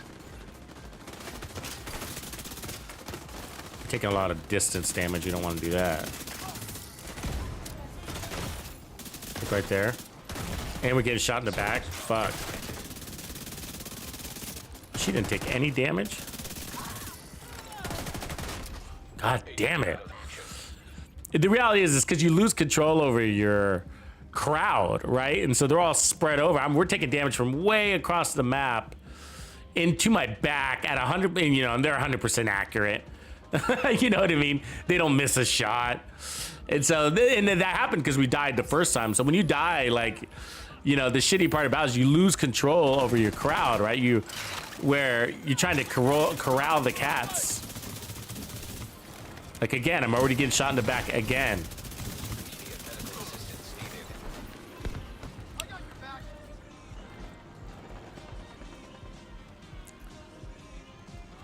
And then you have to chase these strays, which is basically what she is, right?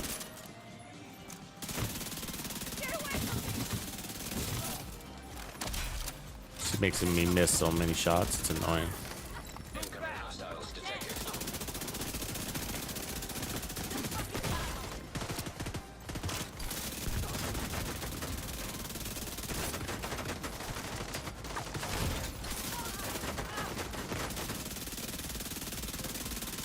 Take another damn target. Go fuck yourself. Oh my god. He just outran my fucking gun. God damn it. These fucking jerks. I mean, they're so fast. Do you see how fast he cleared that corner? My gun couldn't even make that turn with him. He moves faster than my character can move his weapon, you know? Can swing his weapon.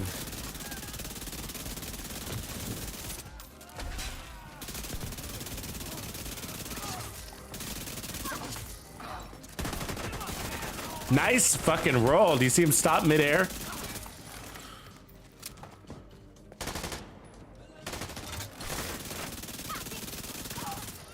Ooh, that was a fight, man. That was a fight.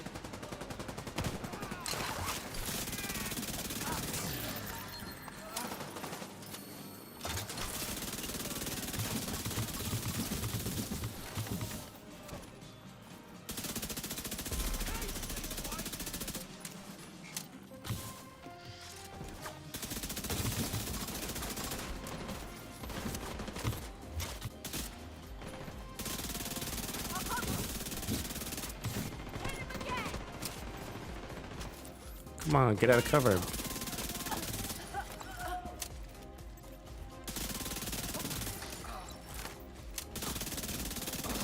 Forward. Right, hold, ready. Hello?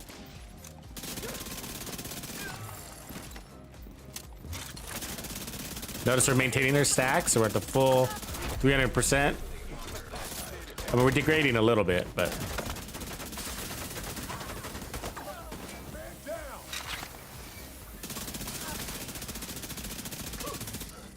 Excuse me.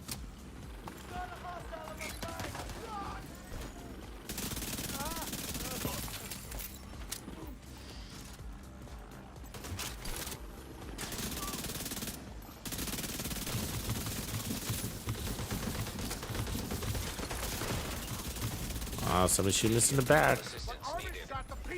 No, don't go around. God damn it.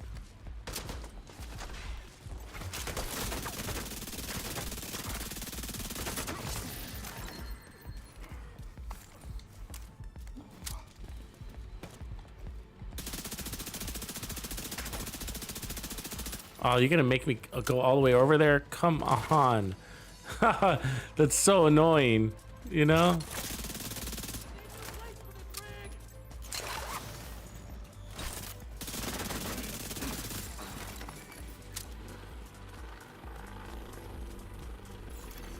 Incoming hostiles detected. Still got our 200 stacks, notice that? So, we're playing, you gotta, it's speed, you gotta play a little bit aggressive to do that, right? You gotta always be shooting, basically. Moving and shooting so that you're in range. Make that happen. Or in line of sight, at least. It's not a big deal if you lose your stacks, though. You know? Because, again, Umbra still makes the weapon feel good. And effective.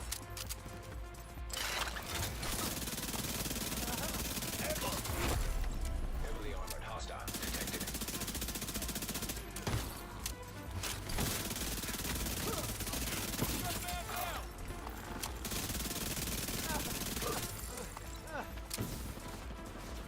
So still amazing time to kill, and we're 100% immune to bleed, and we got our 60, 70%, 60% hazard protection, right? On top of everything. And we still got our 200 stacks.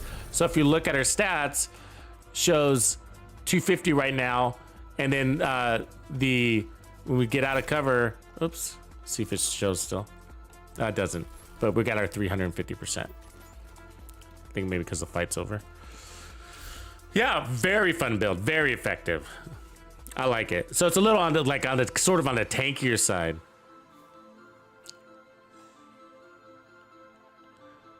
Yeah, I think it's like actually 93.4% to be immune to bleed. There is a decimal, but the reality is like, you know, it's 90% or it's 100%, right?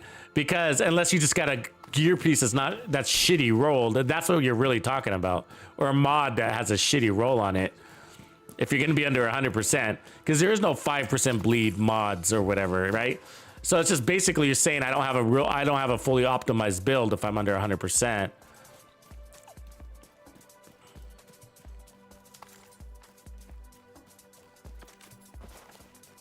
Which is fine. That's good. That just means you don't have to farm anymore. So that is the advantage of knowing that, right? It's just like, 93.4 is all I got to be, so I don't need to find another holster. I'm fine. I've reached the threshold to be immune. There's other ways to do it, though, too.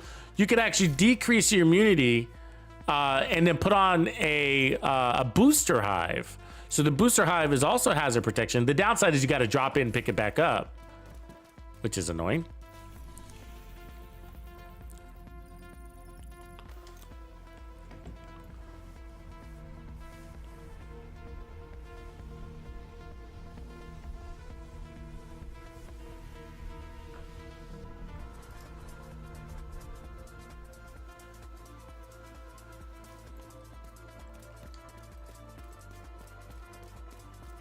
So I run the backfire with just about every gear set.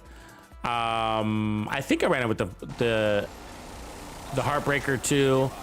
And then of course Hunter's Fury, Striker. I've run it with Negotiators. I always go all bleed resistance. I always go for bleed resistance because I don't see the point in bleed. I have made one that does exceed 400%. So I did create one that had like 400 and some crazy odd, like I think it was like 425% crit damage by minimizing the bleed resistance mods and using the booster. So I was able to be still immune to bleed. I was still immune to bleed and had the max crit damage on the build, which is basically 424. Oh God, nice. See what I'm saying? See what I'm saying?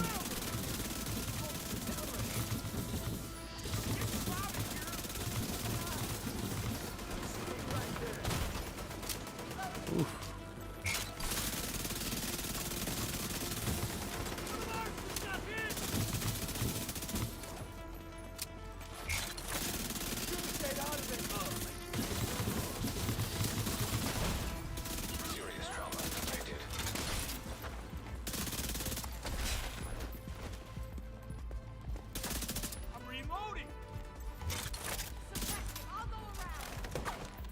chickens. Come on, jump. Wait! Let's kill you!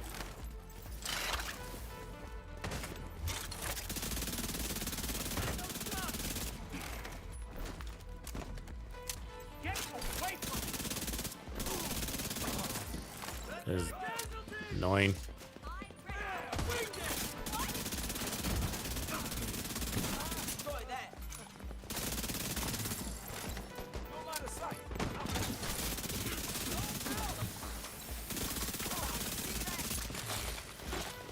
Yeah, that phone comes off nice and fast.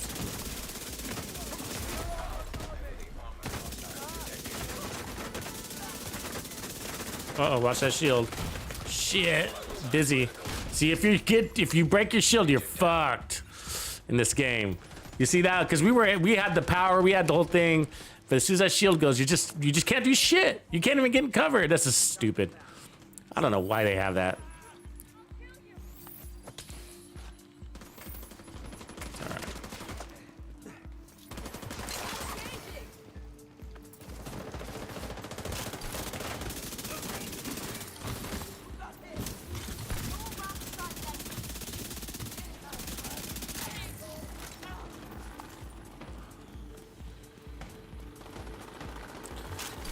Yeah, these guys do put you at risk of losing your shield. These heavy gunners right here. You gotta break that chain belt there. Super tanky, aren't they?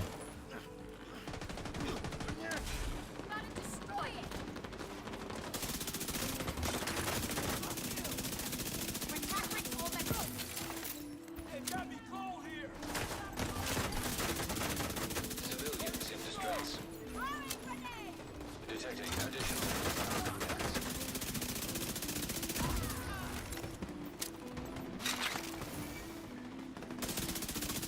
See, that's maintaining.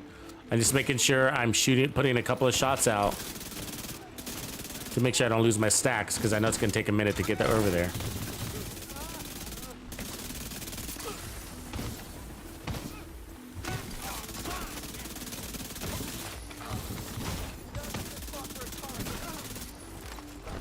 Getting well on, aren't we?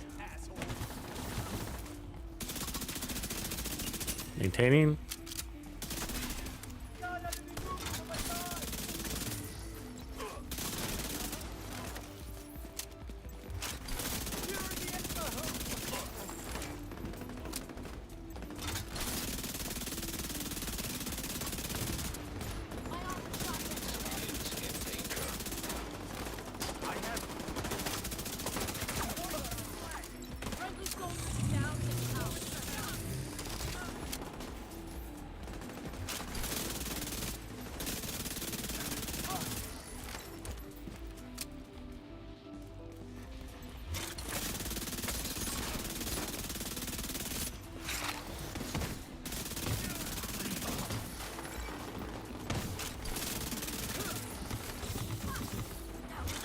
Everything's gonna be all right, babe.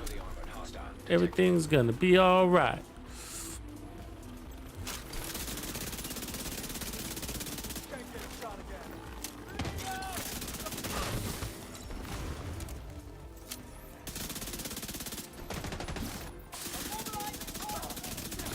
Oh, screw you with your fucking melee.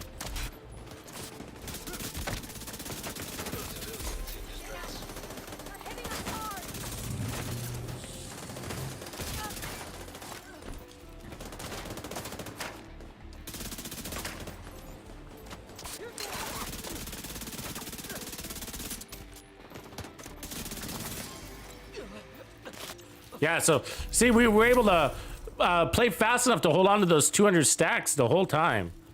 You know, see, you still got them. Real easy to maintain with this build. You know, fast RPMs too, right? The faster your RPMs, the faster you're stacking. So that's part of it too. And also a faster reload. So when you're reloading, that's time you're not shooting, right? And you need to shoot to maintain those stacks. So again, the reload is helping. So Umbra is like a really nice synergy with the backfire. Everything Umbra offers is a compliment to the backfire, because the backfire is like, again, it's got 850 RPMs. You got a boost to RPMs, which also makes it feel better on the burst side of things. And then of course the crit damage to help it have a nice juicier base crit damage as you're stacking. And then if you lose your stacks, you're not suffering. Again, that's 350 crit damage. Very effective. And you got hazard protection. So yay! Zuwang! Yeah, we use the chatterbox, Zuwang. You probably missed it. We've used it, I think 2 times now. Today and once yesterday. But this build also works with the chatterbox. We ran it last night with the chatterbox. I would just take off all the hazard protection and just run full crits. Hunter's Fury is a good chatterbox one. I mean, that's probably where you start. The one we just ran, you probably just missed it, is we just ran it with the 4-piece striker, and it also works well with the striker. So, I mean, the chatterbox, you can put on any of them.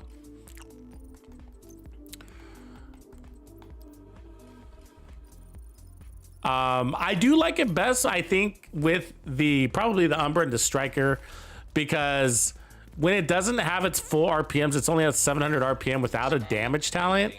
And so it kind of feels shitty when you're just in this 1 versus 1 situation. It feels kind of like a crappy gun. Like, it's not crappy, I mean, because your build is giving it enough girth to get the kill in a mag, but you know, it's just sort of like not very exciting. But then when you get in that group kill situation, you're like, holy shit, best gun in the game. It's, I mean, there's a situation where the auto reload was so fast. It was like the mag was full the whole time. It was like there wasn't even a pause to reload. It was just constant firing. It felt like, you know, golden bullet on crack. 1400 RPMs, you know, it's just shit. Somebody get him a bucket.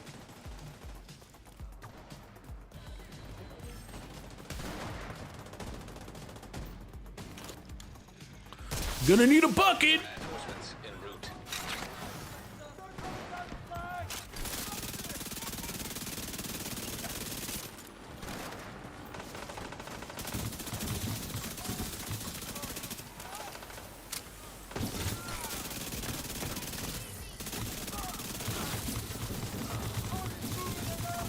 Remember, if we lose that shield, we're fucked.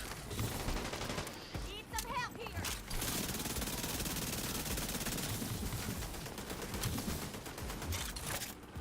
Where'd she go? Really?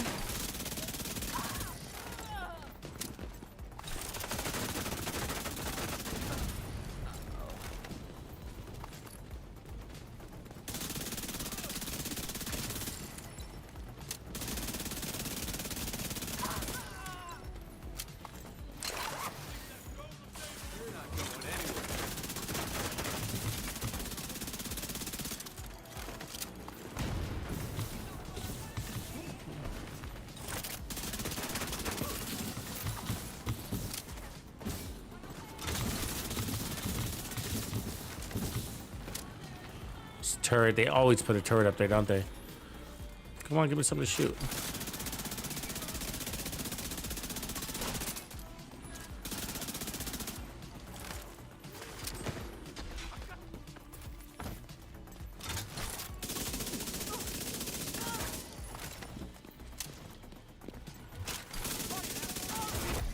Heavily armored hostile detected.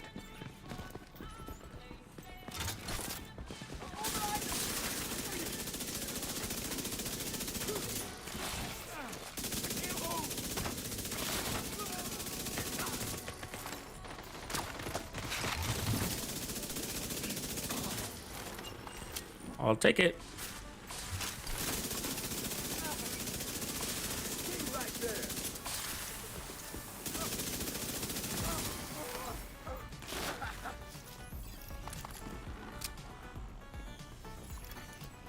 See if we can maintain our stacks. It'll be kind of hard here. Yeah, so we lost it. Not a problem. Oh, yeah, sometimes I forget to play in cover. You got to stay in cover, though. A little bit to get to your stacks. Let's see, we're playing a lot of out of cover right there.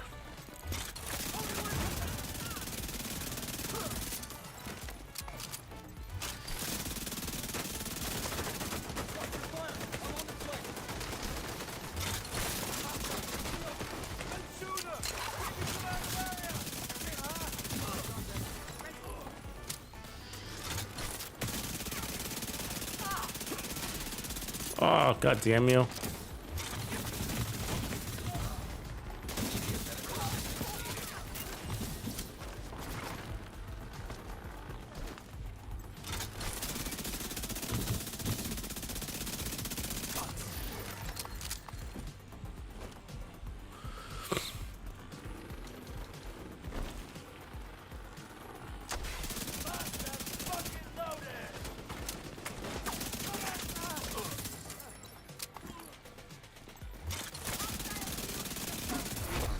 Heavily armored hostile detected.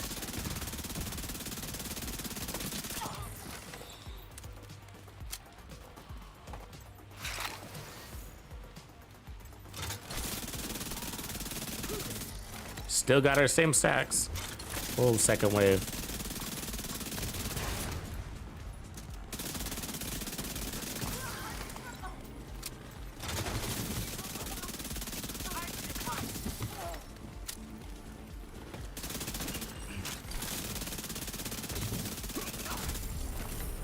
And we still got our stacks.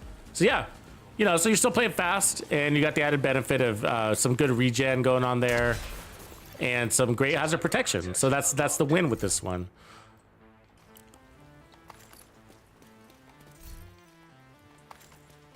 It does feel good to break out of that riot foam just a little bit faster. Could say that. Me hate riot foam.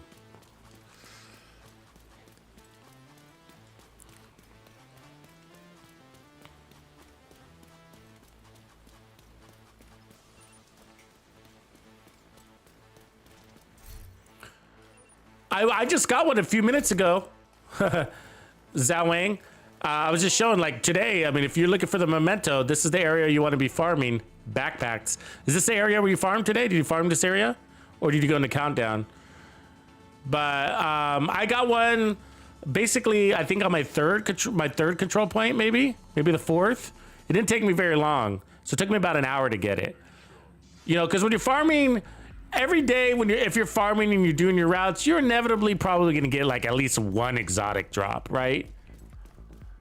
It's rare to get more than that in a session for me nowadays. I mean, I used to get so many, guys. I used to get like 12 exotics a week. Isn't that insane? Back in the day, 12 exotics a week. Just, they changed things though. They changed it so now that you get them in caches. More exotics are delivered in caches now. They didn't have that system back in the day, and so they would just drop more. It was just an increased chance of drop. Yeah, and I would get a lot, but now it's rare. I mean, I don't get exotics anymore. They're what they want you to do is really to do the projects. They're kind of leaning into that a little bit more, which all right, whatever. But anyways, yeah. So I get maybe one a day. Sometimes I don't even get one a day. I could play 3-4 hours, 5 hours, and not get an exotic. But there's a good chance that I will, and if I do, it's just one. But yeah, I'm sorry about that, man. I know it's a grind. For some reason, for new players, they just have a hard time getting the memento, and I don't know why. It's like I get that a lot. That in that comments, like, oh, I've been farming the memento, and it's just like it doesn't drop for me. It's just like I hear that a lot. And we only got 2 exotic backpacks, so it's sort of like not that tough. There's only 2.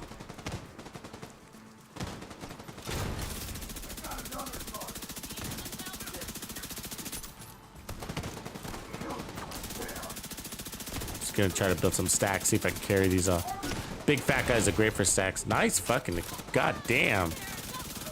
He had somebody in his face and he got that off on me? Hostile control point detected. It's probably not gonna last though, right? Yeah. See, it already disappeared. 10 seconds goes by real fast. It's about the time it takes to go from one engagement to the next in the same control point. Isn't that crazy? It takes about 10 seconds to run from one engagement to the next. You might, maybe 8 at the most. I mean, if anything, you got a little left. A couple of second bonus, but that's why with this SMG, you do want to shoot a little bit more outside of your damage range, optimal range, just to maintain your stacks. It's a shame, but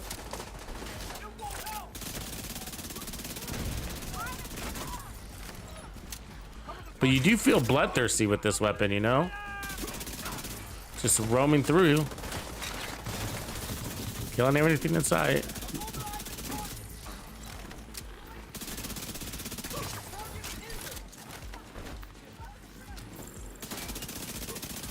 They try to shoot that bucket of fire right there, aren't they?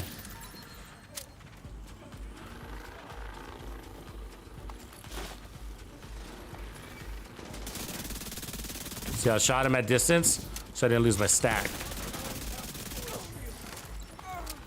That's a trick with the backfire. It is annoying.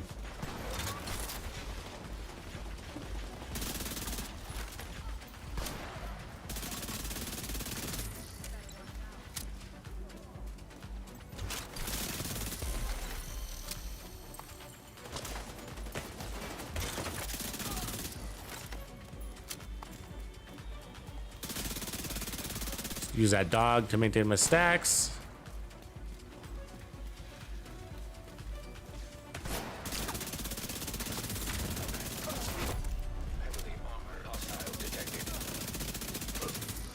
Actually, this one does pretty good at range anyways.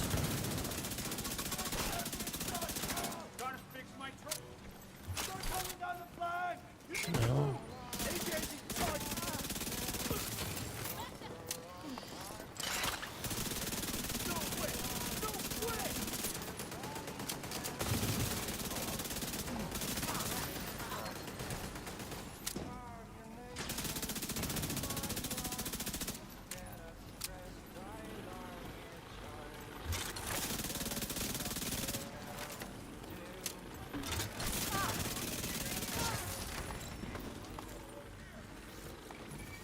One guy left, I think. Oh, we lost our stacks? God damn it. Jesus, big ass dog took it more.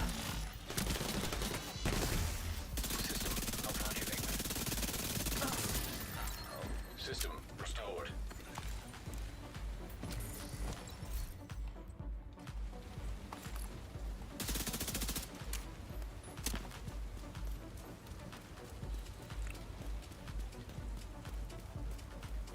It's one guy. Right there.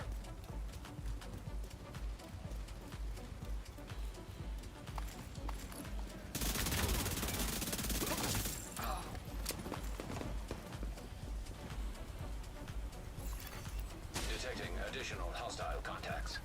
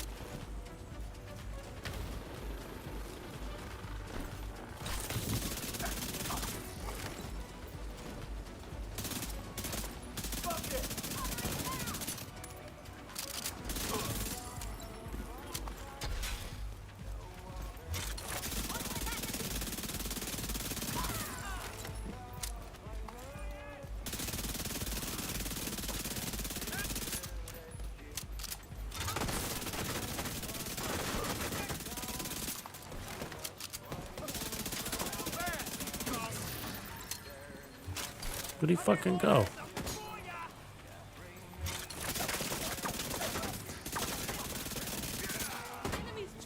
Oh, what? Ah! Those shotguns are hard on shields. You gotta watch those.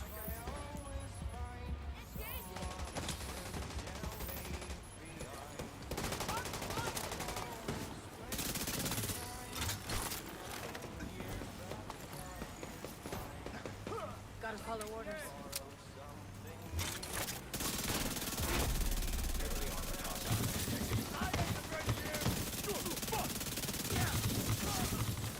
Got a casualty. Ah! Fucking shield! Yeah, you gotta be careful how big of a group you take sometimes, huh? They're not gonna let me go back there. I hate when they do that.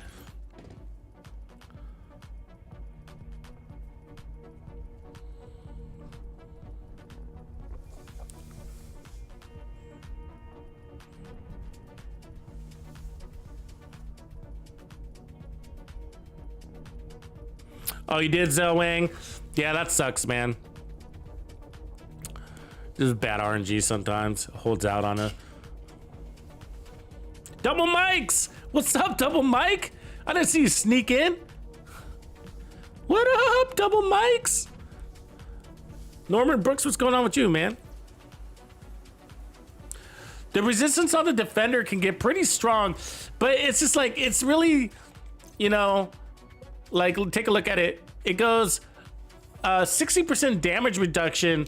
And so I find, like, you know, if you pair it up with, I mean, that's an overcharge, right? And so if you pair it up with protection from elites, it's a very nice combo.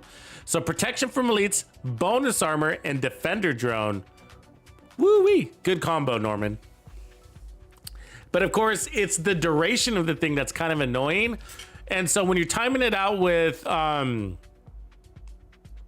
wasn't a big fan of it with like future perfection, because it's just like, because your overcharge is every 90 seconds and it's random, and the duration of the defender isn't very long, and you might have your overcharge when your defender is on its cooldown. And so, and your overcharge is only 15 seconds, and your cooldown's every 90 seconds. So your overcharge might not line up ever. You know what I mean? So, and so that's why I wasn't a big fan with overcharging with future perfection. Of course, you can do it intentionally by running your BTSU gloves or something like that, but that's a lot of work for a defender drone. You know what I mean? Pop it, drop it, bust it, right? Just to get that defender drone to get to 60%. When you're not even 100% immune, you are better off with your shield being immune than the defender. But it's a great skill. I like it. It's a nice add of defense. I find that for me, the best way to play with it is to actually not use it all the time, only when I'm going into a bigger group type battle.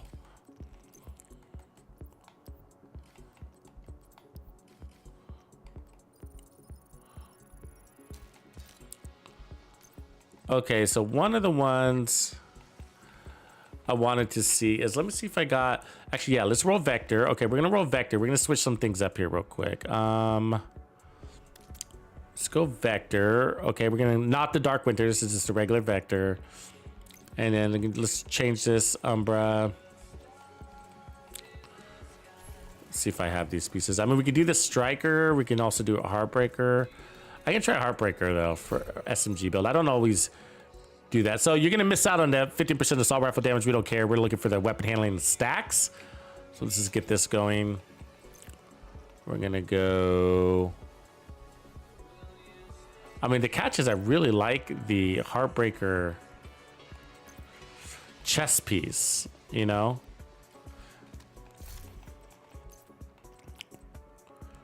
Especially since we're going in close up, you know? Let me see how I want to run this and try something here. What I want to do is, I mean, actually, Heartbreaker might not make a lot of sense for what I'm going to do. What I can do is do the future perfection thing, and Heartbreaker has so much bonus armor, you don't even need a shield. So, you know, running future perfection, but that's a way to go like really tanky too, though. So that's the good side. And then you're gonna run Technician with Heartbreaker anyway. So yeah, let's start with it. Just thinking out loud to activate that. What I'm gonna do is take this SMG and then we're gonna run Future Perfect with it.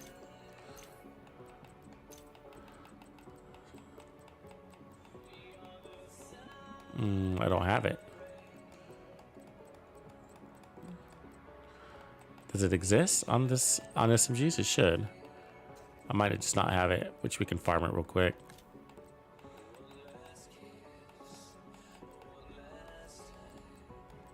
Yeah, we don't. It's right there. We'll take you. Okay, so if you're missing a talent, you just go here, go to your weapon that you're looking for the talent for, which in our case is going to be SMGs, and then just craft a random one. So, you Yeah, we'll just do vectors. It doesn't matter. Doesn't matter which one. And it doesn't have to be perfect. You're just looking for the talent.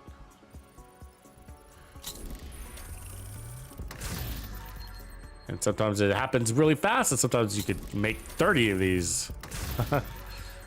That's killer.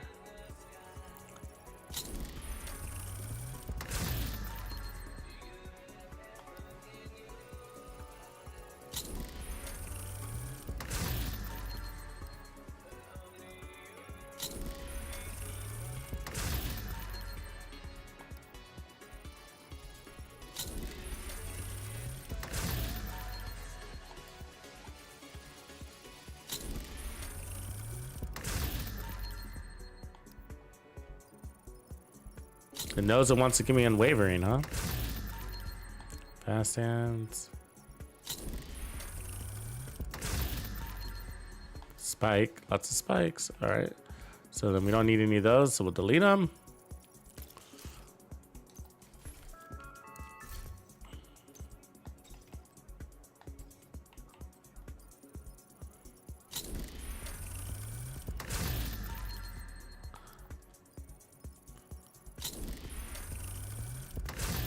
It's like watching grass grow, isn't it? For me too. Me too. So we'll do this round. If we don't get it, we don't get it. We'll get it later. It's the bore factor. It's not that I don't believe in it. This is the way to go, but like, it is a little not exciting. 4 more shots. Keeps giving us vindictive and spike. Ranger? No, thank you. 2 more. Come on, you can do it. Eyeless. 1 more. Come on, this is it. This is it. Preservation. Aww. All right. I'm not going to waste all my resources on that today. Maybe, actually, we got a bunch of caches. Maybe it's in there.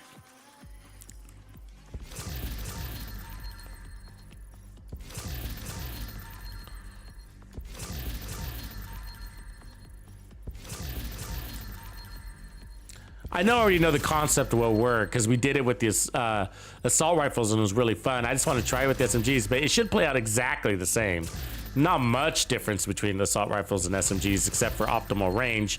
And we got it to work with the assault rifles and we were playing really close range with the assault rifles. So in theory, it should be even better on SMGs. And what I'm talking about is future perfect and then trying to and pushing his shield into overcharge to get that shield to be invulnerable.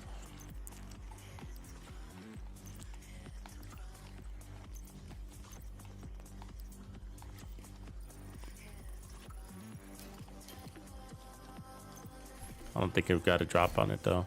See black market, no. It's actually not a bad Badger tough. Weapon handling, headshot damage with adrenaline rush. Could be a one-shot kill shotgun build, but probably a waste.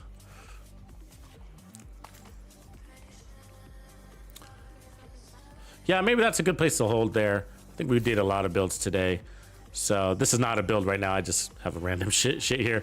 But anyways, I appreciate you guys. We had fun tonight, man. Had fun running those SMGs. I will come up with I'm working through them for a purpose because I want to come up with some really cool SMG build videos that I'll be hosting on my channel on YouTube. So look forward to those this coming week. We will have a video that I'm working on right now. I'm planning on dropping that one first thing on Monday morning. So those are the Rapid Red build series that we toyed around with last week. So that's going to drop on Monday. And then I'll do the SMG builds after that. So probably Wednesday and then Friday. We'll have maybe 3 builds coming out this week. So peace out, everybody. I appreciate you guys, man. Have a good, beautiful Saturday night. And I hope you have a beautiful Sunday and the rest of your weekend. Late. Tuxedo out.